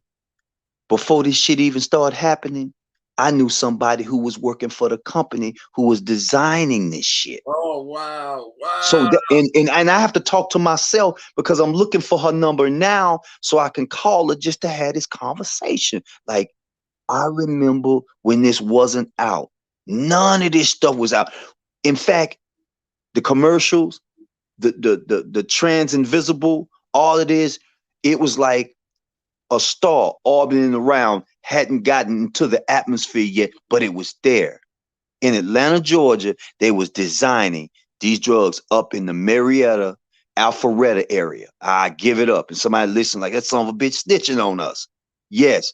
Also home of the CDC. Y'all get what I'm saying? So you got designer drug companies in Atlanta along with the CDC. Y'all mad because people smoke marijuana. You have to smoke because once you start connecting the dots, time is money and money is time. And then you see, so it's not an accident that the culture and the population is reflective down there. Much like the in Wuhan, there happened to be a laboratory doing an experiment on a bat. So were you telling me that the population and the culture of Atlanta might have something to do with the fact that these laboratories were doing similar experiments that could be reflective of the culture? What I'm telling you now is that your mind and your common sense is very logical. That's what I'm telling you. I never knew that these companies were in Atlanta. That makes me feel better because you know what I'm saying. Like I always wondered, like because they make it seem like we have a certain proclivity, and now you giving a logical and scientific explanation to what we see happening down there, right? And then after that, it became a homing beacon. So I realized that after the bell was rung, then everybody came. But the bell was rung based on the science that you just put out there. Thank you, big bro. That was some good game. This is perfect perspective. We got G-Man, we got Sunclaw. Sunclaw went to go make a sandwich. Sunclaw back in the building. Nah, man, I went to get my clothes out the dryer, man. Turtle. Hey, I prefer you making a sandwich. Shit, come on, give me a section of it. Shit. Shit, they had some good old pork butt falling off the butt the other day, man. I'm mad, man. I'm jealous. Man. I can't have no pull apart. Man, you're a pescatarian, man. You can't have none of that succulent deliciousness. I can't have none of that, man. I can't have none of that. But it sounds good, man. I want something that fall off the bone, man. Gerald, it's that pork butt that you grab the back end of the spoon and you just press down on it, and it just falls apart, man. Bones. What's that, man? I don't even know what you're talking about. Perfect bones. I like a nice young tender. You know what I mean? I like a nice young and tender. So you know, I like to appreciate a nice pork butt every now and then. You know, one day I had cooked a chicken in the oven. I had tried to make it with that was that beer can chicken in the oven? Turduncan, as they call it. I went to grab the leg of the chicken. I came out with just a bone in my hand. Ooh, yeah, what I'm talking about with some rice and gravy, man. Don't get started. Don't get started. There Yep. y'all go, man. There y'all go, man. And I'm not eating no rice. I'm not eating no rice all January. I'm on the Daniel fast, so I'm not eating nothing white. So we ain't doing no white rice, no white flour, no white sugar, no white nothing. So we on the Daniel fast all So January. you're staying off the bleach, huh? Yeah, everything white. We not eating nothing white for January. I'm gonna go get me some wild rice. You know they got black rice. Yep. In Africa, they got like black rice. So they got some black rice at Sprouts, and they got some wild rice. They got red rice. They got all kind of rice. So, but I might do that next month. This month, I'm gonna stay away from the rice and stuff. But so I'm gonna miss all of that, man. I'm gonna miss all of that. But I'm mad about that pork butt, man. You know what I used to love, man? You know, the Indian people and the Mexican people both do that thing where they put the meat on the spigot and it spin around for like 7 hours. Yep. And that used to be my shit, man. I'd go to Mission Street in San Francisco and I'd be like, I don't even know what the fuck to call it, but I'd be like, Perfect, man. Don't even be disappointed, man. I only cook my pork butt for like 4 hours, not 7. So it ain't as good as their stuff, man. You be smothering that shit. That shit will fall off the bone. 4 hours on a slow cook, man. And then this what I liked about that meat. That meat was so tender. You know how they got the meat off of that little round thing? They would use like a cheese grater, and they would just grade the meat off. You know what I mean? And it would be so soft, the meat would just come off, and like then they make your burrito out of that meat. I'm like, I'll always be like, I want that meat right there. You know what? I'm still amazed at how this system was able to separate the people and make everybody hate each other. Because I was very shocked that a lot of the Hispanics came from Mexico and was hating on the brothers in California. That blew me away. I'm like, damn, how did they start that? Why? It Actually, ain't surprising one bit, man. You ain't surprised? No, we racist. The Hispanic community is racist as fuck, man. I know, and that's why I said I was very shocked because you know the short Mexicans, the short dark skinned Mexicans. You know, as an insult, what they call them? What? Indio. What? Yep. If you want somebody to fight you in Latin America, call them that. No, I won't. No, I ain't gonna even do that because it's gonna be a gunplay. I don't even want to fight. It's an insult, man. Shit, I don't want to fight them. You know, here in Canada, it's funny how the melanated people around the planet here in Canada, the East Indians, man, they catch me sideways sometime with their anger and racist thoughts. It's like, wow, not you. And yeah, they kind of look down on you. So, you know, back to that conditioning, time is money. I just stay out of their way. I make sure they stay out of my lane too. Dog, you can't come in my lane. Now the women, different. Some of them, but the women are totally different. But the male East Indians, they something else, man. They something else. That's why I know it's going to be impossible for that person to become the president because, for one, she's not even from the country, and she's not, as they consider her black. I don't care what the woman's sphere think about her. She is not part of our culture. Oprah's part of our culture. Maxine Dirty Waters is part of our culture. That person is not part of our culture. She is part of the and Aryan that's why people. she will probably become president because just like somebody whose name rhymes with Bama. Barry. That's why they elected him president, because he won't black. He sure was, and he wasn't part of us either. He wasn't. You know, some people, you might as well pull that Jesus, Martin Luther King, and him off the wall. Ain't nothing but old black people. You know what? South in my old age, I'm forgetting, who is he cousins to? Dick Cheney. Which one? Bama? Yeah, he was cousin of Dick Cheney. Yep. I thought he was. Him too. Say it. I thought he was Ken to Bush. Him too. That's why I say him too. Him too. Him too. They say all the presidents are related and related to the royal family.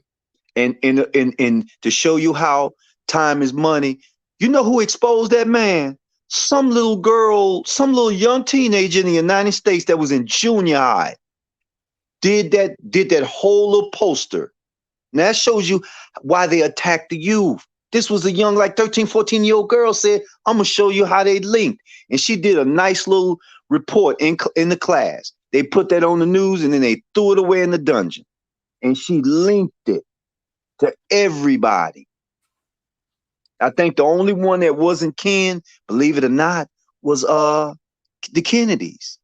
Not them. Catholic. Yep. No, Catholic Irish. Yep. That's why they had to go. Well, I don't want to say nothing, but just think about it. Yeah, we behind times because we behind times because that man I found out just passed away last year. I can say it now. He passed away at the beginning of last year at a rightful age of 100 and something, just like Adolf Hitler never passed away. Adolf Hitler lived to be probably over 105 to like 111 years old down there in South America. Yeah, we've been lied to. And, you know, I'm really glad that some of my friends, they're gone. I wish they were here, especially one dude. That was my good friend, man. But I actually lived the test of time to witness all of this BS. But you know what I wanted to say to you, big bro, about how the Indians and everybody treat us? What it is back to that definition that Sunclaw gave about controlling the experiment that is racism. Because racism is not real. Yeah.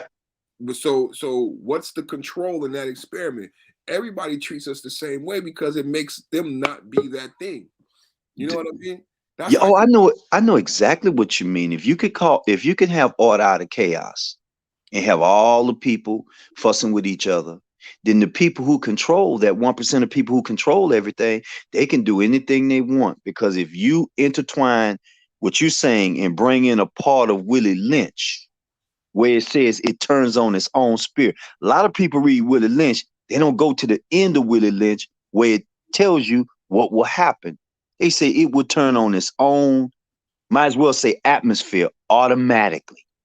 And we don't have to do shit but back away and let them turn, let them act a fool, and we capitalize, which to them, they're saying time is money and money is time.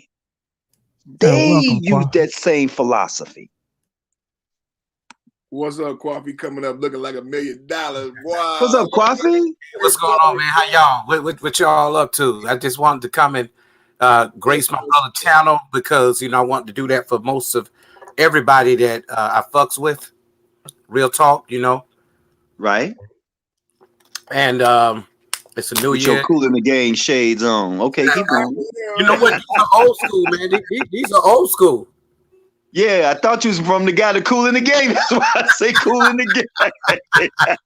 No, I'm not him. Look, I just want to come and, you know, grace the channel, man, because I'm in the process of filming. I had to go interview somebody right now, you know, in the Bay, you know. So I just wanted to come up here, you know.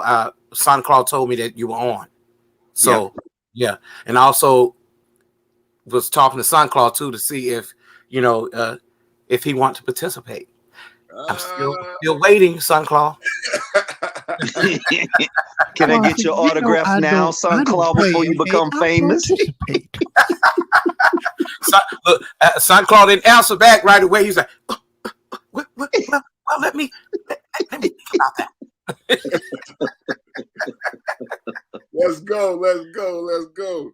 Yeah, that's dope. What's the new topic, man? What you feel? Whatever you can share, man. Please share, man. I know you'll be having, and everybody who haven't subscribed, make sure you subscribe to Coffee Nino and check out that Asian hate crime bill, man. You know, Auntie did that stream about the HR bill about women, and a couple people in this space did and I wanted to talk to you about that because I feel like it was not in proper context. Everybody got excited and they wanted to get men divide us up again, battle of the sexes, and get us hating women again on something that wasn't even voted on or not even a bill yet. You know what I mean? When actually the Asian hate crime bill passed like that, and the Senate legislation that Cory Booker and Tim Scott had championed, they just let die. So all of that protest for 2 years, and now that Black Lives Matter chanted amounted to nothing. All the deaths and the police, chokeholds, no-knock warrants, Sandra Bland, all that shit,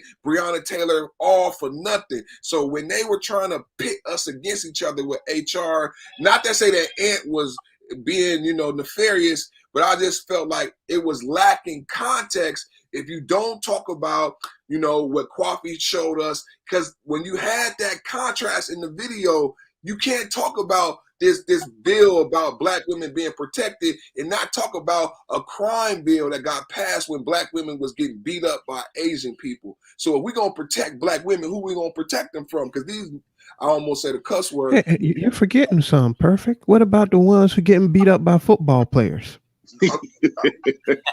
I didn't want to laugh, but yeah. And look, and the other reason that crime bill passed so quickly was because of the vid. Oh, okay. Because then, if you're talking about the vid and the origins of the vid, you can always say that's hate. That's hate speech right there. And you can suppress a lot of these videos that people are making about the origins of the vid. If they start saying, oh, that's Asian hate. That's Asian hate right there. That's instigating Asian hate. So that's another reason that bill passed so quickly. And what's the other reason? And what's the most important reason that it passed, though? Think about it. Because they had money, Thank you. It's true. It's true. But let me say this. Now, only thing we have as Black people is power of the media. And a lot of us misuse it. So I use my platform to show, hey, look, first of all, it wasn't supposed to be a part 2 to Asian hate. It was self-explanatory for part 1. But the thing is, it's not my job to teach you how to treat Black people.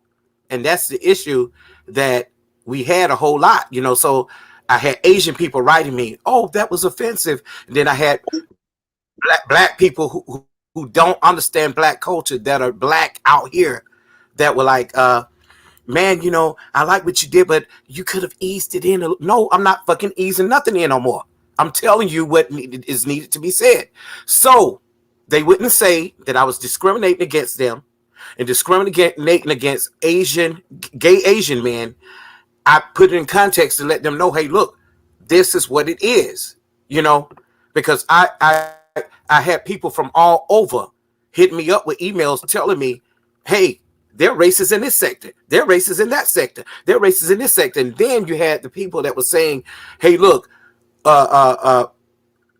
it's only one Black person that was documented as beating them up in San Francisco, and he was a homeless Black man in fucking the Tenderloin. And those people are mental health. Right. So, and when the white people were beating them up and putting on black masks and black gloves and shit like that, they wouldn't say nothing. They kept it quiet. They said they didn't want to bring attention to themselves, but they were the ones who were doing it, and that is the issue that I had. So I'm like, look, y'all sitting up here talking about people beating y'all up. Hey, we got to go all the way down the line. So I even had issues with brothers who kept saying that my documentary was too long. You can sit through an 8-hour fucking stream of people talking about nothing, and you can't even sit through the whole goddamn Asian documentary. That's retarded, But I'm off Asian hate. I got my point across. It got the views that I needed. Your documentary was exactly the right length in order to develop the story. Because if you made it any shorter, people would be misconstruing things. People would say, oh, wait, well, you didn't cover this. Well, you didn't cover that. Well, it has to be of a certain length. Well, the thing is, you gave everybody a voice. You gave everybody a voice, and I liked how you gave Black women a voice, because a person that's been lost, as we talk about this bill that's to protect Black women, Kwafi, you highlighted Black women in your movie, and he gave Black women a voice because everybody forgot about the violence that Black women experienced in nail salons, in beauty shops, in beauty parlors, and nothing was done about that. It went away.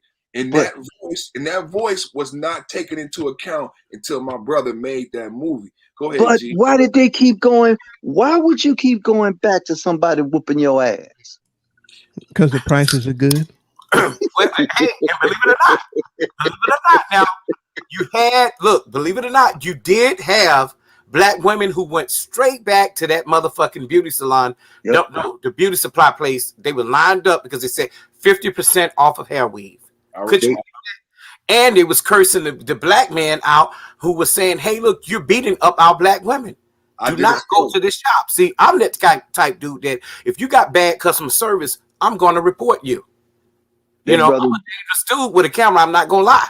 That brother went to jail for defending the thing. I don't know his name, but don't you be dancing around the issue. I saw that grin. You should have said yes because the prices are good. you give me good enough prices, and you could do whatever you want to me, my mama, and my grandmama if your prices are good enough. Well, I'm gonna tell you now. Even when I go to the Asian, I only go to Asian places where I know they have not discriminated against black folks, you know, because I don't count all of them out. Now, the issue, now these people, they know me around here. They are very nice to me. When I come into the store, they say, "That's that dude who did that documentary." Mm-hmm. You know, and that ain't the kind of attention that I wanted. But hey, you got it. Don't fuck with me. And even the niggas in the manosphere that's talking shit, and if you're wrong and you're giving the wrong motherfucking information this year, watch the fuck out, okay? Watch out. This is coffee. This is my face. This is me. This is the real me. You know, I'm not hiding behind no avatars or nothing. Not shitting on other brothers who don't because they have a legitimate reason. But most of these motherfuckers is doing it. They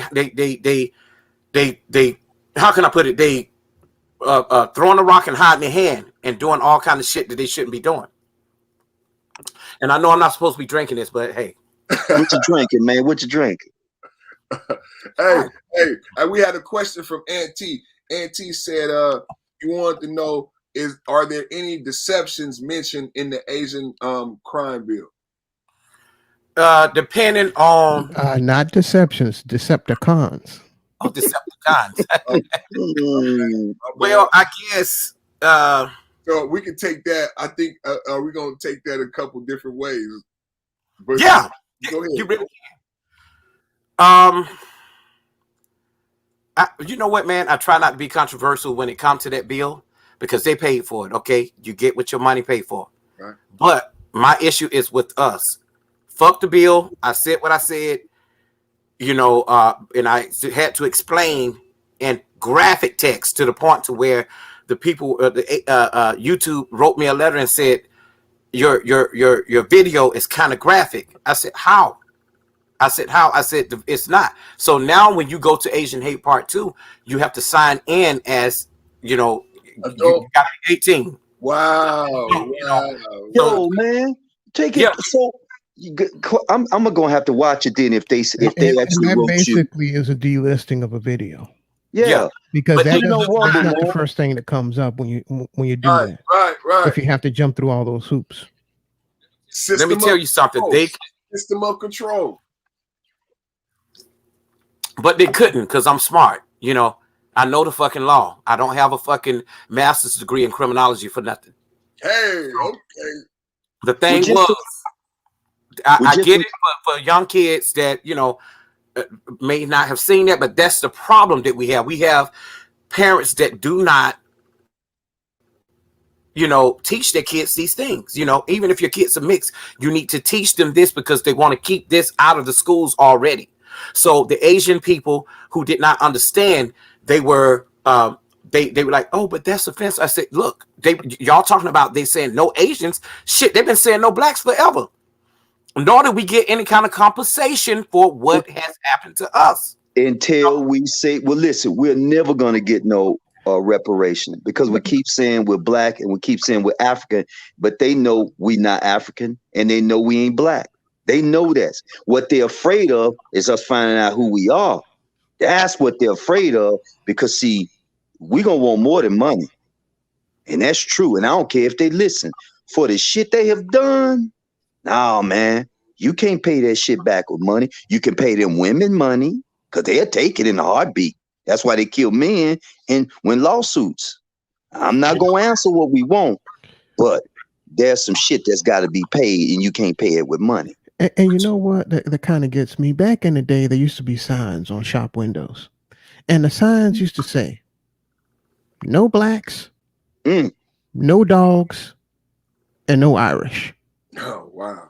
That was up on. And then the Irish got integrated into society. Mm-hmm. And then it said, no blacks, no dogs, and probably another ethnicity. Mexican. And then dogs became babies all of a sudden. And then the sign would say no blacks. Yes.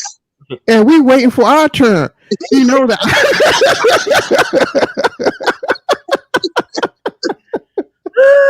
That's a good one, but you're telling the truth. Hey, no. You know what came first? The Asian hate crime bill.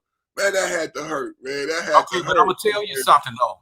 I'm gonna tell you something. That's why I stated in the video, I stated the value of a black life does not value more than a black cat or dog. That's true. They get more love. A black horse. They get more love. 3 years of protest. 3 years of protest. How many cities burnt? 3 years of protests. You think you would have the political willpower to stop chokeholds, no-knock warrants? This is a universal thing to affect all Americans. This wasn't even specific to the native. Perfect. Who aided and backed and supported all those things? The Black Democrats, Maxine Waters. It was supported by Tim Scott and Cory Booker, the Republican black male senator and the Democratic black male senator. Both of them poo-pooed it, let it die. And they have these bumper stickers. They have these BLM bumper stickers, and on their websites or on their posts, they have that little blackout on certain days of the week, and they have the little profile picture. But when it came to when they had to do something that really mattered, they didn't. They didn't. I really don't want to say this, and I gotta try to be peaceful with this, but you got to remember this. Two women of another thought process benefited off the backbone and the blood of brothers dying, and they walked away with property. Now they should pay a fine, and they can't pay the fine with money. Y'all fill in the blank. Those two women levitated, and we sitting here still not just us, but then people want to talk about God and religion. The last thing I ever want to hear, especially the black women, I don't like saying black, but those women or any brothers, them bitches they benefited off of the bloodshed of brothers. Gerald, well, let me say I had to correct you on that. You said it was two black women, right? But what is one black woman? It's a woman, right? Yep. And you know what that rhymes with? It rhymes with demon. Ooh. And there's these two demons Yep. who were running this organization and making money off of blood, making money off of black souls. Hold up. Who is Miss Perfect Timing? Oh, that's who you think it is, Coffee. That's exactly who you think it is. Perfect. That was a hell of an answer. It's who you think it is, right? I like it. That's the one who's got that pan full of hot grits. Yeah. That's the one who holds the skillet right there. Yes, I wear the pants. There's no control in this. I got the control over here. Well, let me say this, fellas. The thing is, I get what everybody's saying. We said it time and time again on different panels. We know what they stand for. We know what to do. And plenty of people, even I got pushback in my videos because I had people waving flags that said Black Lives Matter. Black lives does matter, but I don't support the organization. Let me get that clear because I know what they stand for, but Black lives do matter. And I understand where Gerald coming from, but this is what people have been conditioned out here to know themselves as. And now that we have James Brown did, I'm black and I'm proud, they don't even want to see that. You see, anything that we have had, we have turned it into a good situation all the way down to where everybody wants to be us. You know, that's strange though. Everybody do want to be us. Why is that? Dude, I don't know. Out here, we the people of the sun. What did we say earlier when we was talking about the people of the sun? But so are the Africans. We run faster. We're smarter. We're more intelligent. We're more beautiful. Everything about us, you know what I'm saying? This is why we epitomize what it is to be a woman, to be a man. We the people of the sun. They would have to go inside on the winter solstice when it's 24-hour sunlight. It gives us power. It gives us the power to create the way Kwafi created. Who wouldn't want to be a god? That's why they look up to Egypt. That's why they idolize our greatest eras, the Mayans. You know what I'm saying? It was the people who could be in 120 degrees all day, every day, in that sunlight. The reason why I speak this way is because this year, these 2 years is an alignment. When we talk about the age of an Aquarius and why we have this awakening, it's because certain lights, if the sun does this to the people of the sun, what now is happening to the people of the sun when now these lights that haven't shined on us in the past 2,000 years now are shining on people of the sun again? And now in alignment, in unison. Yeah. But I said what I said because, you know, we've complained enough, you know, and I often say this, brothers, I know we're down, but when we going to get the fuck up? Stop asking for things. Take that shit. Take it. Well, it's perfect timing. It's perfect timing. It's perfect timing. That's the whole motto. Is no longer asking. It's no longer asking. It's no longer asking to have the conversation. It's no longer asking to be a man. It's no longer asking in a different way. You don't have to be violent. You don't have to be stupid. You can work your way around the law to get these messages out. You know what I'm saying? That's why when I look at us, even in the positions that we're in as YouTubers, podcasters, or whatever you want to call it, artists, I say artists, we need to use our platforms the proper way. You get what I'm saying? To get these messages out. Sometimes I know it feels like it's no hope, you know, but I learned to deal with more of what I want out of life versus what I don't want. That way I can keep the negative out of my life, you know. And sometimes you have to deal with real life. That means stay off here sometimes too. Yeah. This shit is addictive. Yeah, it is. Balance and control. Kwafi, excellent points. Balance and control. Thanos Monday. For everybody who think it's just a cartoon. No, Thanos Monday is about that balance and control. Thanos Monday, I developed Thanos Monday. My brother Sunclaw helped me because as in my life, I've always been told to be the good man, to be the good brother. And I've ended up with the shit end of the stick being the good man, being the good husband. What I figured out in life is not about good and bad. It's not about good and evil, right and wrong. It's about control. Thanos is about control, self-control.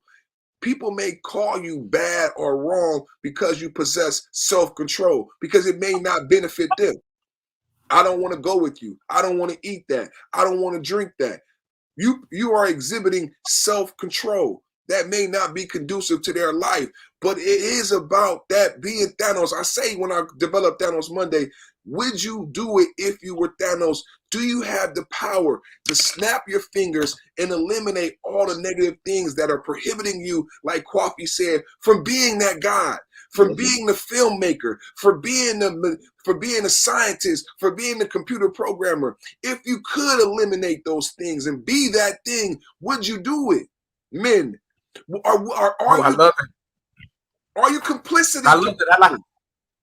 I like what you said. And the reason why I like what you said is because too often some of the brothers just don't have the direction to know where to go. It's in their heart to do things and to be things, but they just don't know the direction. So they will sit and complain all day about it instead of getting up and looking for it. But my thing is, do you want a handout, or do you want to, research so that you can become what you need to become? You know what I'm saying? All of us have it in us. And then again, if you just don't have it, find what it is about you that works for you. I've got to bounce off of what Perfect said a little while ago. I'm not a good person. I'm not. I have had people in my life call me arrogant. And it's more than one person who has called me arrogant before. And you know what? After the first person, I say, man, they full of shit. After the second person calls me arrogant, I have to say, man, you know what? Maybe they got a point. They wanted me to do something that I didn't want to do. So you're arrogant. And thus, that makes me arrogant. And if that is true, I will accept my arrogance. If I don't want to do something that you want me to do for you, and if that makes me arrogant because I don't want to do it, then today I have become arrogant. If I don't do something that you want me to do and you call me selfish for doing something that I don't want to do for you, today I am selfish and arrogant. Amen. If that makes me a bastard in your eyes, I appreciate the compliment and thank you. Yes. I may be a bastard, but at least I'm not a rat bastard. You know what, dude? When you meet a brother like me in person, I'm the dude. I don't judge nobody, because it's real life. I think that what we have done as men, we have become a little bit more feminine. You know what I'm saying? When it comes to judging each other, and everybody got one thing about it. I'm that brother. If you tell me your problems, your issues, the things you've been through, I'm not about to shit on you and be like, even if we get into an argument, I'm not gonna be like, well, man, that nigga, he just really broke. He really not what he say he is. I'm not gonna do that because I'm gonna let you shine in your bargain glory. Because could you hear me? Yeah, you can hear you now. We good. Okay. Yeah. So, it's just the shitting on each other, man. That's what I don't do. That's why I don't align myself with the Black Manosphere anymore. I'm not with all that. I'm just not. It's too much. Why did you get out of that? Why did you go away from that? Because I see that there's a bigger issue. We Black men from all walks of life, saying we need to, because if you're a Black man, period, the world is against you. You know what I'm saying? We can't say, I'm only gonna take this group of Black men, and we're gonna say, oh, we're the elite. Then we turn around, you got the brothers that's coming into the space that's trying to learn, who may not have ever had the opportunity to learn. And when they hear this, it's like, ding, a light bulb come off. Then you want to push them into a corner and criticize them for being a Pookie or a Ray Ray, and then you're doing that because of the way he look. You're not doing it because for sure that he's just a certified do nothing nigga. You know what I'm saying? Okay. I've been like me. I'm educated. I got 4 fucking degrees, but because I work for myself and I make my own money, I can look the way I want to look. You know what I'm saying? I'm not about to sit up here and put on a motherfucking suit on a podcast and a tie to show you who I am. I may surprise you one day. I might. You can do what you want to do. That's the luxury. And if you happen to do so, I would like it to be purple with gold trim. And it should have a matching cane. Oh, we talk okay. What is that Boondocks? What was his name? A pimp called what? Slickback. Yes, Slickback. Yeah. You said purple and gold, Sunclaw. Are you D9? Now, if you want to add some tiger print or some leopard print to it, you're welcome to do so on the lapels of the shirt. Just to make it classy, man. Hold up. Are you D9? Yes or no? No, sir, I'm not. Okay. What is D9, by the way? Okay, I'll show you. Hold on. You finna go pull it out the closet. I don't know what D9 is either. He about to pull it out the closet, man. Let me put on my glasses. It's about to be a good one. We about to learn something tonight, y'all. Quapi Nino in the building. Make sure you subscribe to your guy, man. Quapi Nino, man. man, because he said he working on something new. So don't miss out, man. Subscribe and hit the bell so when he dropped a new movie, you be able to watch the premiere. You don't want to miss it, man. Hey, Sucker, I think we premiered the last one. The last time he went live, I think we did a premiere, didn't we? Oh, yes, we did. We did like a simulcast premiere Yeah, type we watched deal. it live. Yeah. We watched Check it live. y'all out, man. Oh, that's dope. That's dope. Shoot, Okay, man. that's a fraternity. That's a fraternity. Okay. That's right. He did say he was an alpha. You did say that before on Roger's show that you was an alpha. You did Yeah, say but I don't talk about that either. Because, Coffee, when you sat down with that hat, I was almost about to duck, man.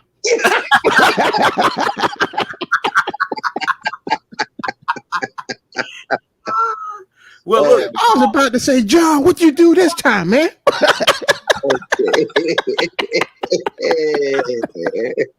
Y'all I tell you this. I always say this, man, and I started saying this last year. My life was one special occasion, and it ain't was. I mean, I'm talking like in past tense, as if I'm no longer here. But when I look back, on my life, I'm like, I've been a lot of things, and I've mastered them. You know how people say, what is it? What they say?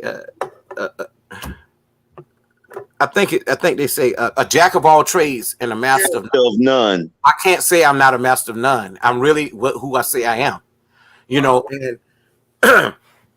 and even in my organization, I am financial and I support, but I don't even hang out with them like that. You know what I'm saying? Because a lot of us don't arrive at the same time. Some of them are not on the same mindset. Some of them have not come.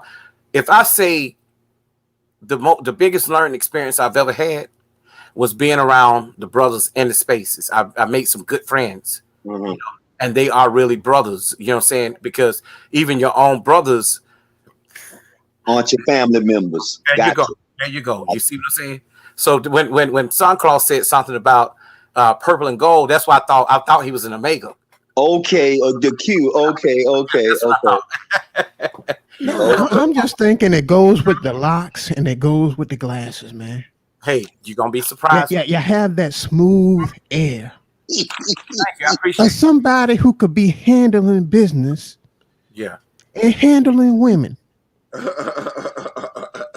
No, I don't talk about that, but the kind of man who has his hands manicured in a certain way because he only be counting he's money. giving up too much of your info. He need to chill on that one. That's cool. That's okay. That's okay. See, because I'm a man, I'm very confident. I tell people all the time, being a man come natural for some of us. I don't have to sit around and tell you who I'm fucking, what woman I'm fucking, how I'm doing it. I'm fucking her upside down on the head in the kitchen. Or how many of them there are. Oh, there you go. Because it's nobody's business. I like ladies. I don't like hoes. You see, and it's hard to find. They out there, but that's one thing that's pretty hard to find because, again, I don't think a lot of women understand that they've been targeted, especially by all these TV shows. Yeah. I mean, it's not the way it is, but they don't get it that they're target. They just jump on board and roll with the punches. So, yeah, and even if I don't have one, I'm okay because I was a young man. I got married at 19 years old.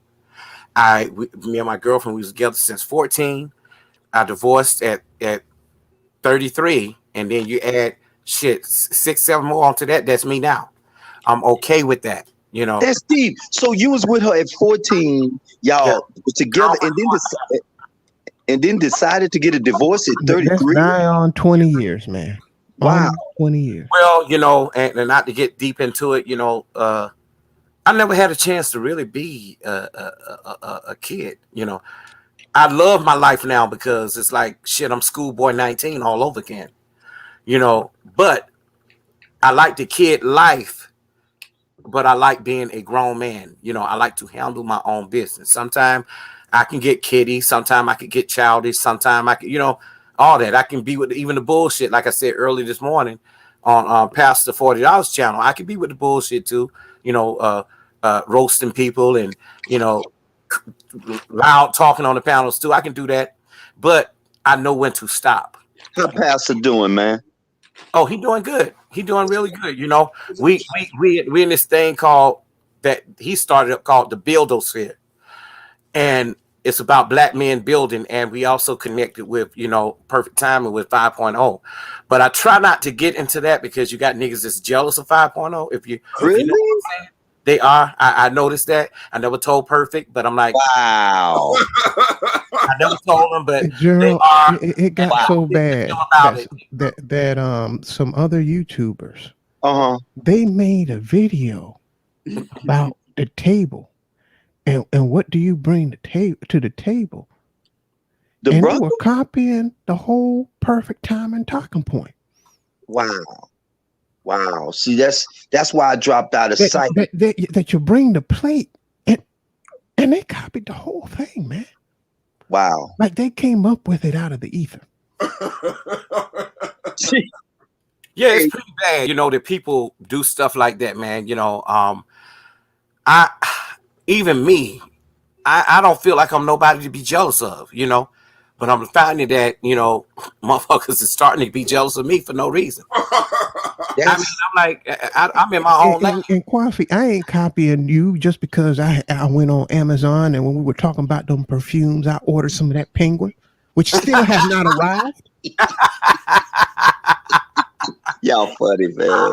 That's why I like y'all, because y'all could go from serious to laughable, and then you go right back to serious. But then to hear the jealousy, see, that's like beyond mankind. Men are not supposed to do shit like that.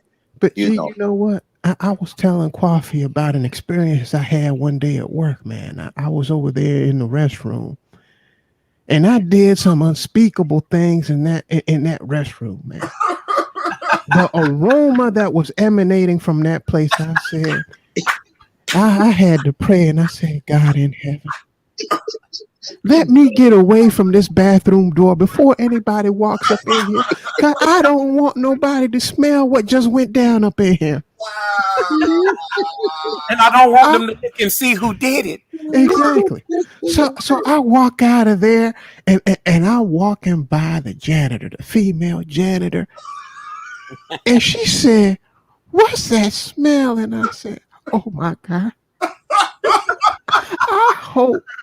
I thought I wiped good, man. I wiped 3 times." So I said, "What did you say?"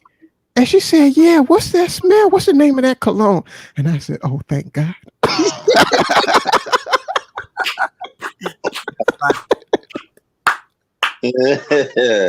and that story is to tell you guys that's why you wear good cologne. It'll save you in certain situations. Not the one that's alcohol down, because you know I do have cologne for that kind of thing. You know that, you know, like cologne I didn't want. You can spray that shit, you know, when you're in the bathroom, and sometimes it still doesn't work. But yeah, if it's not alcohol down too much, it may work. Mrs. Perfect Timing got me some perfume. Okay, perfume. Okay, I'm gonna go get it. I'm gonna show you. I love this shit. This shit smell good, man. I like oil best. What I would say to Kwafi is they jealous because there's a reason, because you good, man. And cinematically, I've said this before. I don't think nobody is touching you cinematically, and that's what. And I ain't even got number 4 damn videos. But I take my time because it's a series, and I'm gonna tell you, before I done it, I thought about it about good 5 months before I did it, and that was me spending my time over there on the Roger Report, and after just scoping out the whole scene and just seeing what everything was like, I said, "Hey, I'm gonna take my shit a different route." And this is me being in space for nearly 5 years at that time. Now it's 6.5, and I just decided that I was just going to do something different, talk about something that helps us, not all the time the gender wars against black men and black women. It's old. That gets old. And shitting on each other, you know, because that's what they're doing. And even I discovered a new sector, the Acrobat Clown Crew, which I am going to document it on. I like that. I'm going to do a documentary. What is that? The Acrobat Clown? What is that? Tell them, Perfect. I ain't going to say that. No. Come on, man. Please share, Quavi. Come on, Quavi. Go on, tell him, Quavi. The Acrobat Clown Crew is most of the brothers who are sitting over on different. What is that? Let's see. Okay, I ain't never heard of that. What? Damn, that looked like something that you would have perfect. Damn, it looked like a glass of classy ass nigga. Classy. So wait, no, okay, tell me what is it? What is it? What is it? What is like some cognac? That's what I thought it was. Cognac. I thought it was cognac. This is one of my Christmas presents. I got a bunch of them, but this for Mrs. Perfect Time, and it's Angel Share. Y'all look it up. French Montana is the guy promoting it, but it's a perfume. So when Quafi talked about it's a difference between cologne, which is going to be more oil based, you know what I'm saying? Alcohol based. Cologne is more alcohol based. Right, alcohol based. My bad. And then something that this is more oil based, which is man, that's the shit. That's what they used to sell in the $5 bottles when they sold incense. I still got some of that oil from Georgia. Still good. Me too, bro. Look, I got Bond 9 in an oil. I had to see the difference between the one that was in Bloomingdale, and that motherfucker cost me every bit of $250 for that bottle. Go get the oil. And I got the oil, and the oil smelled just as good. Yep. That we all but wait, I still want to know, what does that mean? You said the clown acrobats. You got to tell me. The Acrobat Clown Crew is a group that I named to be the Acrobat Clown Crew. They're constantly tap dancing for their white friends on YouTube. And they do it in order to get a pat on the back, and they're constantly shitting on other black men. And then on top of that, anything that comes out of their mouth can never be in a good light of what black men have done good. You know, and even they before actually got guys who do that. Oh yeah, they be on the Thought of Profit channel. Wow. TPLT, yeah, and they over there. They would look at you. They would look at me right here and say, "Oh, he's a pookie. He probably got 8 kids. He been in jail." And I had to get up there and just really talk to these motherfuckers, let them know, "Hey, look, you got the wrong one." They said about one dude got up and said, "And let's look at his name, Pastor $40." Pastor $40 got up there, spoke very intelligently. He is a registered nurse. You see, right? We gotta stop shitting on each other, because everything don't have to look like a suit and tie guy. You get what I'm saying? I can look like a dope boy and still have 4 fucking degrees. And that's what they do. And they get their white friends up on TPLT channel, which Jay Shine had to really have a meeting with him to say, "Look, man, your subscriber base of the people who really, really like you, the real supporters who are black, are going to start going down when you have these guys coming over, constantly pushing this narrative that it's nothing good about black men." Then, oh yeah, wow, and then they're they think that they use this to cover their talking points. Stop saying that the white man is taking you down. Nobody is saying that. And then they want to get into this. Oh, everybody thinks that I'm a coon, or they're jealous of me because I speak proper English. And you see that all the time. I said, dude, nobody ain't paying your motherfucking ass no attention. That's why you're doing what you're doing. That's why you're looking to get a pat on the back from your white friends, and they ain't doing it but laughing at your motherfucking ass as y'all go at each other with y'all knives playing cutthroat. Look at the niggas fight. And they emailed me too. The white guys over there said, "Hey man, I'm glad you said what you said, because these guys over here, they do cap for each other. And if I was a fucked up white guy, I would say, look at the niggas fighting each other." He was like, "You made a point." He said, "I got black friends, but I just want them to be who they are." What's up, Auntie? Yo, what's going on? How y'all doing? Is that just here supporting? I told everybody I was going, whoever have a stream, I was going to go around to their panels and bless them for the new year, just to speak, and support. Wow, bro, I've been listening to ever since I came in, bro. I've been listening from the clouds. I've kind of been, just driving. Shit, you coming down? You better pass some of that cloud shit over here. Then you up in the clouds. Yeah, no, it's a hell of a stream, man. I love the energy y'all are coming with, the topics y'all are covering, all of that, man. It's great. So I'm Sweet. just glad I can come up and talk to y'all a little bit. I wanted to kind of touch on a few things. I'm not gonna touch on I can't touch on everything y'all was talking about, but I just want to touch on a few things because I almost got a little hot. I know the conversation that was had. I know Perfect Timing. He saw, he left a comment when I did that breakdown of that bill. He left a comment, so he saw it, and I know that Coffee saw it because he came up on the panel, I believe. Yeah, people tried to use that shit to perpetuate, that stream, and tried to break it down to perpetuate that whole gender war shit, man. So I was pretty much like 38 fire hot, bro. So I don't know if y'all know, like I can snap sometimes. So I'm just glad I was able to kind of just stay away from things, listen from the clouds, type a few things in the chat box, and not go off on a panel. Because sometimes I'll just go up on a panel and go off. Yeah. Well, I'm glad you didn't, bro. You always welcome here, bro. I love your content. I love you. So I'm glad you felt comfortable enough to come up, bro. So, bro, I thought it was a great panel, and everything I've experienced so far from you has been awesome. So, and I can understand that because so many, and I heard that in your tone when you had exposed Hoodservative, because when it became circular, you said, I've dealt with individuals like you before, and we've given you a chance to come with a solution. My brother Sunclaw said in the back, he's spoken to me a lot about, reminding me about a lot of these people are profit driven. And a lot of times, Perfect, when you go at them and you doing the same thing and you fucking with their money. You know what I mean? Because they profit off of our pain.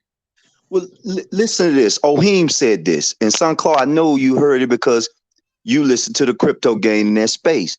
He said most of the content creators are driving good and living good off of the people. But what the brothers in this manosphere hasn't done is give these brothers a solution, which is basically economics. Because the gender war was a chess match controlled by the chess master. They created this shit to extract money. All you got to do in life is follow the money, and you will see the goddamn slime. Hey, and that's a fact. And y'all touched on, I believe that was Sunclaw. I could be wrong. That touched on it earlier when I was listening, when he was talking about the watered down cancer treatment and cancer medication. That was okay. But yes, the matter is the money's not in the cure. Yes. If you cure everybody, how are you going to get paid? So what I heard from Hoodservative the other day or yesterday was, I call it the pro-black hustle, which I'm hip to that. Yeah. And of course it's always going to be some truth to every hustle. Every scam, it's going to be some kind of logic in it. It's got to make some kind of sense. But come on, we're already hip to that. We know the game. You can't spit out any solutions because then you're going to have nothing to talk about. So it's easy to point out a bunch of problems that are obvious to everybody because they recognize it, and now all of a sudden they feel as though they got somebody that they can relate to, and then they can line your pockets with a bunch of stuff. But where are the solutions? You don't have any. All you want to do is point fingers here and there. Right. And it's like a Ponzi scheme. All of that shit ends up running out eventually. And the same rules apply with that whole gender war thing. Divide and conquer. Same shit. It's a true, tried, tested method. So I'm like, look, if that's what y'all want to do, that's fine. I'm like, just don't use my content. Don't use my name. And if you got any questions about my talking points or anything that I said, just ask me. Facts. Don't tell me you knew what I was thinking, or I opened up a panel to beat up on women because I didn't, because there was a bill that I was against when it had to do with women. I was like, when Big J said, hey, well, they had to include Decepticons, the Transformers, they had to include them on any bill that's gender specific. What about the bill for black boys? I'm like, well, if it's gender specific and it has to include them, then I'm against that bill too. Hey, have you noticed though, with all of these bills that has came out, there's one, let's put them in a gender. There's one gender that's unprotected, and that's all children. No children have been put in this. But young brothers, they don't even fit in the criteria of being protected. And men Well, are out some here trying to of them. say, yeah, but no, what I'm saying, but let me finish. Let me finish, Okay. Nino. What I'm saying is, we as men, we want to stand up and protect the children.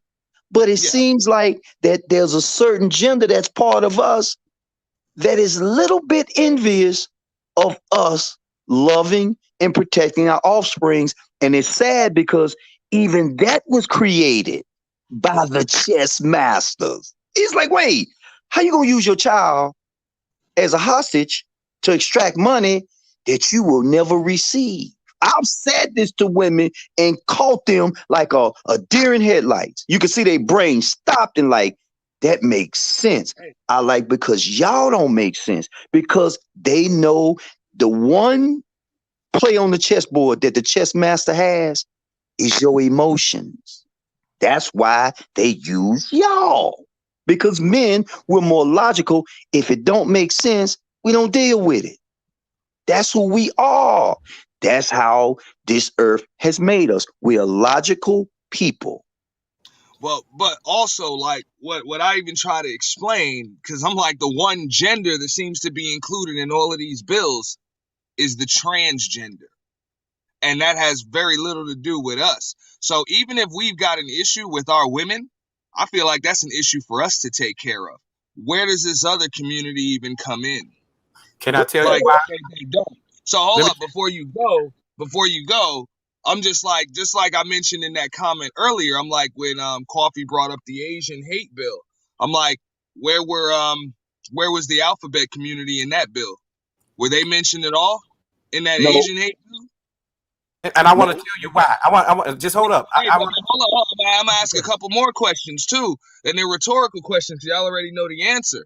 You know, this the same way when the alphabet community, they had all of their legislation and all of that stuff passed. Were black people in particular included in those bills? no, Okay, and also when the small hats got their reparations and everything, were so-called black folks included no, in those bills? When the Native no, Americans got theirs, were so-called black folks included in their bills? So let me no. ask you this: why is there every single bit of legislation that they pass for us has to include somebody else? I can We're answer not that. I included got in an theirs. answer too. Let I got an We're answer always too. included answer in really ours. quick. Let me answer really quick. Okay, we're You gonna go, go Nino. We're gonna go Quality, then we're gonna go G. I'll go last. Okay, Yeah. now I can only speak for the Asian hate bill because I thoroughly studied it. In their culture, no, but the Asian gay men still get double whammy because they're considered as white. They only go for the white gay men. So yes, they are a part of three different things that protect them right in San Francisco. Now, are any black men included in their bills? No.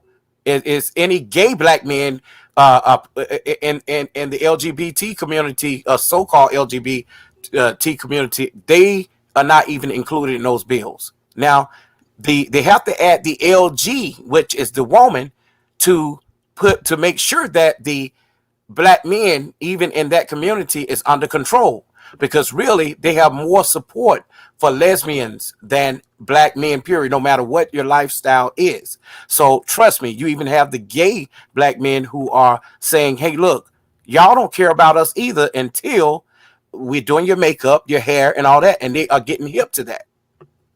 They're getting hip to Okay. it. So even those guys that are gay, they getting hip to it. See, that's a touchy subject, but I'm gonna stay on what he said and why we won't ever receive it. Because you must understand, you will not go around the planet and find a place called black land. This is why they got rid of the most two important people of tone in America. One, Malcolm Little, the other one, Johnny Cochran. Why? Because Johnny Cochran was doing the research on how we can get paid, not reparation, but reparation, to repair the damage they have done. Even he found out we ain't from no fucking Africa and our asses ain't black. We got to tie ourselves to a landmass. That landmass is called America. We're fucking Americans, not these other fucking foreigners, not even these goddamn pale faces. We was these natives of America called the Nagas, not niggers, the Nagas. And all of a sudden, Johnny C came up dead. So did Khalid Muhammad found out that we was this. It's mighty funny that these people that speak up for us ain't even from here. They island people, such as Louis Farrakhan, Calypso Louis, Umar Johnson, the other dude, Sanada. Why all these island people keep pushing this black narrative shit on us when my skin is brown and I'm not from Black America? I'm an American. Give me my shit. You can keep the false money. I'd rather a John Deere tractor and 40 acres any goddamn way, so I can grow some weed and some corn and some cows, because I gotta eat. They keep playing these law games on us. And then when you talk about the LGBT thing, that kind of came in behind the Martin Luther King movement. Because I remember the LGBT, they just wasn't there. We called them people of another lifestyle. My grandmother taught me that don't mean you hate them. It just means you go one way, they go the other.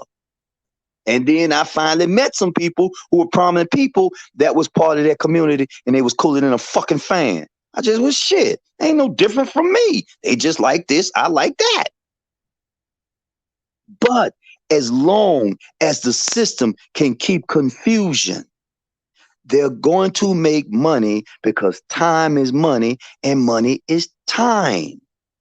We're the ones now have to deal with this, because remember, we're asking for reparation, which is money. Correct? Am I correct? Correct. But at the same time, let's go even deeper than that. Hold on. I want to answer. I want to answer because it's important. I've answered this before because it speaks to some issues with the Black manosphere, and I want to answer it respectfully. So if I don't want to offend, if I offend, I apologize. What I've said about our voice, right? And Kwaki said this earlier about how they care about more about dogs and cats, right? The question was, why is it we are not accounted for in these similar bills? And what I've said is that if you look at what Nameless talks about, the Conby River Project, I read it when he talked about it. What you see in the Green New Deal and what you see in the Asian hate crime, you see their power and money exhibited in their legislature, i.e., they are giving themselves these rights. No one gave the LGBT community them rights. They advocated for themselves and they wrote the legislature. They were in the Obama White House. Yep. They gave them their rights. When women right now are being empowered, women are doing it. But we are missing somebody said earlier, Kwaki said, stop fucking waiting. And I said perfect timing because I've been screaming this since I fucking started this podcast. It's about no longer waiting no more and being men. No one is giving any of these groups any fucking thing. That's not how it works in America. They are advocating for themselves and they are giving themselves these things, and we are not unable to do the same thing. And I'm gonna point to Ice Cube. Ice Cube understood that, and he understood that we are not represented. He said it before you ever saw his plan. He said, "You know what? We not represented nowhere." The same thing Aunt T is saying. You got me paying this money. You got me doing all this shit, but I'm not represented anywhere. So fuck waiting on you to represent. I'm going to create my own legislation because that's what he's finally getting in the game. He's understanding what it means to be an American, what it means to be a citizen. I got money. I'm going to hire. That's what people do with money. Get think tanks. I'm going to hire lawyers. I'm going to hire influencers. If you have enough money, you get to buy a fucking politician. Well, you have to go with the Rex. You have to go with the Rex 84 plan. I'm like, you know what I'm saying? People are like, oh, well, y'all aren't voting. I'm like, sometimes Vote don't work. Okay, there are three things that are essential when you're doing any type of business deal. I don't care if that's on the political level, regular basic business, or even in relationships. You're going to need leverage, you're going to need trust, and you're going to have the ability to negotiate. Okay, and being able to trust the person you're doing business with does not mean you're going to have to like them. You're just going to have to trust that they will always take care of their own self-interest, so you know where it is that they're coming from. That's it. So sometimes being able to negotiate is understanding what's non-negotiable. So we got to understand that if as long as we're going to benefit every other community that doesn't want to benefit us, like at some point we got to say there's got to be bills specifically for us, or that's it. There is no deal. Burn that shit, piss on it, throw it in the trash. And I say, we don't want it. Don't wait. You've been thinking about it too fucking long. And that's been the issue a whole lot with a lot of the brothers. You know, you why wait? You also got to we gotta push our own. Correct. But at the same time, just like Perfect Timing just said, we don't like. Damn the look, man. These people don't. These people. The way that this country is built and what it was founded on, nobody really waiting on laws to be changed. They took that shit. Changed those shits or broke the motherfucker. There's something that needs to be taken into account. Alcohol was illegal. Them people came the fuck over here on boats, illegal themselves, and so ran that shit anyway. They didn't give a fuck. Didn't give a fuck, That's dude. what I'm saying. This is America. This is what I've heard from plenty of people with paler skin than me. They said straight up, man, this is America, motherfucker. You ask for forgiveness. You don't ask for permission. Listen, wait. Hold on. Is weed really legal? Dude, I'm gonna just leave that right there. Wait, we don't gotta talk about it. We ain't gotta talk about it because it's gonna make you mad as a black man because black men cannot sell weed. We can leave that there. We can go to something else. Let's go back to no. Because wait, you got five people. I'm with on that. Is weed really fucking legal? Is it legal? It's not. You can't put the money in the bank. But the white boy, I'm gonna be quiet. Y'all go ahead. No, you have to say it now. They've been growing it by the damn shipping container. You know what I'm saying? They've been having containers underground growing that shit for half a century. Let's talk about Arizona. Thank you. Let's talk about how these ballers really are. Alcohol. My favorite drink is the Crown. Before we get too far, I wanted to address something that Aunt T had said. It has to do with all these laws, right? What is their vested interest? Money. Why would it benefit them? Money. You see, we have this tendency of going along, they looking out for us. They care about us. But time and time again, it's been proven that they don't. And that's cool. And that's cool. So they come out with the bag and we're left with the bag. But that fat bag is full of shit. Yeah. And we're left holding that smelly bag. Yes, we are. It's always that game. And time again. Yes. So they use the women against us. How many times? They've used women against my lifetime. This is about the third time. Twice in the last century. Right. When they got the right to vote, when was that? Wait, because during Marcus Garvey, the sisterhood don't understand. They had the right to vote and drive cars. It was the white sector that couldn't vote. And that's where the Virginia slings, burn your bras, all that shit came up. Exactly. And then when they supposedly got the right to vote, when white women got the right to vote, it was to suppress the black vote that they gave white women the right to vote. Yeah. To suppress the black vote. And then when you gave black men and black women all these rights, they also happened to give them to white women. Yep. Which was also to dilute and suppress black power. So whenever the black community makes any progress, something is always done at the same time to dilute or to take power away from that progress that could be done. Facts. I can't follow that one. I can't. Like white women being made minorities so that they white husbands benefit from affirmative action. Well, see, and if a black man and a black woman are both considered minorities, and your company has to have a certain percentage of minorities hired by that company True. Then what are you going to do? Are you going to hire one white woman or one black man? Now what they're gonna do is they're gonna hire it. It's a Now deeper. here's It's even deep better. now. Shit. Now, I mean, they're let's gonna say you don't want get all women types or of black tax men. credits and breaks for hiring Instead of hiring four, they're hiring a double minority. yeah, you So can hire it's gonna a be double more. minority and reduce how many minorities you have to have in there.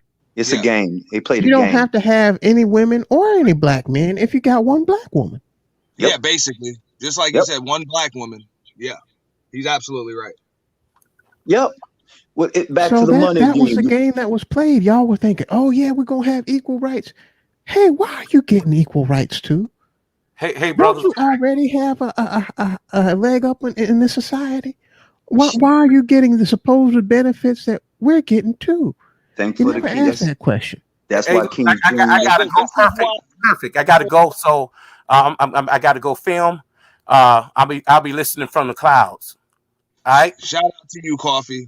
All right, man. Coffee, always good to Shout out, talk to you, bro. Thank you, Coffee, for coming through, brother. Much success in your new. And I will help you out on that project. I just Nah, need to work so out. can I have your autograph now? Man, Coffee a star, man, for real, man. So listen, I know how we could get back on, because the gender war, it's old. Lifestyles, that shit is old, because again, time is money, money is time. It don't matter what you do in life, you just got to find a way. And it's collectively, you can find a way collectively. It's hard when you by yourself, but collectively, 4 heads are better than one. And this is what this system don't like, because I read their intel programs, and one of them is Rex 84. They are very afraid of us. And it's like, well, we're not going to lynch you. We're not finna do what y'all did to us. We just want to build, make money, be happy, leave me the fuck alone. But that is too much like right for this country, for these Democrats who've been ruling for my whole 64 years You had of it life. right the first time, demon rats. Here's something that was interesting. I caught the Freudian slip. You was right. Yesterday, Toya had a stream, and she was showing this show from the late 90s. Called, what was it? Rwanda, you were there, weren't you, T? Perfect. What was the name of it? I think it was Rolanda or something like that. It was a talk show. Yeah, it was. I remember that. And Toya did that stream. Oh, I remember Rolanda. And those topics that they were talking about then, weren't they eerily familiar to the topics that they're talking in the manosphere today? Yeah. There wasn't no internet back then. There was no social media back then. Shazara Ali and Azana Van Sant, they went at Shazara Ali for defending us back then. But you know what was the most eerie part about it? Was that Rolanda show, all you had to do was change the genders that were being spoken about. And it's the exact same topic points and talking points. There are no good black men back then, and now there are no good black women. Dude, it was the same thing. And it worked then, and it's working now. That's why it pissed me off when somebody came at me, and I'm like, bro, you can fish through all of my damn content and even the panels of others that I've been on. I don't even speak in gender-specific terms, because I believe both women and men, for the most part, got the same damn issues. And it's true. Yeah, like for real, I understand it's tough as hell out there for women. I can't tell you how tough it is because I'm not one, but I can imagine when you're trying to take on the role of men, how tough that shit can be out there, because it's not natural. You're trying to do something that's not natural, so I can understand how tough it can be on you, because I can understand how tough it is on fucking men that have been raised in an effeminate way, and now all of a sudden they're expected to be these masculine fucking men that provide and all of that shit. It's hard as hell. I see it every damn day. Yep.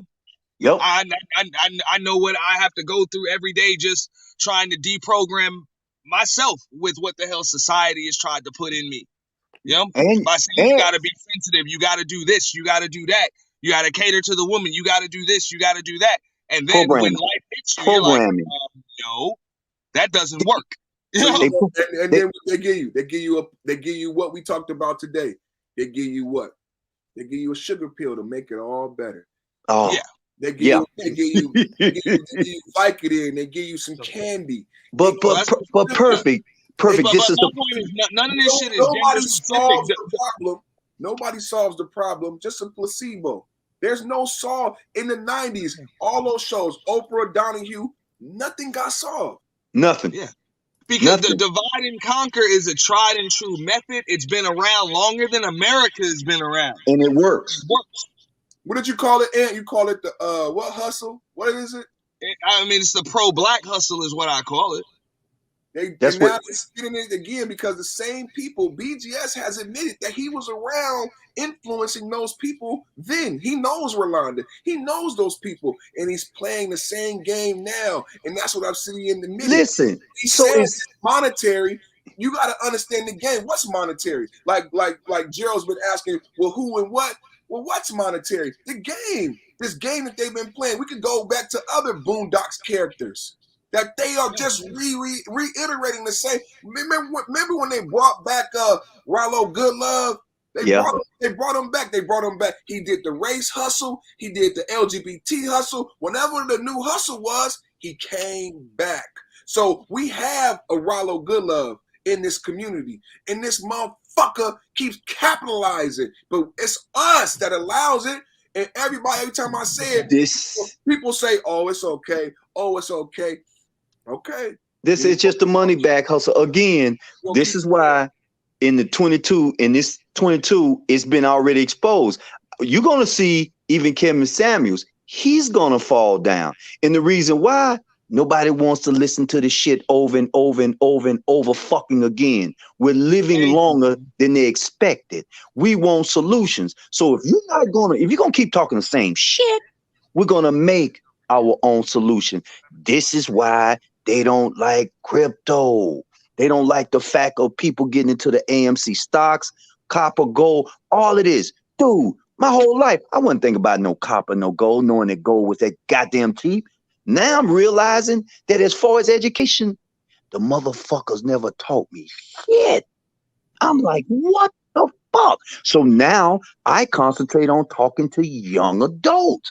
I don't give a shit about your color now, because the fact is you are in this game of slavery. That's what SIN, which is in Canada, and y'all all in the United States has a SSN number. It stands for Slave Surveillance Number. Yeah. Hey, but also keep in mind.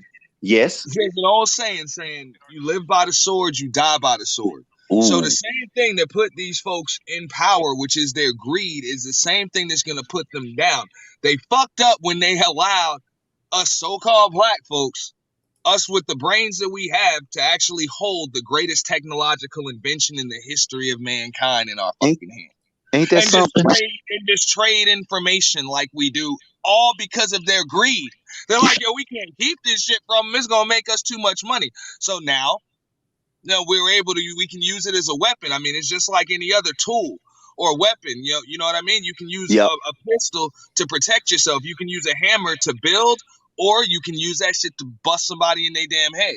You know what I'm saying? It's up to us how we use it, or you can use it to hurt yourself. It's really up to us how we use it. You got it. You got it. And how can you be talking about that special medicine? Say what? Yes. For people out there who don't know it, if you got a really bad headache, you can cure it with a topical solution. Here we go. You see, you take that hammer and you apply it to your big toe. And all of a sudden, your headache will be gone. Just like that, instantly. Now, your toe gonna hurt like a motherfucker now, but you ain't gonna have a headache no more. Placebo. Are we going back to the placebo again? Placebo. Gotcha. That was Fred Sanford. That was called Transference of Pain. If y'all remember that episode. Yeah, and that's what I was gonna say earlier too. Like that's the funny thing when you say, like, okay, money is time, but both, if money is time, time is another form of energy. And energy is not all of it is money. Your energy is money, and your time is money. Yeah. Yeah, And but it's all I had to energy. put it in. Energy Yeah, is I had to put it created in or that destroyed. way. It's only transferred. Yeah, See, I had to put it in that way because there's some brothers who don't want to understand it in one way. But when it comes to money, they're real smart about their money. They might not be smart about their time, wasting their time or wasting their effort. But there's one thing they don't waste is their money. yep. So when And you put it in there in those terms, it kind of makes them think about it in a different way. but when you're the master of the chessboard, back to what he said. See, money to us at lower tier, money is time, time is money. But for the people who got their hand in on your check and get your money before you cash it, see, time is energy to them, and energy is control and slavery. Yep. That's what we are the real currency of this land, which is energy. Now, wait. Now, check this out. Now, I just to embark on what he said, and I said this shit to you guys last night when I called y'all. That's why I had to call you guys, and the dude played it. They're pushing dead bodies in the sewer. They're liquefying the bodies and spraying the goddamn liquid back on the crops. I wonder, is anybody, and I said it to somebody, and I said, damn, ain't nobody listening to me. One of my boys said, I heard you. That's some fucked up shit. Do you remember a couple of months back, I showed you, or I showed on the chat, they've been selling Soylent Green for years. Yes. Yes, there you is did. a company out there called Soylent. Yep. They're selling meal replacement plans. We ain't supposed to be what waking you're up like talking this. about G is Soylent. It's a new form of Soylent. Yes. We're So eating people. If those but I'm thinking that it's not even new. I'm thinking we just new to it. We're eating people. Oh my God, bro. Oh shit. Shit. It's the Great Awakening. This is why we talking like this. Is why people are beginning to talk, coming to the table. It's more men than women, but women are beginning to come to the same table. Because on Mr. Palmer, these women are now beginning to tell the nightmare stories that they have been through. And now they got to straighten their lives the up. worst part. That is the source of pestilence and of disease. Do y'all happen to remember Mad Cow? Hoof and mouth disease and all these other things? I remember that. Those things came about because they were putting in the leftover cow parts into the food. Yep. And that was causing certain types of diseases in cows. Yep. If that happens with humans, imagine what kind of disease and pestilence will come from that. It's not gonna be good. It's not gonna be good. It goes in the cat food. They said they feed cats to cat, dead cows to cows, and there's no telling what they're doing to us. But again, y'all, we're waking up. This is what, see, we talking about it. Well, wrap your mind around what I'm saying is that this is really happening, and they're feeding us humans. They already said this about a certain hamburger franchise, which I'm not gonna say it because I don't want to get perfect shit in trouble, but they said a lot of the places in the States are closing down because they were selling human meat. Wow, y'all are really thinking now, or else my phone just went dead. Which one is it? I was trying to look for that video. I want to look. They contemplating on that right now. My man, he quiet over there too. He's like, wait, what? Like, I'm trying to find that video. No, I said, holy shit. I don't know if y'all heard me. Well, because think about it. Think about you driving around. How many cows have you seen? And then the next question is that enough cows and cattle to feed people every freaking day? I didn't say I've been saying that. I'm like, how the hell do you have over 5 billion burgers sold, but yet the only farms you got are lettuce farms? Come on, man. Like, straight up. Arsenio Hall, things that make you say, Yeah. We're waking up. No, I mean, I stopped feeding my kid that like years ago. I was like, it didn't make sense. It still doesn't make sense. It just, something just ain't right. And again, we're waking up. Now, wait till, and there's another dude. Something put together in a laboratory, though. Same thing with the chicken. Well, they said it's clone meat. Now this goes back to Billy Link is in the Carson. back chat. Say what? The Same link is thing- in the back chat. Same thing with chicken. I remember Young Dolph, rest in peace. He said, "I'm not eating no more chicken wings." He said, "Bruh," he said, right now, every black person you know is ordering a 20-piece at the strip club everywhere. He said, "Bruh, where are them chickens at?" He said that? Yeah, Young Dolph said this. He said, right now, if you go to a strip club or you go anywhere in the South, everybody is ordering a 20-piece. All the black people right now is ordering a 20-piece. He said, where are all those chickens coming from? He said, I ain't never seen no chickens pull up to KFC or to the strip club. Where are the chickens coming from all the chicken wings that the black people be eating? Now, do you know, now, I've heard this, and I forgot where I heard it, but I heard it. Do you know where the origins of this bird actually comes from? Y'all gonna say no. Do you know the origins of this bird? They found this bird during one of those wars. It was either the German war over there, or it was either the Vietnam War, but I think it was more so the German war. The soldiers was hungry. They saw this bird. It was the chicken, and they fried it, and whatever they did, they ate it. Now, I don't know how true that is, but I'm still thinking that I got to go with what Billy Carson says, and I think Billy Carson is probably one guy that's going to be able to fly above all of this, simply because of his studies, the free range that he has to move and travel, and to go read all of these high-tech scripts. He even talks about water. Yo, we shouldn't be drinking water out of plastic. The one way to get us and take us out is, guess what? It's not the food, it's the water. He said the other day that his sister's in Germany. The German scientists know how to find COVID. All they got to do is go into the sewers of the different neighborhoods, and they can find out through the feces who's sick and who's not. Yep. So if they want to attack us, all of this shit is in the damn water. Now, I think I called y'all the next day, but there's things that I learned I can't talk about, because who gonna fucking talk back to me about this shit? Because everybody else. What? There's supposed to be treaties against fucking bioweapons and all types of shit, but Look that's who a bioweapon. Look who we talking about. The country has done so much dirt. They even did germ warfare with the natives with the damn measles and the damn blankets. Facts. Not to mention, if AIDS and this C-19 got a patent number, what the fuck does that tell you? Wait, it's got a patent number, which means it's a creation. But of course, I need Jesus, and nigga, you stupid. Those are the only two responses I get. Like, first, why I gotta be a nigga, and then first, why do I need Jesus? When they have patent numbers.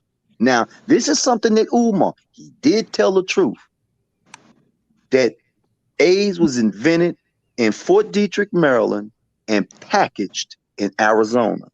I think that's why they went after him and said, if you don't shut up and get on our team. That's why I think he's boule, and he sold his soul, because he told too much damn truth. And it came out. And he backed down. And then stopped telling the truth. And start feeding us this pro-black, Bitcoin ain't good, this and that, that and that. But it's like they played a game, they're playing a game on us. But the fact is that we're part of the awakening.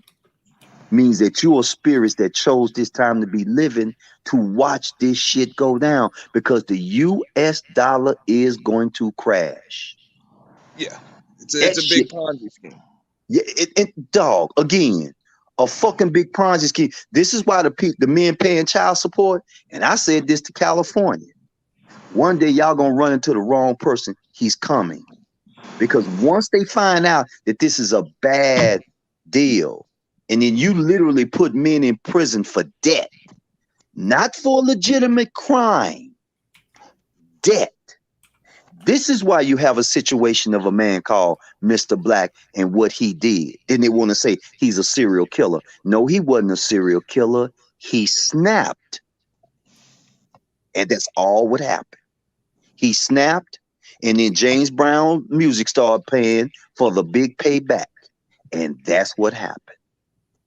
Sad, But you don't take your ass to the woods and fuck with a fucking bear. Because a bear will beat your ass. But that's what some of these women whose heads have been filled to know that they can call a cop on you and make up so many lies. So many men have went to prison behind a lie of false rape allegations. Many men. Time is money, money is time, and the prison system has profited off of lies. I could be wrong, but this is what my ass have seen in my 64 years of life. Richard Pryor made a joke about I'm reaching into my pocket for my wallet. I lived to know men who got shot by the Shreveport police for doing exactly that, y'all. And y'all wasn't even born yet. And I saw this at 6 in the 60s. Time is money. Money is time.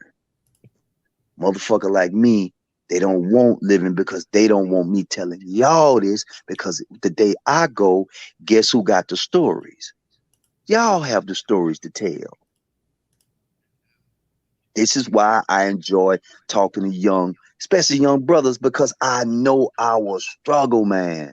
From the islands, from Africa, from even Ethiopia. On this side of the planet, yo, bro, that's big issues here. And I know some African brothers here, they go through some shit too with their very own mothers who come over to the Western culture and have benefited off marrying another man. Yep. And I'm in Canada. So yeah, there's no difference. Canada and the United States still the same. The only thing blocking it is a damn border and some cops. Same land, same bullshit laws, same struggles. Except the pale-faced man, he goes through struggles up here, but he said, fuck it, I'm not hanging with it. I'm just going to take myself out. And it is very sad because I've known some men who are no longer here and they're gone. And I've talked to them before.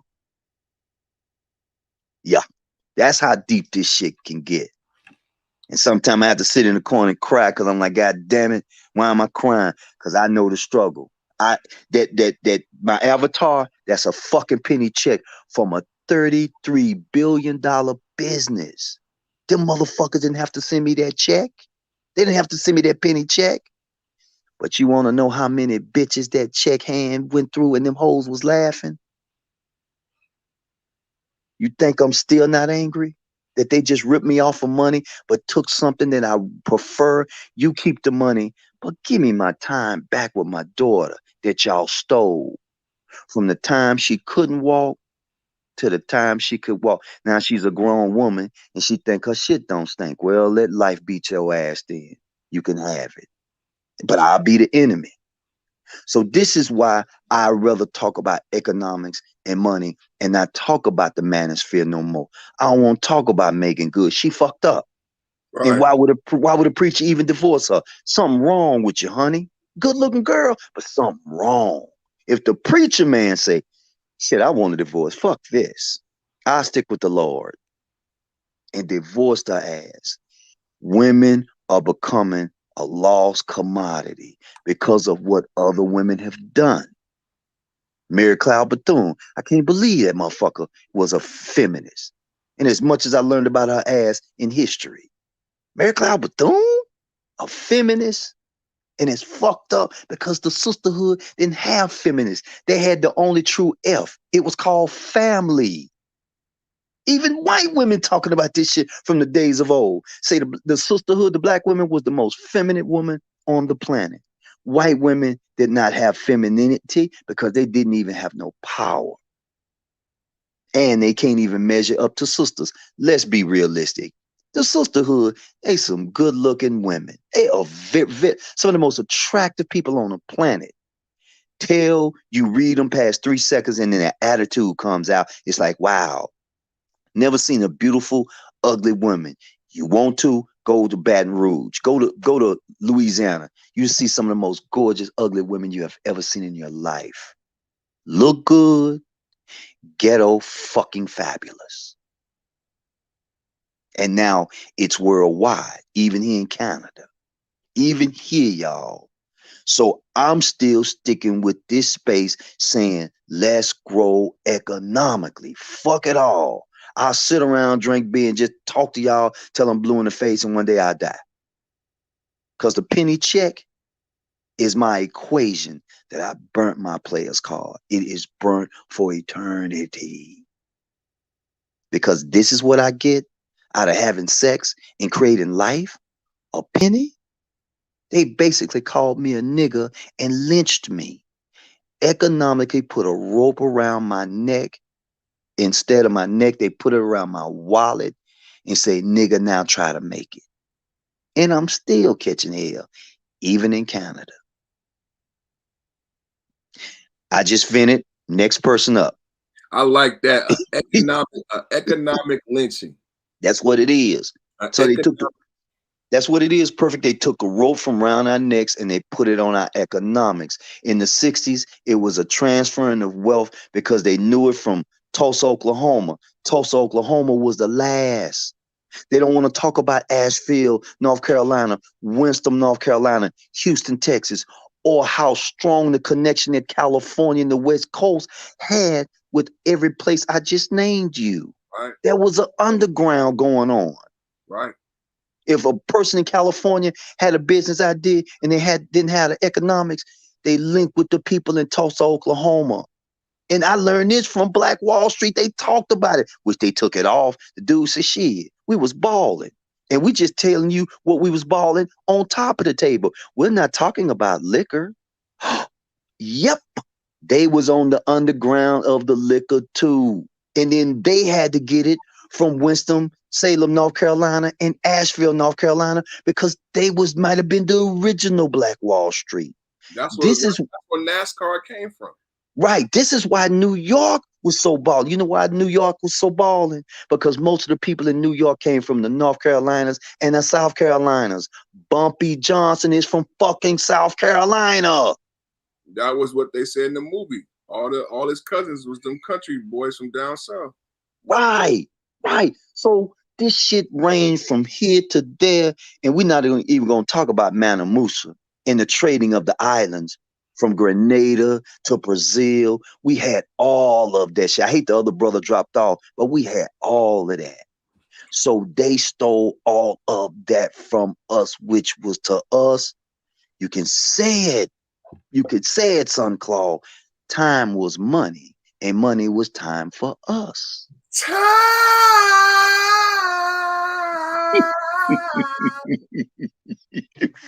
Hey y'all, it been 4 hours, man. I need to shut it down, man. I hear the kids' bath water running. About to go. They probably hearing about what the fuck Daddy talking about. He talking about time and money, money, time, mama. What he talking about? Man, what that man talking? But we're gonna go ahead and close it out. Son Claw, G, what y'all got on the close, man? Well, listen. I said what I said. I'm gonna copy this link, and if it knocks me out, we will talk later. Thank you for posting that link, Son Claw. I'm gonna copy this shit right now, man. If he's still there, Son Claw. Yeah, I'm still here. Okay, cool. Look, AG, there's another one. There's a study that was done on salmon. Uh-huh. And they found out that some of those northern forests in Alaska and in Canada, from those Chinook salmon, right? They feed the forest. Yeah, brother. The nutrients from the bodies of those salmon feed the forest. Listen, the bear's so cold-blooded up here. That salmon run that comes up here, they catch the salmon, take out the caviar, and leave the rest of the damn fish, which fertilizes the damn forest and the trees. Yeah, they're just being efficient. They're going to want the most nutritious part of it. Yep. And they don't have to eat the rest of it. It's a waste of time to eat the rest of it. And nature's so cold-blooded that the sharks, now they call them Arctic sharks. Do you know that the sharks follow them up on the California Ocean and go all the way up in the north and it's cold? Them motherfuckers have mutated their body just to come up here and eat. But that's some here's cold the thing. shit. People think that sharks can't swim up a river, that they can only live in salt water. Man, they can live in Research fresh water. New Jersey. There's some shark attacks that have happened up freshwater rivers in New Jersey. Really? Yes. They can't do it for long, but for a certain period of time, sharks can survive in fresh water. Man, when sharks and alligators start cohabitating down there in Florida, you know something strange going on in the world. Now, down there in Florida, you know some freaky stuff happened in Florida. We might have a sharkagator come out of there. Shark dog. Shark dog. But hey, always perfect, man. Hey, look, it's good to talk to you on the show, and it's damn sure good to talk to you brothers in private, man. So, you know, I see why you left. I see why you went on your own. I kind of understand it now because of the brother and Nino, and I'm like, wow, I didn't know it was getting that bad. I didn't. I'm glad I just left just to leave. I had other shit to do, work. So I get it, man. I get it. But we do need to really concentrate on surviving this, what's about to happen. Because again, that US currency is gonna fall. And I told you brothers already last night, you know, y'all don't have to worry. I told you, something's gonna happen. I just hope that this life gives us more time, you know, so we can see these dreams come to life. You know, that's what I wish, you know. And G, I think this concept of money and relationships, this fusion of it, it needs to be expanded upon. Right. Because when you're investing your time into a relationship, you're investing currency. Not dollars, but your time, your effort, and your energy, your spirit energy is being invested into these relationships. That's what Ant said. He said the same thing. And we don't throw good money after bad, do we? No. We don't like wasting our money. Nope. We don't like our money being misappropriated. Nope. We want to make good investments. And that's what we want to do.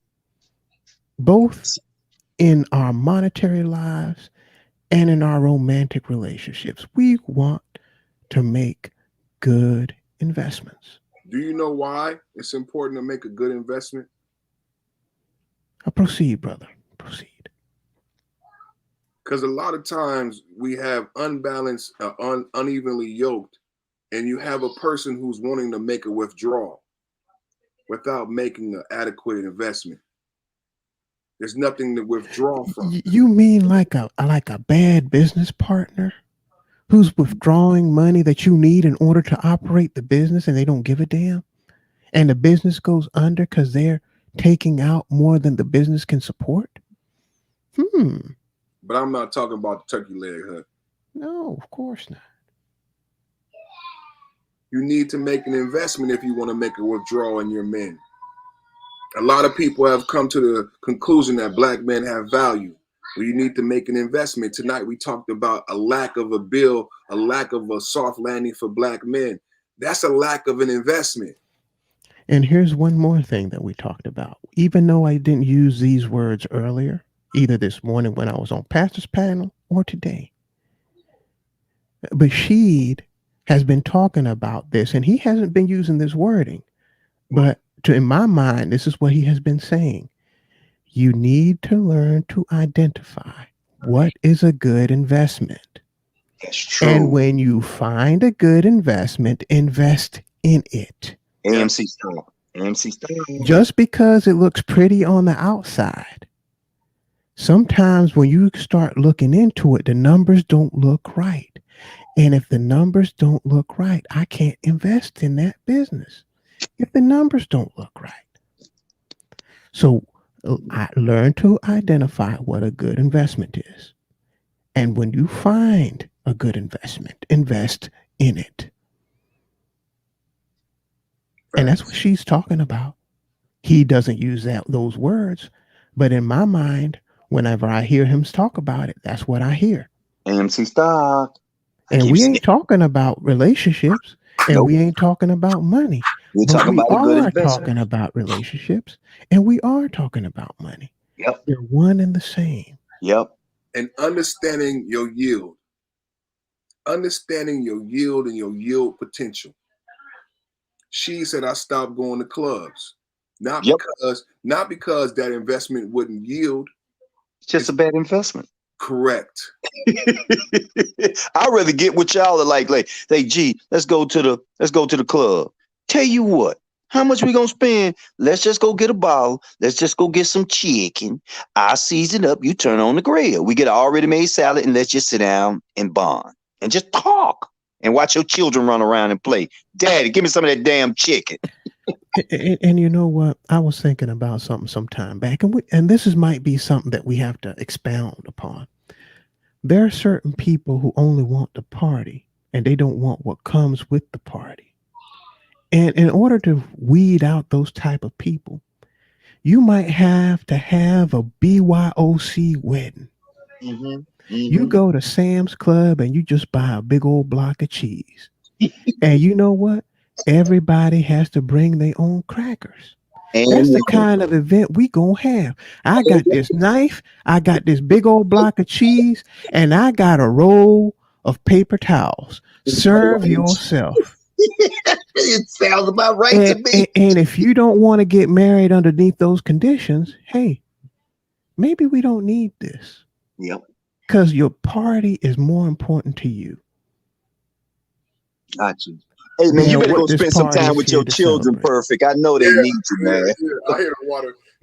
I was gonna say needs versus wants. Mm-hmm. Needs versus wants. You want this party, but you don't need this relationship. You don't need this marriage. Until tomorrow, brothers. Y'all gonna do your thing. We will wrap. If I find out any good stock information, just look at your phone. I'll be sending it your way. Will do. All right, lady, y'all. Salute, brothers. We over here talking about investments and money. Just like Gerald likes. Later, man. Hey, Leanne.